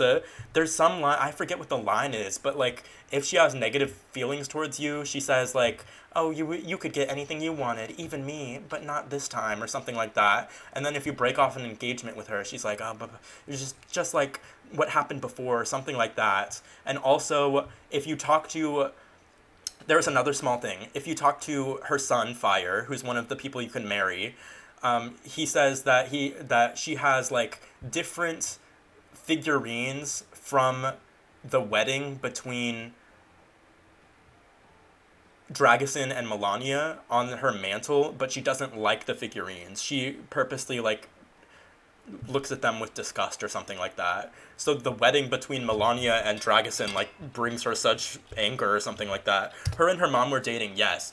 And also there's some implication that her daughter is also a clone of no. There's an implication that her daughter is also Melania's daughter. Because if we ask to marry no of Eve, no. Of Melania, because if we ask to marry her daughter in okay, so here's how it works. We propose an engagement. She's like, "Yes, marry my son." We say, "What? I want to marry your daughter instead." And she's like, "Oh, no, absolutely not, no." She doesn't say it, but she like is coy about it, and she's like, "Oh, we all must make sacrifices for the good of our kingdom. Aren't you used to that? Why can't we marry your daughter?" Because something would come up in genetic testing revealing that we're half sisters, no? There's another implication to that somewhere. There's another line that implies that her daughter is our half sister, but I don't know where it is. But all this to say, it doesn't really come into the main story at all, but it's so crazy. It's so random and so crazy, and it like blew my mind when I figured it out. But like, whoa. That's why she's like one of my most favorite characters, just like randomly by virtue of like, what the fuck, what's your deal, girl? But yeah, here we are, back to the game. Oh wait, I was not even reading this. It's being kept in the family, you could say that. In exchange for your electoral vote, I'm willing to grant you a role within the Celestial Ministry. You'll be one of my closest advisors with influence on Imperial policy. Now that's a tasty offer. She smiles, displaying the sharp points of her teeth. What role were you picturing me in? Look, Graffiti of Law. Excellent. I'll have my climate and dietary preferences forwarded to your household so that they can prepare for my arrival. I'll be quite busy for a while. Don't worry. I won't need your input. Well, at least you have her vote. Investigate backgrounds. You dig into the backgrounds of Eve, Elector of Kochim. Eve has held this position for more cycles than you can properly comprehend, and has watched many leaders come and go. In her youth, she was highly regarded as a hostess of exquisite manners and taste, fond of displaying her collection of flowers, living insects, and jewelry. Eve has never been outspoken in politics about anything other than the well-being of the Kochim colony, and was generally considered a spiritual woman and a voice of wisdom. Since the death of her wife 2 5ms past, she has become increasingly eccentric and withdrawn. She shares a home with her adult daughter, Star, who is unmarried, unattached, and appears to have no social life or interests outside of supporting her mother. There are rumors that Eve is no longer mentally competent to perform her duties and that it is her daughter, her carer, who is truly in control.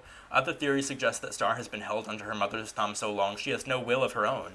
She's never officially been declared heir. The Elector does have another child, an adult son named Fire. He, too, has never married despite his rank and age. Unlike his sister, he travels more widely and is rarely in residence on Kochim. If the nobility decides that Eve is unable to maintain her position, she might be forced to stand down. It would be a scandal. However, if her thinking is that badly damaged, will she understand the risk and be able to make decisions? Blackmail option unlocked. I think we would probably have her vote regardless. And blackmailing her makes me so sad. But I probably should just to secure it, because we're not going to secure it unless...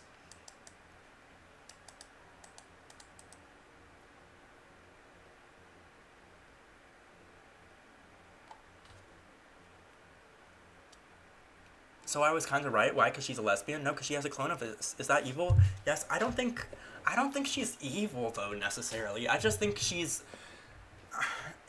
like, I don't know. It's really interesting.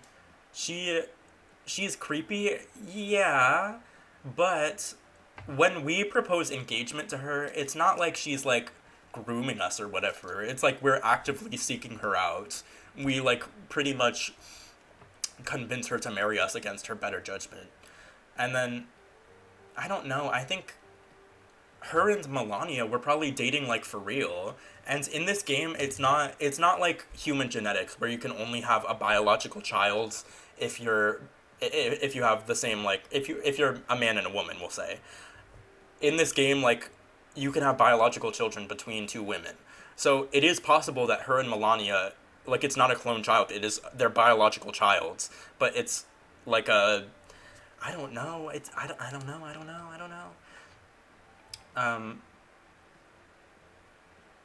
We're gonna blackmail her, unfortunately. You arranged for a private dialogue with Eve. I came to the sector in order to secure votes for my election. It is in your best interest to pledge your vote to me now without further bargaining.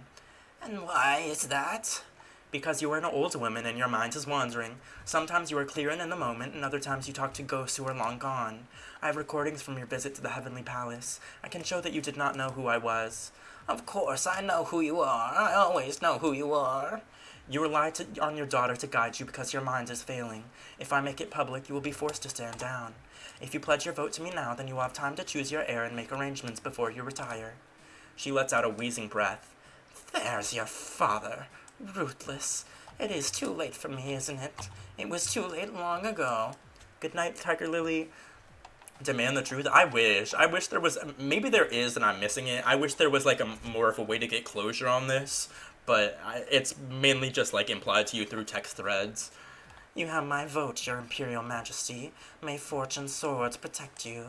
She cuts off the connection. She's not happy, but that doesn't matter. You've won your point. Okay. End social turn.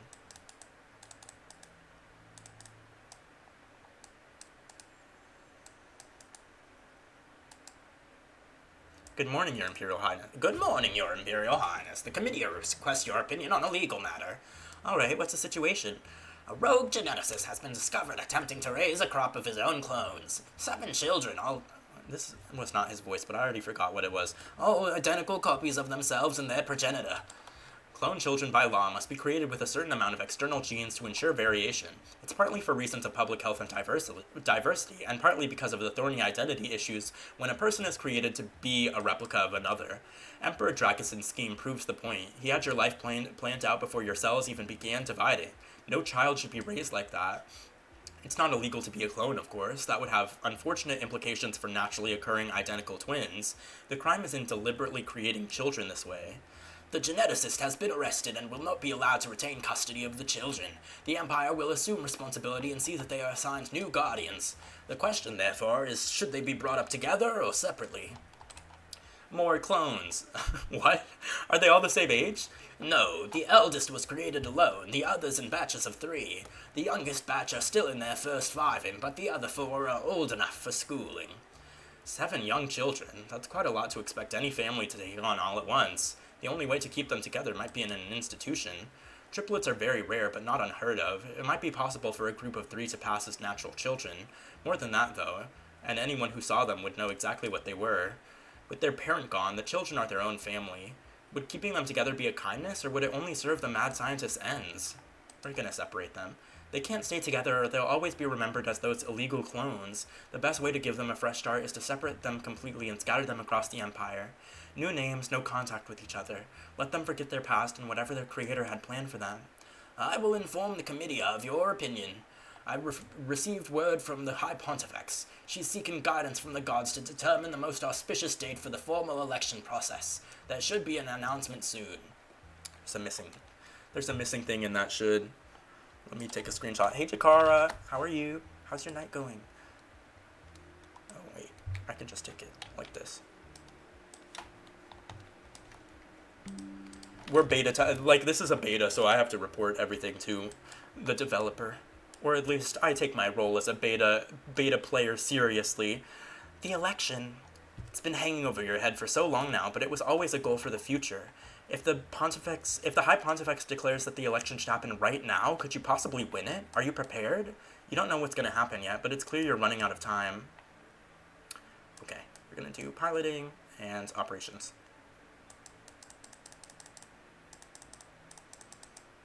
The innermost worlds of the Heru system are also among the least prominent within society. 2 planets, Kioi and Chilanbal, are extremely small and rotate slowly, their surfaces burned clean by the heat of the sun. Relot is larger, but has a turbulent atmosphere with constant sandstorms. None of these worlds are at all appealing to tourists. Relot, with its desert winds, is populated almost entirely by the Heru and functions as their only true colony worlds. The other 2 are managed primarily as business concerns, mining for resources, and their population comes from all over the Celestial Empire.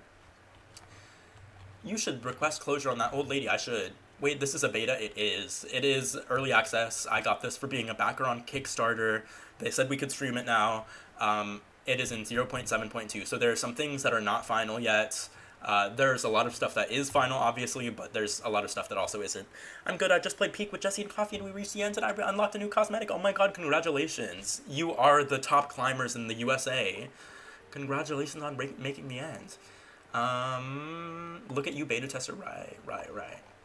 Small and unimportant though they may be, they are planets of the Celestial Empire, and they're each entitled to an elector to represent their interests. Given the mixed population of the system, it's hard to choose a particular theme for your reception. Not all the electors owe loyalty to Heru Prime, and their true allegiances may not be visible. What theme do you choose? Heru style? Nope. Imperial tradition? Nope. Neutral business? Nope. Okay, it's all gonna be bad. You aren't deeply versed in the Heru culture, but you know they like the desert, so you go with that for a visual theme. Sandy colors and cakes that look like cacti. As the gathering gets underway, you seek out the electors. This is too fucking good for a beta, I'm saying. I mean, that's why I knew I had to back this as soon as it came up on Kickstarter. Like, I've been waiting for a Long Live the Queen sequel for probably 10 years now.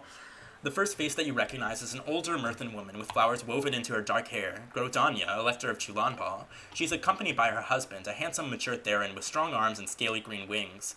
Catching sight of you, Grodanya laughs and pats her companion's hand, then detaches herself to come over and greet you. Your Imperial Highness, it is such a pleasure to meet you in person, I'm trying to make her southern. How do I do a southern voice? Your Imperial Highness, it is such a pleasure to meet you in person at last. You look even lovelier than your pictures. Despite the fact that she's 3 times your age and her husband is right there, she appears to be flirting with you. Thank you. I hope we'll be seeing more of you at parties while you're in the sector. We have to manufacture much of our own entertainment. What sort of entertainment? Oh, many things. Card and board games in particular. I always enjoy the thrill of competition. Board games like the ones that little children play, while you're trying to take control of an empire. I'm not certain that I'll have time for that, but I'll keep it in mind. Oh, you are a precious creature. She laughs. I mustn't monopolize you now. I'm sure you have many introductions to make, but please call on me later. I'd love to hear more about you. Before leaving, she makes a strange low curtsy to you, spreading her arms wide and crossing her legs, then bending her knees until she's almost kneeling on the floor. You've never seen anyone do that before and aren't sure how to respond. You far outrank a minor elector and are not obligated to respond in kind, of course. You nod graciously to her and allow her to withdraw. You sense that she has generally positive feelings about you. You look around for another elector to speak to and locate Jade, the representative Kioi, the innermost planet. The Tharkin appears to be attending alone and is dressed as a businesswoman rather than wearing a formal gown. Looking more closely, you notice her outfit is not entirely appropriate for an imperial reception. Her outfit is too tight in some places, too low in others. You can't imagine a woman in her position would make such a choice by accident. What message is she sending? She arrived without an escort. Perhaps she intends to acquire one here. When your eyes meet hers, she raises a hand to her face as if startled, then puts on a bright smile and walks directly over to you. Your Imperial Highness, thank you for taking the time to meet with us. Please accept my condolences about your father. Thank you. He was such a powerful man. I regret never having the chance to know him better, but it just goes to show you have to seize opportunities when you can. Lady Shoofleys, this is a dangerous one. She is, it's true. In a place like this, we often have to manufacture our own opportunities. The Elector of Chilanbal said something similar. Oh, she did she? For some reason, she appears to find this extremely funny. Some people love to play the game, but they don't realize how easily they can be outmatched by someone younger and faster. Which I suppose means I should keep an eye out for you, doesn't it? She eyes you in a way that seems both flirtatious and provocative. She's trying to get a reaction, but you're not sure exactly what. You say nothing at all, but meet her gaze, staring her down, and smirk. She shivers. Yes, I think so. Please call on me when your schedule permits. I'm sure we can come to a mutually beneficial agreement. Yes, we'll talk later. She nods to you and walks away, ankling her path to accidentally bump into a man in an expensive suit as she goes. She's trying to fuck him. You sense that she has generally positive feelings about you. Shaking your head, you look around for the final of the 3 electors you need to meet. Heru are easy to spot in a crowd, but telling one from another can be more difficult. They all look a bit alike to you, perhaps because you've never known one well. Heru are rarely seen in the Merkin system. Gender is considered irrelevant personal information among the Heru, generally discussed only with their mates and their doctors. Their unusual naming conventions provide no clues on the subject. At last, one feathered figure detaches itself from the crowd and makes its way over to you. It is not particularly tall, but its feathers are faded with age, and it moves slowly. A breeze stirs and the skies lighten at your presence, Imperial Princess Zorana. From the heart of our home we send warmth and welcome unto you. I who greet you am known in your tongue as Rippling Eternity. It is a pleasure to meet you. It raises one tall, clawed talon. A meeting is a beginning. Many lifetimes ago, your ancestors and mine met for the first time upon the surface of a world both near and far from where we stand now, and the stars were carried in their arms. Even the ancient callers, those who led their flocks in wisdom, could not have imagined that eyes in the dark were watching from the limitless voids of space. What am I looking at? OMG, there's Carrie looking. Is that an owl person? Yes. This is a Heru. They're all based on different birds, and this one is like sort of an owl type thing. But I love the Heru. Like, they are sort of unsettling to look at, but they're my favorite. It was the Voyager, known as High Peak, who was the first to spot a light growing in the sky, a light which would in time descend and take shape into a great and gleaming figure. It sounds like it's gearing up to tell you an entire epic of the Heru people based around the first contact with the Celestial Empire. That could take a while, and especially in such an old and quavering voice. Gentle Elector, the history... I'm about to sneeze. Or not. Gentle Elector, the history of the Heru and the Celestial Empire is of great importance to all of us within the sector and affects every facet of our negotiations. However, it's my duty to make the rounds and introduce myself to my guests. I must not neglect anyone by staying too long in one place. Is there anything in particular that you wanted me to know right now for our first meeting? Rippling Eternity closes its beak, making a clicking sound with its tongue. After a moment, it speaks again. Cooperation opens opportunities, but the rewards are not always equal. A wise leader must consider who it is that pays the cost. Thank you for your words of wisdom. I hope we can speak again later. I am certain that we will. With that, you extricate yourself and continue around the room, smiling at the assorted dignitaries. Much remains to be done before you have any chance of claiming the throne. You can't let Rippling Eternity claim all your time. You sense that it has generally positive feelings about you.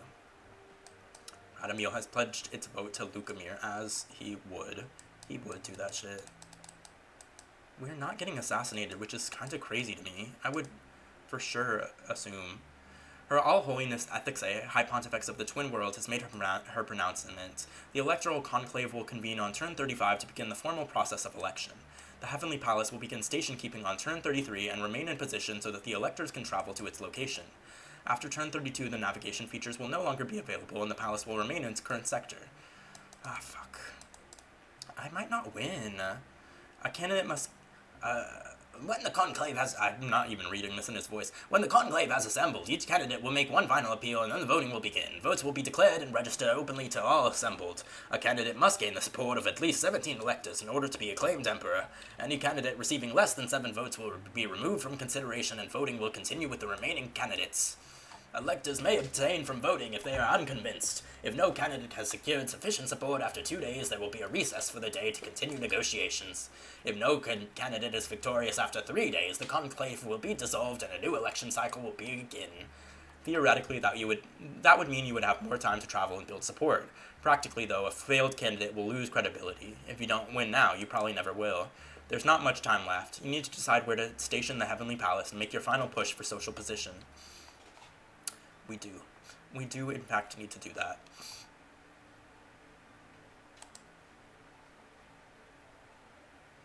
We'll go dramatic and piloting. It reminds me of that owl thing in Avatar with the sunken library. Hated that motherfucker. It does sort of look Avatar coded. Okay. We low-key...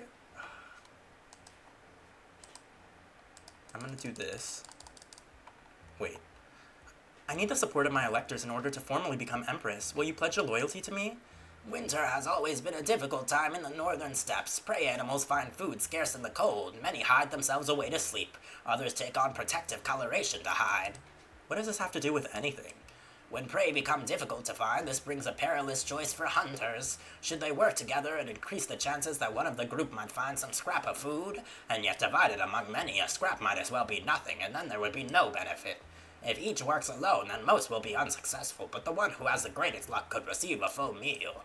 The obvious compromise is to work in small bands, 3 to 5 being the most common numbers for young and unmated hunters who have no offspring to care for. As it happens, a group of 3 friends on a hunt together has a great fortune to encounter the tracks of a jar which much have ventured out of hibernation. By the size of the paw prints, it was an enormous beast, more than enough to feed all 3 hunters and leave meat left over.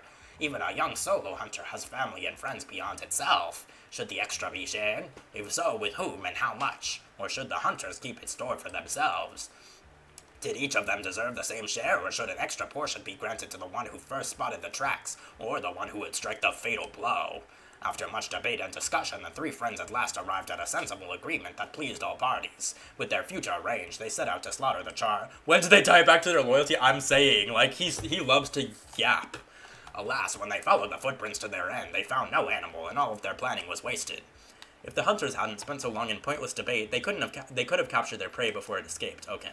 Well then, let's not waste any time. Tell me what you want, and we can move forward right away. The elector tilted its head, apparently not expecting this response. Everyone wants something in politics. What can I do that would make a difference and show you that I'm the best candidate to lead the empire? The elderly Haru was silent for a moment. The Imperial Comitia is a marveling masterpiece of cooperation and diplomacy, where disparate voices from across the Empire can all have input into governance as a whole. The College of Electors guarantees that all citizens of the Empire are connected to their future ruler through their electors' votes. This is what brings you here. However, not all populations are equally represented. A private mining operation or a single research station has the same electoral vote as an entire planet, but a tiny fraction of the population. It's true that the stations in the Drog section are laughably tiny when compared against the population of even a minor colony world like Relods. One might as well assign an elector to every small town. However, it was necessary to designate those stations as permanent settlements in order to establish the imperial claim to the system. They're treated like colonies and therefore have their own electors. There are political and historical reasons why the College of Electors was designed the way it was. No one's going to abolish it now. I do not seek to have it abolished, only to place a feather upon the scales. Heru Prime is the only ancestral homeworld with only 2 electoral votes. That's debatable. The all-seeing eye is meant to be autonomous, rather than a 3rd elector for Mal Prime. This is only a technicality, however. They are obviously quite closely aligned. To adjust the balance for the honor of my people, this is my request. To grant a 3rd electoral position to Heru Prime. That's not something I have the power to do right now. No skill that you can learn would allow you to single-handedly change the structure of government, not while you're only the heir to the throne. After all, if a candidate could pick and choose the electors, that would make this entire process a lot simpler for you, as long as you were the one doing the picking. But anyway, it isn't allowed. The Imperial Princess cannot. The Empress, however, could issue a decree. For this benefit, there must be guarantees. Will you publicly commit to seeking a third electoral seat for Heru Prime? Rippling Eternity is correct. The Heru homeworld is disadvantaged compared to those of other Imperial races. A single new electoral vote will not have much impact on the balance of power. Even within the Heru system, many of their worlds are controlled by colonizing forces from Merca and Tharkis. It may be possible to sell this plan as a natural step forwards for the Heru, something that the Celestial Empire in general should applaud with pride. Expansion is an imperial virtue. A public commitment requires an official proclamation. All the electors will know about your statement, and all of them will judge you for it. Hey Shu, have we murdered our lovers? We have not. We have not. But hey Red Panda, how are you? I do always pick to support, like, this, because the Heru as a race are, like, I don't know if dehumanized even really works when nobody here is human, but, like, they are the race of the four main races that are routinely, like, degraded by the other races, and it's, like, absolutely not. There's another quest where one of the Heru sends you to, like, a secret dungeon or something, and then when you get to the secret dungeon, you find, like, a plaque that says, this Heru artwork thing, or something like that. Like, it's a plaque that shows that this was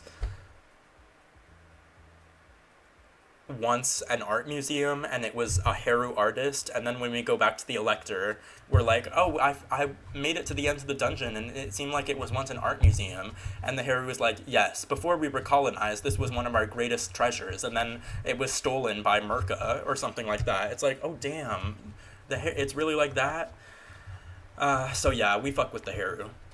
Dang it, I'm pretty well sleepy. Came to say hi before I die and revive like Jesus on the third day. Oh my god, sleep so well. Before I go, did you get a haircut? I did. It's not styled right now. It looks kind of crazy. I love that he's okay looking a mess, because I just woke up from a nap before the stream, and then I just started streaming without doing anything. But yes, I did. I will issue a statement in support of Heru Prime being represented by a third elector. Thank you, Your Imperial Highness. Though my role need never be known, I am honored to have played a part in advancing the position of the Heru within the Celestial Empire. Bye, Red Panda. Have a good night. It folds its arm across its chest and bobs its head repeatedly in a show of respect. The support of Relot is yours. Thank you. Okay, next we will do... I'm getting, like, really, really scared that I can't win the election. We only have, like, 11 votes right now, I think. We're about to get, wait, let me read this. You dig into the background of Jade, Elector of Kioi. Jade is the clone child of the previous Elector, and her upbringing was dedicated to replacing her mother at the heart of the family business. She's well-educated and a shrewd negotiator, often underestimated in the boardroom. Jade was married to an older man, but he died within the past 5 years from an accidental drug overdose. The death was well documented and not considered suspicious. They had no children. Since her husband's death, Jade has developed a reputation for wildness. She's often been seen intoxicated in public. She dismissed her entire harem and has been rebuilding it with only perfectly matched sets of twins. She has been banned from various clubs for inappropriate behavior. Jade has also been linked to an extensive array of temporary sexual partners, including, by rumor, the husband of Elector Grodania. That might cause a scandal if the story came out. Ooh, that's kinda gaggy. She's fucking her man. Like, yikes. Jade's a clone too. Yes, there are so many clones in this game for some reason. I mean, it's just part of their, like, reproductive system. You arrange for a private dialogue with Jade. I have a business proposition for you. Not necessarily the sort of proposition I was expecting. I want your promise to vote for me in the upcoming election. And what will you give me if I do? It's more a question of what happens if you don't. You've been a very naughty girl, haven't you? Up to all sorts of scandals, affairs, drugs, public indecency. You've been juggling fireworks, and one's about to go off in your hands. She purses her lips, wiggling her shoulders a little. So now you're threatening to punish me? It's not too much of a threat if you might enjoy it. No, if you don't give me your loyalty, I will reveal to Elector Grodania that you slept with her husband, and she will make your life miserable at every social gathering in the sector for a 5-him. You will be chivied around by a gaggle of disapproving older women, and you will have no fun whatsoever. How diabolical. You can't prove anything, you know. Oh, can't I? She meets your gaze for a moment, then looks down. All right, if you're gonna twist my arm about it. She shoots you a glance, and you sense she wouldn't mind if you twisted her arm. I'm glad that's settled. You're not certain, but you think you see her smirk. It is settled, isn't it? She might be trouble later, but for now you have her vote. You sense that she has generally positive feelings about you. Yay! Alright, Crotania. Public indecency. Yeah, she was drunk in public. Shoot, why'd you blackmail her? I know, you kind of low-key don't even need to blackmail her. She probably votes for you either way. But, I mean, I just did it. You engage Grodania in private conversation and attempt to charm her with your personal appeal. Oh, you darling thing. Do you like spice? Wait. Oh, you darling thing. Oh, you darling. She's southern. Oh, you darling thing. Don't you like spice cookies? I know this old family recipe. I haven't baked them in simply ages, and I would love to share them with you. I look forward to tasting them. Oh, lovely. I'll throw in a few other trifles I think you might like. It seems the idea of giving you presents pleases her greatly. You sense that she has generally positive feelings about you. Now we're up to 12. Okay. We should be able to get all 3 here. Chime from your computer signals an incoming call from a good friend.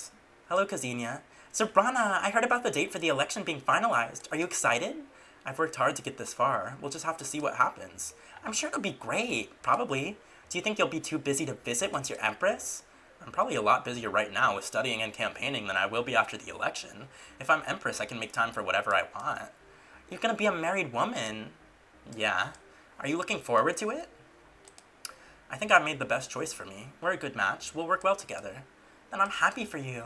I wonder if I'll ever find the perfect match for me. She has plenty of time. Unlike you, she's not under any pressure. Well, anyway, I hope I'll see you soon. Good luck. Is your character becoming a dictator? Not really. I wouldn't say so.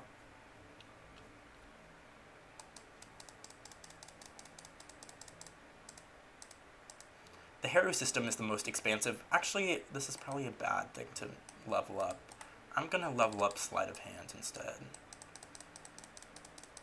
I think we already have enough spaceship. The Haru system is the most expansive of any in the Empire, and great swaths of it remain largely undeveloped. This sector contains no habitable worlds at all, no frontier colonists, no casual visitors, no society.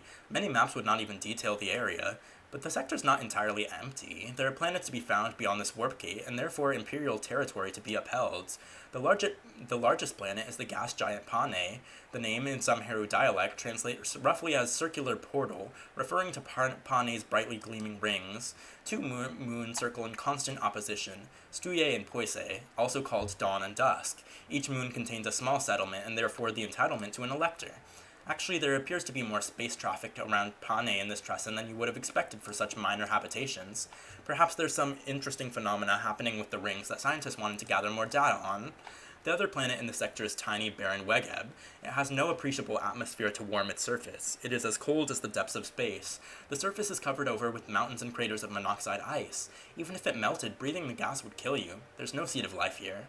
Nonetheless, the planet has been claimed and parceled out to various business enterprises. Their ownership is displayed across the surface by small stations and large banners, making this benighted outpost as a genuine holding of the Empire. The long-term population of Wegeb is generally limited to caretakers and maintenance engineers. Kadar, the Elector, certainly does not live there herself. She's been traveling in her personal cruiser to reach the Heavenly Palace for this event. This is the first occasion in which the Heavenly Palace has visited the sector within your lifetime, if not longer. Despite that, the guest list is small and the gathering sedate. Other than Kadar's entourage, all attendees hail from the moons of Pane, and most of them are Haru. You're aware that the official elector of Pane Stuye is a Haru child much younger than you, but you can't spot anyone that small in attendance. The regency is jointly held by the child's adoptive parents, whom you've never met. You've never met the other electors either, but they're much easier to locate. Kadar especially has been in frequent contact with the palace teams to arrange her ship's rendezvous, and here she comes now. Your Imperial Highness, here you are in the back end of Beyond for some reason. While this might count as some sign of making an effort, it might also demonstrate a piss-poor grasp of strategy.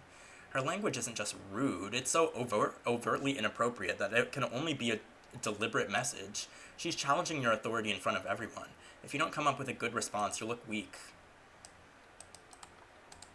This sector's total population is a rounding error for the Empire, so why did you bother? Oop, that still doesn't work. Nope, that doesn't work. Explain why these votes matter.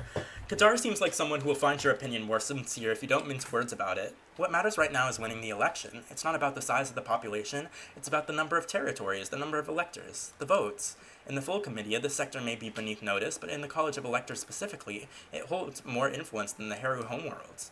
So you'll court us now and forget us later. We don't know what the future will hold, but isn't that all the more reason for you to take advantage of the opportunity while it lasts? In this moment, your tiny world holds power they may never have again. Now's the time to negotiate. Well said. I look forward to speaking with you in more detail privately. She nods to you and steps aside. You can sense that she has generally negative feelings about you. You're not alone for long before another young woman makes her appearance. Hello, Your Highness. It's good to see you again. Again? We've never been formally introduced, of course, but I was lucky enough to win a ticket to an imperial premiere once, and you were one of the black carpet guests, so I saw you there. Oh, what show? Dragonfluked. Dragonfluked? It was the first live-action adaptation of a popular comic strip. The premiere was a huge event. Passionate fans flocked in from all across the Empire just to have costume parties in the streets if they couldn't get into the show itself. All across the Empire, including apparently Heru 2 and the Moons of Pane, Chapadoc had to travel all the way to Kedro? And that was half of 5 ago. She's not that much older than you. Would she have even been an adult at that time? You're not sure you could have managed to arrange a trip halfway across the Empire just to attend a show. At least, not until you became the heir. She must be quite a fan. Well, it is a pleasure to meet you properly. May I introduce my spouse, Bright Blue Shell? She brings forward a Heru who appears, like Chapadoc, to be in young adulthood. Despite the name, it is not wearing anything of a bright blue. Bright Blue Shell greets you quietly and withdraws, apparently preferring to leave the politics to its spouse. That's nothing personal. It's just shy. Please accept my condolences about your father. Thank you. After Kadar's provocations, it's a relief to talk to someone so friendly and polite. However, politeness alone is no guarantee of political support. You need to make a stronger connection. I've never visited the sector before. Are there any sites you would recommend? Please, don't do that. What? No one and nothing in the sector is equipped to entertain an imperial entourage. It's very kind of you to visit, but you'll be putting a strain on us if you stay. Is that what all the extra space traffic is about? I'm not intending to be a burden to anyone. I'm not here to play tourist. I'm here to make alliances for the good of the Empire. I'd like to get to know you and your needs and interests so that we can work together more effectively, but if you'd prefer to stick to business, then that's fine with me. Thank you for understanding. I look forward to speaking with you in more detail privately later. She bows to you, then moves away. You sense that she has generally positive feelings about you. 2 down, 1 to go. A voice croaks from behind you. Excuse me, sir. Madam Majesty?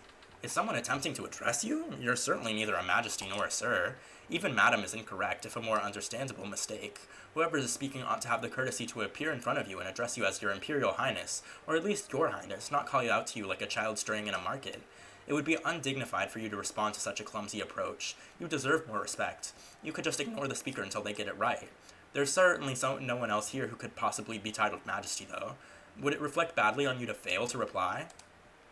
Your chin raised in a dignified manner, you turn to greet the approaching Heru, 2 of them, their heads bobbling in counterpoints. It's the regents of Pane Stuye, Starlight Needle and Robe of Ice. You hope you're correctly remembering which is which. There's no sign of the child's elector. Their charge must not have accompanied them to this event. You may correctly address me as Your Imperial Highness. Yes, of course. Highness Zorana, please forgive me. The head bombing increases in speed.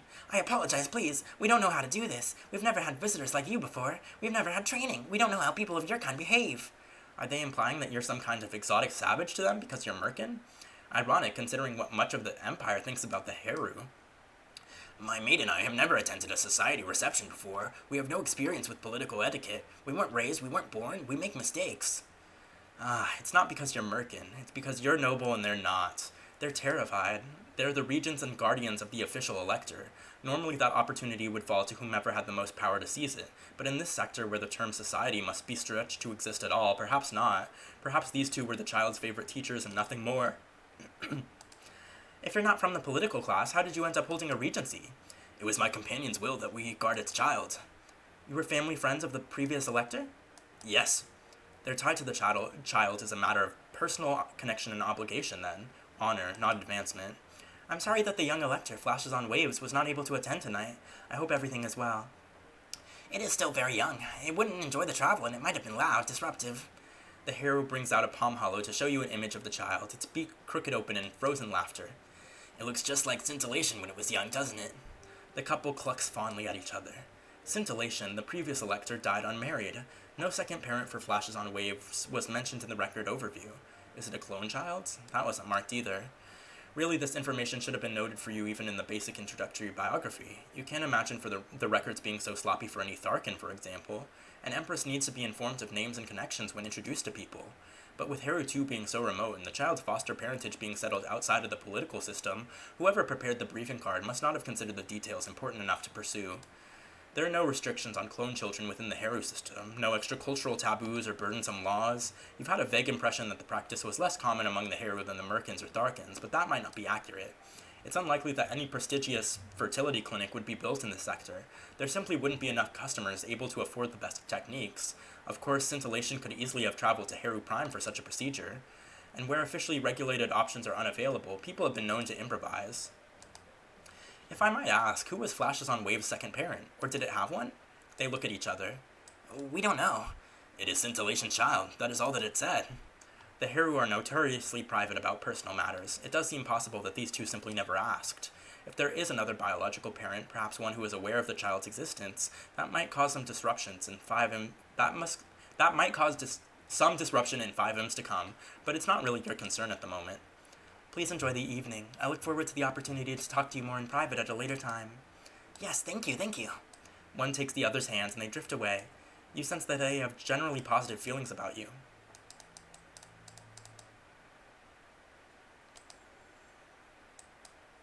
You receive a message from Vasily, sending you his best wishes and encouragement for the upcoming election, as well as his hope to see you soon.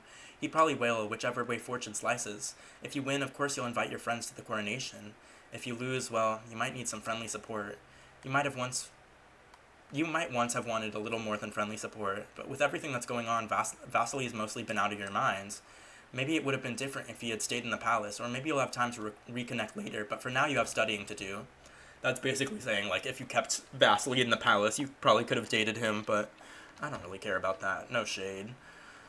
Doesn't really matter what we do anymore. We're pretty much done. I guess we'll do operations, piloting. Okay. We are going to offer you a cabinet position. You arrange for a private dialogue with Kadar and lay out your offer. In exchange for your electoral vote, I'm willing to grant you a role within the Celestial Ministry. You'll be one of my closest advisors with influence on Imperial policy. And you certainly need the advice. She cocks her head curiously. Without committing myself to anything, what position were you considering? Logothete of Science. A sinecure? No, not interested. You fall on your own. I'm not pulling you up. She closes the connection. Fuck. Okay, I guess she does not want that. Never mind then. I don't need you.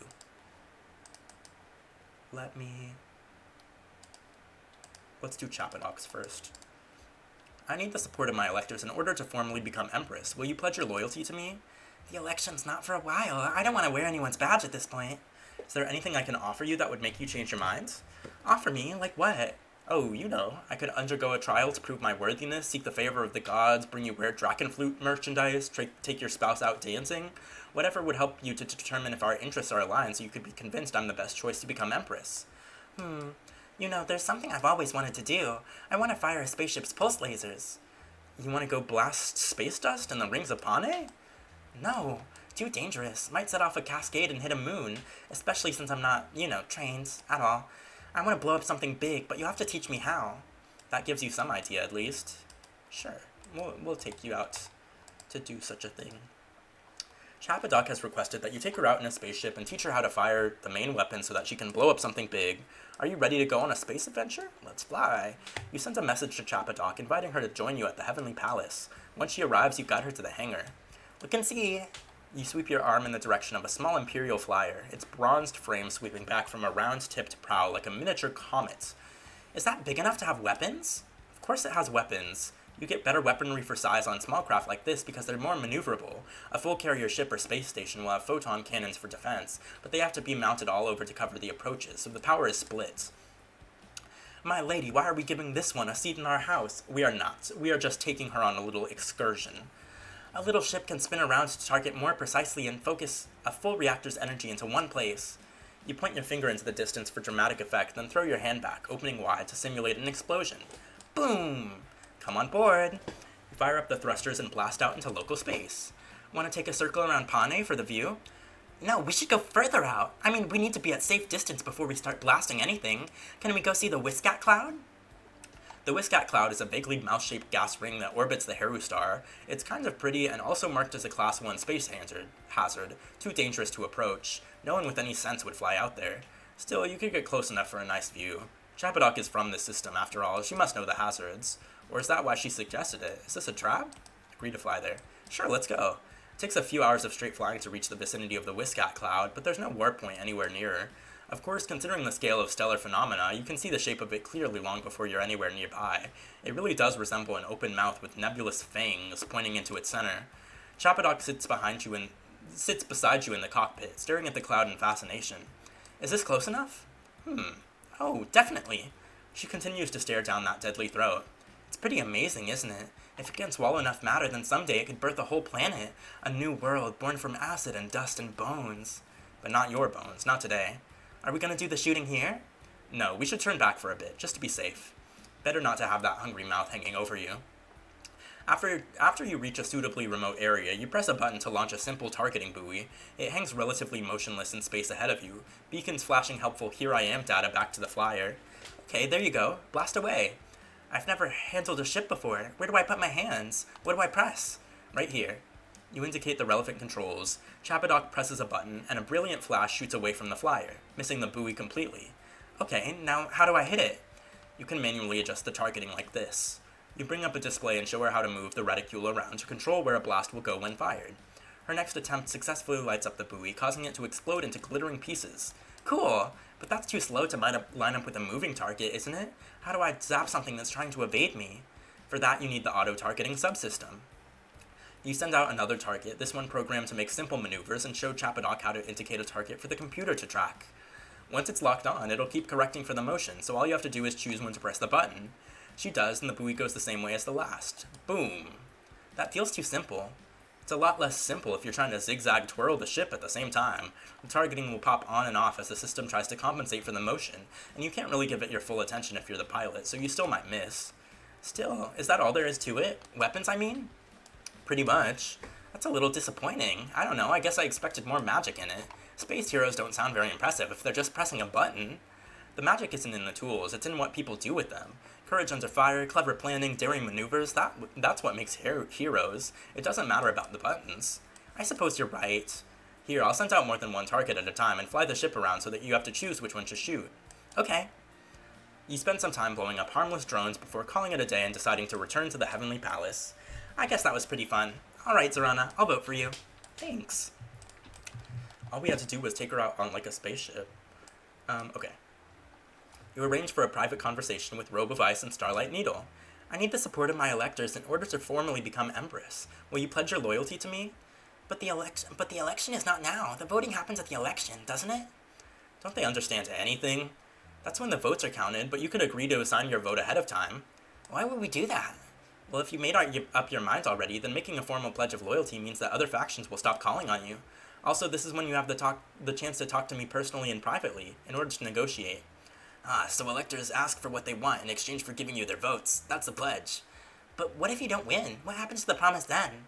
Well, that's why people generally ask for something I can do right now, rather than something only the Empress can do. A gift, maybe. A favor. Some action to show my intentions. A challenge to prove my strength or show favor to the gods. Is there something that you want? Something that would make it clear to you I'm the best choice to be Empress? They look at each other. Give us a split. It cuts the connection. After a while, the couple reconnects. Can you retrieve classified data? What? Information from restricted Imperial databases. Can you get data without raising alarms or leaving a trail or telling anyone about it? Secretly accessing classified information? That could have Imperial security implications. Not for you. You're the Imperial Princess, the designated heir. You're entitled to anything you can lay your hands on. You won't be in any trouble. But what do a pair of electors, who should already have fairly high-level access, need with truly top-secret information? Of course, these two have no political experience. It's possible that they don't realize how much access they have available already. If so, you could play it up like an enormous favor just to give them things they could have gotten on their own. What sort of data? Developments in ultra-low-gravity environments. What sort of developments? Zero-G hydroponics? The effects of gravity on chemical reactions? Anti-gravity generators? Can you be more specific? No. Anything you can find. But it has to stay quiet if you want our vote. Feels like a trap. Find out whatever you can and bring it to us. They close the connection. Well, they've told you their price, but is this a good idea? sense they have generally positive feelings about you. I mean, yeah, we're gonna do it. The regent electors of Panestuye have requested that you access restricted databases to retrieve the latest imperial information on developments in low-gravity environments. They've asked that you do this personally and quietly, leaving no trace back to them. You don't know what exactly they're looking for or what they plan to do with the information. You can't guess what the consequences might be if you succeed, or if you fail and are caught. Are you ready to make this attempt? Get cracking. You sit down at your private terminal and begin pulling up various programs. Truly secret systems can't be accessed remotely, not even by an emperor. Every branch of government has multiple offices within the Heavenly Palace. Hidden somewhere among those are the secure network terminals and hard crystal reports that are only available to a trained few. From your terminal, you can pull up public records about staffing, cleaning schedules, and other allocations, and overlay the information you have about how such things are organized in order to pin down the most likely access points. With that in mind, which branch of government will you target? It's too risky to go after all of them, and you don't know precisely what Starlight Needle and Robovice are looking for. They might refuse to honor the bargain if you can't provide any useful information. The Commerce Department is likely to have lower security than most other divisions, though it's not immediately clear what information they would have about low-gravity environments. Notes on how gravity affects construction stresses, maybe? Data on mining gas planets? It could take time to find anything interesting, but if you're caught, it would be easy to pass off as idle curiosity. There's obviously going to be all kinds of data about low-gravity experiments in the science labs, but there are a lot of labs and a lot of staff on duty at all hours. Considering what happened with your father's experiments, the science department will want to help you for your own protection. You can get information, but it will be hard to do it secretly. The Galactic Relations Department might have information on species known to live in low-gravity environments or on star systems that contain only low-gravity worlds. Is that useful? Future colonization plans would definitely count as top secret. Seeing a new colony means changing the balance of power in the Imperial Comitia. The military does train in low-gravity environments. There might be top-secret techniques or weapon developments available, but that sort of data is definitely going to be under guard. And is it really ideal to give military secrets to a pair of ersatz nobles in a sector that barely even qualifies as a backwater? Whose data will you attempt to access? I actually forget if we can do galactic, can we? Outside of an Imperial crisis, the Galactic Relations Department is not a round-the-clock operation. On the off-ship, people lock up and return to their quarters, so all you need to do is bypass a lock. The lock is pretty simple. A few splits of wiggling your tools around and you've got it open. Fuck. Okay, no, we can't do it. There's no such thing as an off-ship for the science section, at least not as a whole. There's always someone somewhere hard at work on their latest project. While certain labs might be shut down for the night, reaching them would require passing open eyes. It's impossible for you to disguise yourself as just another scientist. You're the Imperial Princess. Everyone knows you by sight. Your very skin would give you away. Although, if you wore a full cleanroom suit and mask, only your eyes would be visible. That might be enough to hide your identity, but it certainly wouldn't make you inconspicuous. You'd still need a good lie to deflect attention. Scientists are often eager to share their latest discoveries. Perhaps you can encourage them into giving you information without realizing what you're fishing for. Okay. We are going to disguise ourselves. You've taken part in enough experiments to have your own gear, thick cloth over your mouth and nose, then an opaque glossy gray material covering your entire body, with elastic tightening around your wrists, ankles, midsection, and face.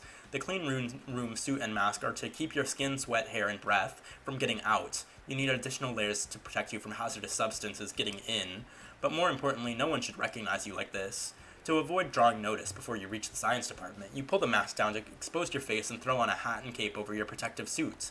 It's enough to look relatively normal at a glance, though it obviously won't hold up if someone stops you to talk.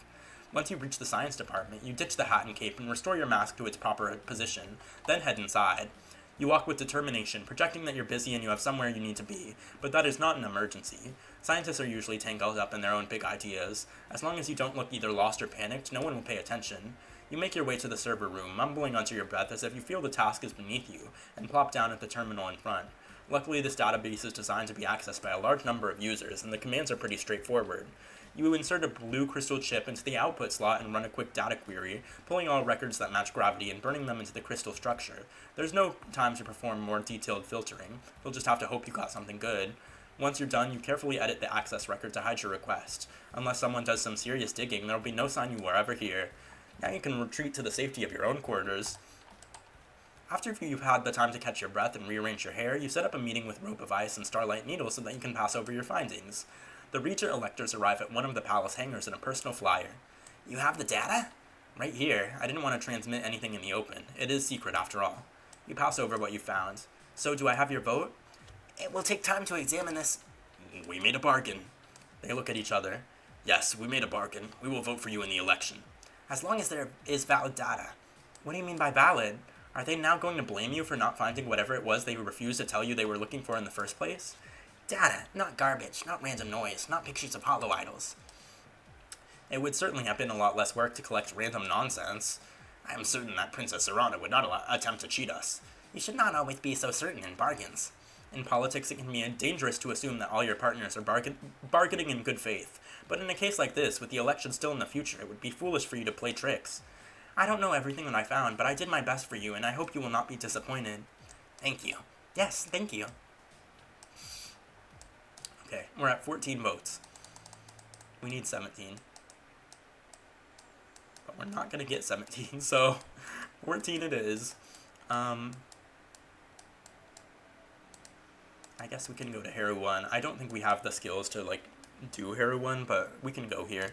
Good morning, Your Imperial Highness. We have reached our stable destination and broadcast our position to all electors so that they may arrange transport to the Heavenly Palace for the upcoming election. The distance, of course, is shorter for some than others. I look forward to seeing them. Is that all? No. The committee requests your opinion on a matter of commerce. A border station near Tharkin Space, one that facilitates trade with both the Chukak and the Novans, has requested a consultation on the subject of processing fees. They wish to be able to scale the fees for clearing goods based on how many warp gates the goods have traveled through before reaching the border. Each jump between origin point and destination adds increased risk of tampering, smuggling, and theft, therefore requiring extra scrutiny. More jumps means more opportunities, but not necessarily more risks. If local goods are known to get fewer checks, that would make them an appealing target for the black market. It would depend on the strength of Tharkin security. Fees based on travel distance would mean a competitive advantage to Tharkin-produced goods, at least through this border. There are already natural cost increases in fuel and haulage for goods that travel longer distances. Adding artificial barriers could change shipping patterns.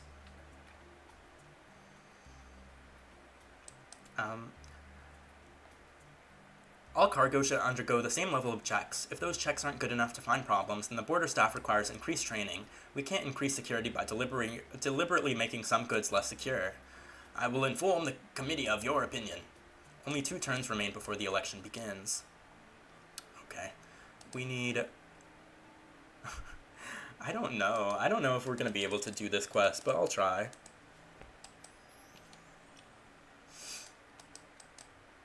Heru Prime is an unpleasantly hot world, with much of its surface varying between desert and jungle. The currents and storms where air masses mix are reportedly spectacular. It's no wonder that this is the source of a flying species. At the same time, their own natural wings may have discouraged their technological development. The Heru had not yet discovered spaceflight when the system was discovered by Imperial explorers. In fact, they had not yet developed powered flight of any kind. Much has changed in the centuries since the Heru were absorbed into the Celestial Empire, but some of the stigma of being less advanced still remains. Still, the capital is a thriving metropolis with large contingents of all the Imperial races, and the upper echelons of society are eager to make connections with you. You're not personally experienced with Heru cuisine. The household staff of One Bite, one of the 2 electors from the Heru homeworld, has offered to cater the reception. This would ensure that the menu is appropriate to local tastes and customs, but if there is any conflict between the 2 electors, allowing one to have so much influence might offend the other. There's also the issue that Heru have no capsaicin receptors, which means they don't experience any sensation of pain from eating the hot peppers that are common on their planet. They simply enjoy the taste. Allowing the Heru to cater could be a very spicy experience. You trust your chefs to create something that is tasty, elegant, and appropriate for the situation. That's what they were hired for. This isn't the first time that the Heavenly Palace has visited Heru Prime. We're not at pilot anymore, we're not. We have a check coming up that we need, stealth for, but we still might fail it, I don't even know. As the reception gets underway, you make the rounds, nodding and smiling and sampling the colorful bite-sized foods being offered. The food is tasty, though, with higher amounts of both meat and hot spices than you'd expected. Perhaps you'd ought to spend some time exploring Heru cuisine when you don't have the fate of the Empire resting on your shoulders. You glance around at the sea of feathered faces. With so many local guests, it's difficult for you to pick out the electors among the crowd. Of course, they're here to meet you, and will no doubt seek you out. You stand and wait, projecting your best royal aura. Suddenly you become aware of a disturbance at the edge of the room. You move a bit closer to try and see what's happening. A Heru in rich purple robes appears to be struggling with one of the palace waiters. Has it had too much to drink? Wait, that's not a server. That's an internal security officer operating undercover. Something's wrong here. Is that Heru an assassin? Whatever's going on, you better not get too close. You need to let security do their work without disrupting the reception. It could leave a terrible impression on the rest of your guests, especially if they believe that someone's being treated with violence because they're Heru. You need to provide a distraction. Quickly, you move to the front of the room, picking up a silver handbell and ringing it to draw everyone's attention to you. Welcome, all of you, to the Heavenly Palace, the heart of the Celestial Empire. The Empire has been my blood and my life since I was born, and yet its diversity continues to amaze and inspire me. From the winds of Heru Prime to the mist of the Blind Eye, from the fallen colossi to the depths of the Basilica of Shadows, we are all connected. Wherever we are the Empire, and the connections we build will shape our extraordinary future. There's a round of applause, more than you expected for extemporaneous remarks. You almost wish you'd saved those lines for a bigger occasion. More importantly, it appears that the security incident has been resolved with discretion, and the festivities can continue as planned. Shortly afterwards, someone approaches you. By the standards of Heru fashion on display, this person is ornately dressed, and probably either important or seeking desperate attention. Clear skies to you, your Imperial Highness. I am known in the common tongue as One Bite. Aha, this is one of the electors. Greetings to you as well, Honorable Elector. I believe this is your first visit to our footstool, Heru Prime? Yes. I'm sure you must have a busy itinerary, what with getting to know the territory, all the various divisions, the monuments to past events, the Primacer's office, the pilgrimages. It's a pity you were not able to make yourself better known to our people before finding yourself in these tragic circumstances. However, we look forward to building a fresh Imperial relationship with no priors. The words sound friendly, but there's no warmth behind them. You sense that it disapproves of you somehow. Thank you. It waves its arms, streamers fluttering. Yes, contact my office when you are prepared to learn. With that, it sweeps away to rejoin another Heru, probably its spouse. You sense that it has generally positive feelings about you. Several splits later, another Heru ambles in your direction, propelled by coughs and nudges from a handsome young Murthan man who waits behind at a polite distance. Feathered as they are, the Heru take an eccentric approach to clothing. Where One Bite seems ornately overdressed, this individual looks like it can barely manage to keep anything attached. Hello, Your Highness, Your Imperial Highness. It's a pleasure to make your acquaintance. I'm known as Three Rocks Nestled. It scratches its head awkwardly. I'm afraid I'm a bit behind on my updates, and there wasn't much information available anyway, so, tell me about yourself? What? Your interests, things you like to read? This is an important political gathering, not a social mixer. You weren't expecting to present a book report tonight. What would you say is your favorite genre, and what do you want the elector to think of you? Mystery. I like a good mystery. It's like a puzzle where you can put together the clues, try to come up with a solution, and then see if you're right. Yes, an excellent workout for the mind. Do you have any pets? A golden viper? Excellent. It pulls up its little notebook and scribbles something. Oh, yes, we'll talk again. It walks away, still writing. The Murthan you noticed earlier looks exasperated and takes a few rapid steps to catch up with the elector. What an odd bird. You'd sense that it has generally positive feelings about you. As the reception winds down, your security team draws you away for a discreet update. The disruptive guest earlier was apparently a Heru separatist, attempting to strike a blow against the Merkin overlords. They assure you that exactly the same thing would have happened if it had been your father holding a gathering. This attack was not about you personally, but what you represent. No connections to any electors or larger factions have been detected. This incident should have no further political consequences. Does that make it any better? Actually, I don't want to do that. I want to be determined. Oh, never mind. We're gonna die.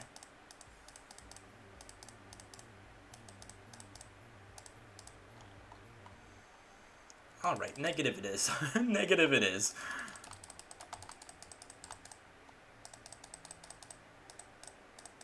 Oh, we're gonna die here too.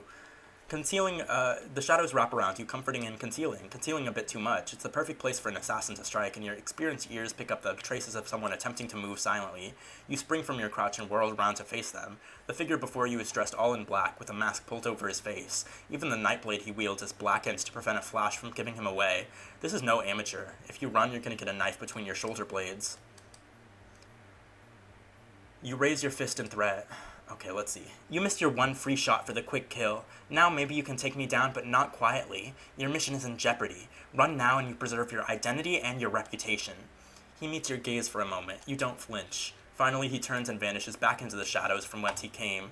You let out a breath. That was too close. We finally survived that one. Oh my god. It took the whole game to be able to survive that one. Not long now. Already electors and their retinues are beginning to arrive in the heavenly palace. The halls are filled with strangers. Soon your fate will be in their hands. You wonder if, in a twisted way, your father would be proud of all you've accomplished.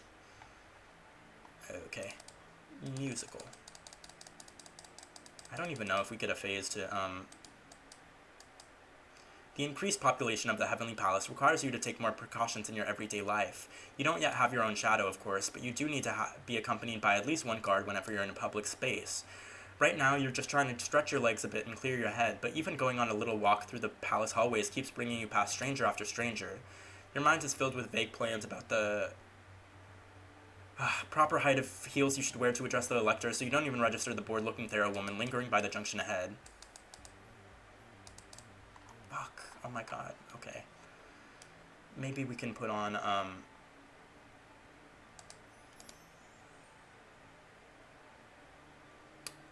Actually, I think we're gonna lose now, but... Okay, hold on. Actually, maybe like this.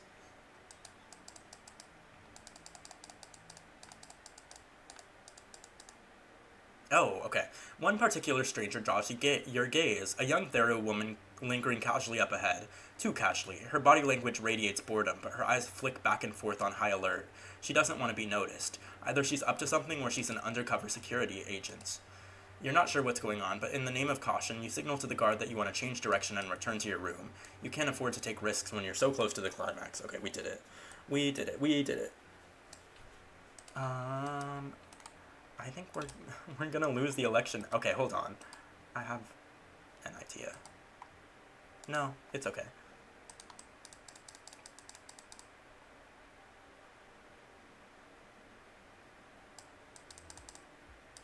I need the support of my electors. Will you pledge your loyalty to me? That would save time. Oh, I suppose. Alright then. Let me just check if I can do the... Oh. Oh, no, he's voting for me. Oh, I thought I had to do a quest. Okay, that's fine. We love that. Okay, we have 15. We need 2 more votes. We need to sway 2 votes here. You pace back and forth in your room. Wait, how many do they have, though? They both have 4. They both kind of fucking suck. It's possible that both of them fail to get 7 votes. And if they fail to get 7 votes, then it's just a revote between myself. So, what happened here? Why did they all suck? I feel like I've never seen this before, where both of them are flopping so bad. I guess the path that I went just, refused to... they could not pick up any votes. Or the ones they did pick up were all, very scattered around. You pace back and forth in your room, muttering under your breath as you practice your speech. You can't back down now. You've come too far. You have to see it through. Either you'll be Empress, or you don't really know what will happen. Concentrate. Concentrate. You can do it. You will do it. The appointed hour has arrived. The conclave of electors has assembled. It's time for you to make your final appeal. Representatives from across the Celestial Empire look on as you make your entrance. Your allies, your enemies, and perhaps even your would-be murderers are all gathered in this place to decide the course of the future. As the designated heir, you have the privilege of speaking first. All others must follow in your wake. You make your way to the central table, raise your head high, and speak the ritual words of candidacy. I, Zorana, daughter of Dragaston and Melania, Imperial Princess of the Celestial Empire, do hereby affirm my identity and my eligibility to assume the Imperial throne. Dragaston may never have seen you as a daughter, but that's what you are legally, and he's dead, so his opinion is irrelevant. I submit myself for judgment, and will abide by the decisions of this conclave. Si ves dami, moxaizani. It's an old phrase dating back before Merkins even left the Twin Worlds. Roughly translated, it means that all people are bound together like planets, but it sounds more impressive in the ancient tongue. It's too late for lengthy speeches. Most of the electors will have already made up their minds. This is only to tip the balance for those last few undecided votes. Why should they support you? Your charisma. How will your personal charm sway the voters? I'm beautiful and sympathetic. What you say doesn't matter. It's all about how you say it. You are a lovely young princess and also a tragic orphan. People should want to support you. Ooh. I'm popular and inspiring. As Imperial Princess, I hold the dreams and the loyalty of the common people. They want to believe in me, to believe in a beautiful future. Their patriotism in my name makes the Empire stronger. F or just me? Oh. Oh yeah, I'm here. I don't think I haven't gotten any notifications that I went down. That's it. That's all you have time to say. The next candidate approaches. I, Lucamir, son of Voritz and Thefili, Elector of Kedro, do hereby affirm my identity and my eligibility to assume the imperial throne. I submit myself for judgment and will abide by the decisions of this conclave. Sivedami Moksaizani. You all know me and my acts. We have served together for 5 hymns. You know what I will bring to the throne. I see no need to make any final appeal. Of course, he has to remind them that he has experience. Esmerai speaks last. On behalf of Prince Zirconi, son of Dragosin, Helena, and Esmerai, I affirm his identity and his eligibility to assume the imperial throne. You know exactly why I'm here. I do this for the good of the Empire, in Dragosin's name, and those who schemed against him will get what they deserve. She shoots you a vicious look. With the introduction of candidates complete, you must now wait for the votes to be cast and collect. I have the results. Sector Merca 1, 2 for Zorana, 2 for Lucamir, 3 for Esmerai. Sector Merca 2, 1 for Zorana. Sector Mao, 3 for Zorana. Sector Drog, 1 for Lucamir, 1 abstention. Sector Tharkis 1, 2 for Zorana, 1 for Lucamir. Sector Tharkis 2, 2 for Zorana.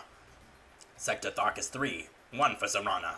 Sector Heru 1, 1 for Zorana, 1 for Esmerai.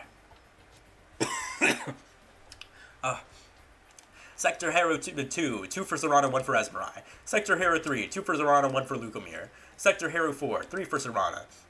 The total votes are 19 for Zorana, 5 for Lucamir, 5 for Esmerai. We dogged them. We're dominating. No, like, we dogged the fuck out of them. Even, like, if we didn't get 19, if they both got 5, it would have been a revote just among myself. Like, if you don't get 7, you're out, and then there's a revote. So we dogged their asses. I'm so surprised that we got the Mao votes. What was it? Sector Mao, 3 for Zorana. So we got, one of them was our chancellor. One of them was the cute cat guy who just voted for us just because. But there's a third one that's like a spiritual deity that like never votes for me under any circumstance. 2 for Zorana and Merca 1. Who was that? Vatra and Milan? Oh, so we lost the High Pontifex. All hail Zorana, Empress-elect of the Celestial Empire! The chamber fills with noise. Applause, cheers, complaints, probably even a joke or two. You can't tell. It's nothing but sound to you. You're still caught in the moment of realization. You've won. You've won! The flood of nobles surges into the reception room, carrying you with it. Palace servants have already laid on a congratulatory feast, complete with central sugar sculpture of you decked in jewels. You don't know whether they made multiple versions or whether the kitchen staff were secretly on your side. It doesn't matter. Everyone wants to talk to you, to touch your hand, and pledge their undying admiration, whether they voted for you or not. Even Lucamir makes a point of showing his gracious approval. The Thresher does not join in the festivities, but you catch sight of Karunti at the edge of the room, watching over you as always. Now we gotta marry that alcohol, right, that's the bad part, but, you know, at least we made it to an election and we killed our dad. The drinks flow freely and the party quickly grows raucous. This is only the beginning, of course, a little ad hoc festivity as a response to the day's events. The official galas will be far, far larger. After the celebration, an honor guard escorts you back to your quarters. You're no longer the imperial princess. You're the empress-elect on your road to coronation. There's so much to do. You'll need to meet candidates for your imperial shadow. You'll need to consult with the High Pontifex about your coronation date. You'll have to move out of your old quarters, new dress fittings, new crowns to order. You've survived Dragosin's mad schemes, the machinations of jealous nobles, the attention of assassins, and your own innocence. Princess Zorana is no more. Long live the Empress. Yes.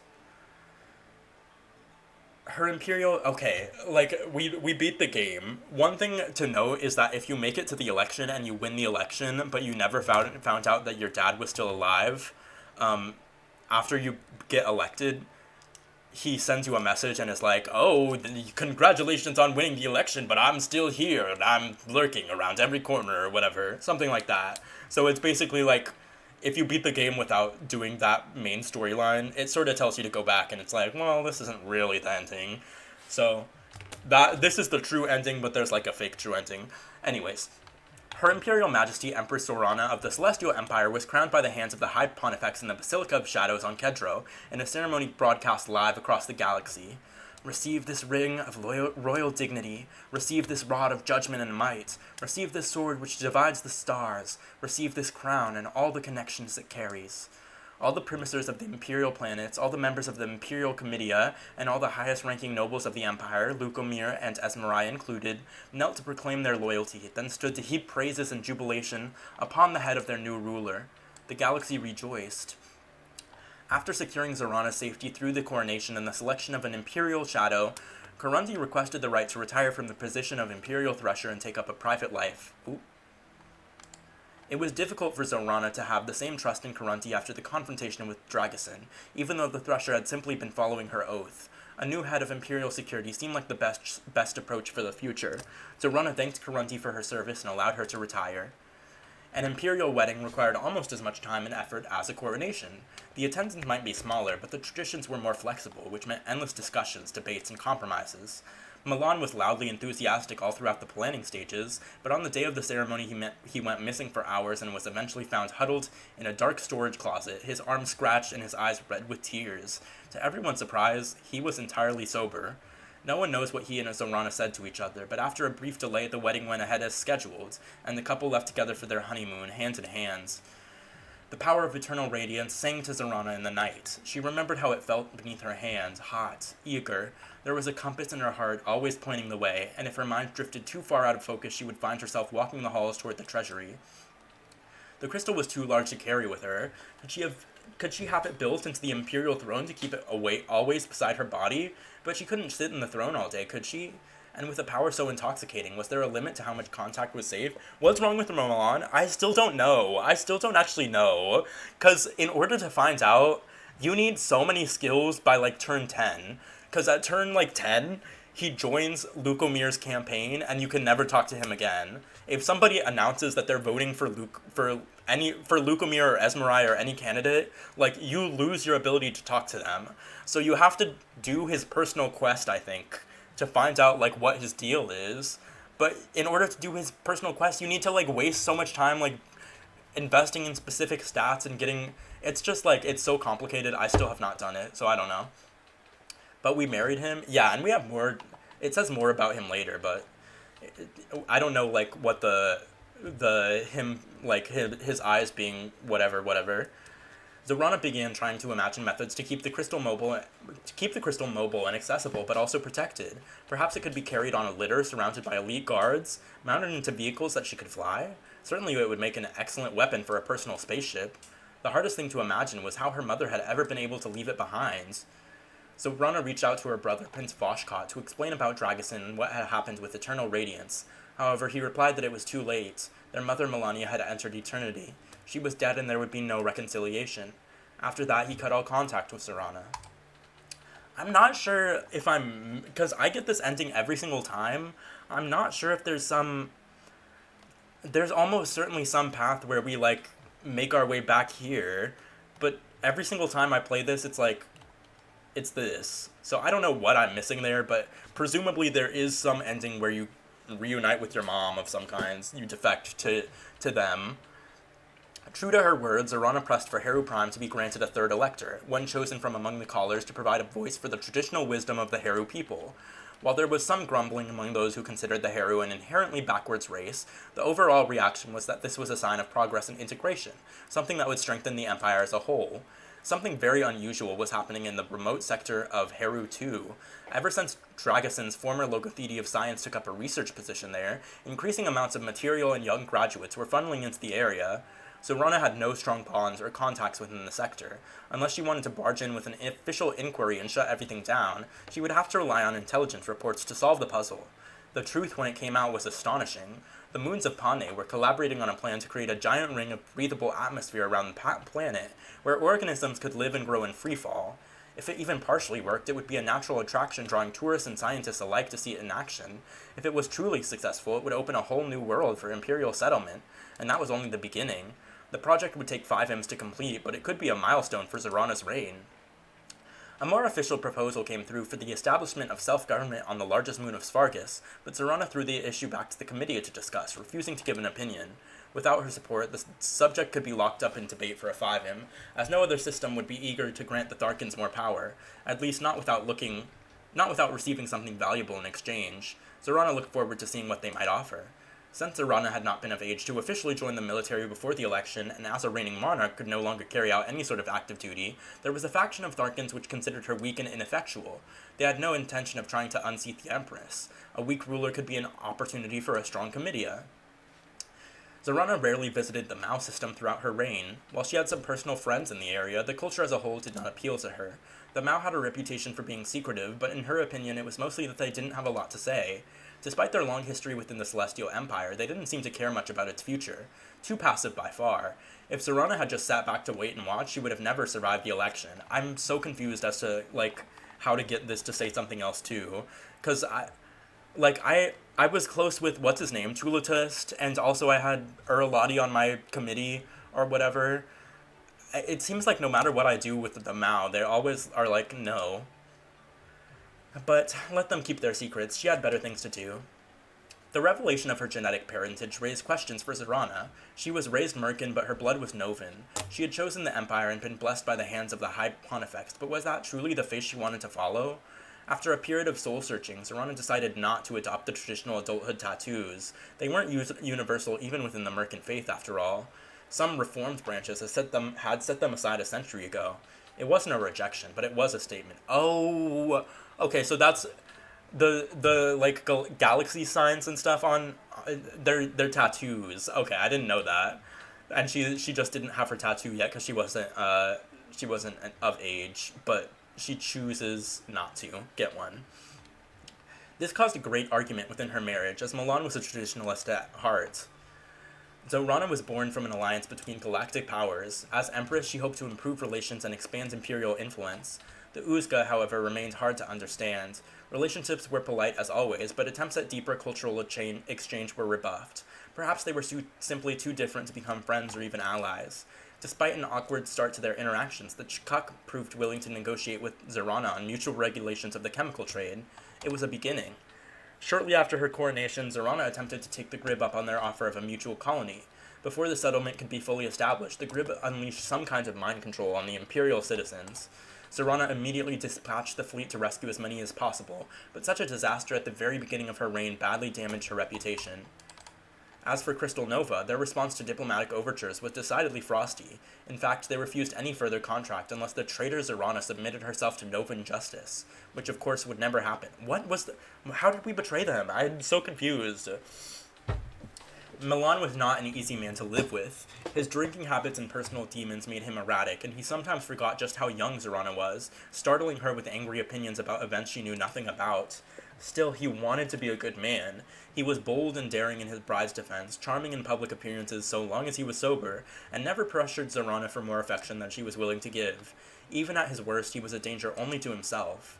Zorana had not anticipated feeling such deep affection for a man she married primarily for the political advantages, a man who seemed loud and wild and rough compared to a delicate young princess. But they each had sorrows, and through those they understood each other. Is Milan the flower shirt guy? No, I think you weren't here at the time. We married Milan, within 5 turns. He was, just some guy. He has a drinking problem, but he's mainly a vote for Lukomir, so I tried to marry him as soon as possible to get him to vote for me instead. The political advantages were nothing to be sneezed at either. As someone who had won his own title without the benefit of inheritance, Milan was a skilled campaigner who knew how to read and work a crowd. His advice helped boost Zorana's popularity and keep her ahead of her enemies. After some discussion, it emerged that Milan was eager to have a son, someone with whom he could share the best remembered parts of his golden youth. However, he did not wish to damage Zorana's own youth by forcing her into motherhood too early. Even though external gestation would mean no risk to her physically, it would be yet another responsibility for the Empress to take on. Still, Zorana knew her duty. If a son was what he wanted, then a son he would have, at least for the first child. A daughter next. And after that, who could say? Emperor Dragosin was dead and gone, and yet every direction Zorana turned, she saw the marks of his presence. His treasures, his imperial suite, his alliances, his decisions to be weighed in cabinet meetings. Her entire existence was a result of his scheming, and only the gods knew how many of his secrets still lay in ambush. Dragosin had been a ruthless tyrant, a mad plotter, a danger to the galaxy. Zorana had control over her own fate now, but sometimes she wondered, would she turn out just like him? Finale section under construction. Yeah, so the epilogue is not fully completed yet, but that was Galaxy Princess Zorana. I'm probably not going to play this again until, way later in development, like when it's on Steam, when it has more stuff in it. But I really, really adored this. I like this experience. I'm still gonna play it off stream because there's so much still to learn about this world.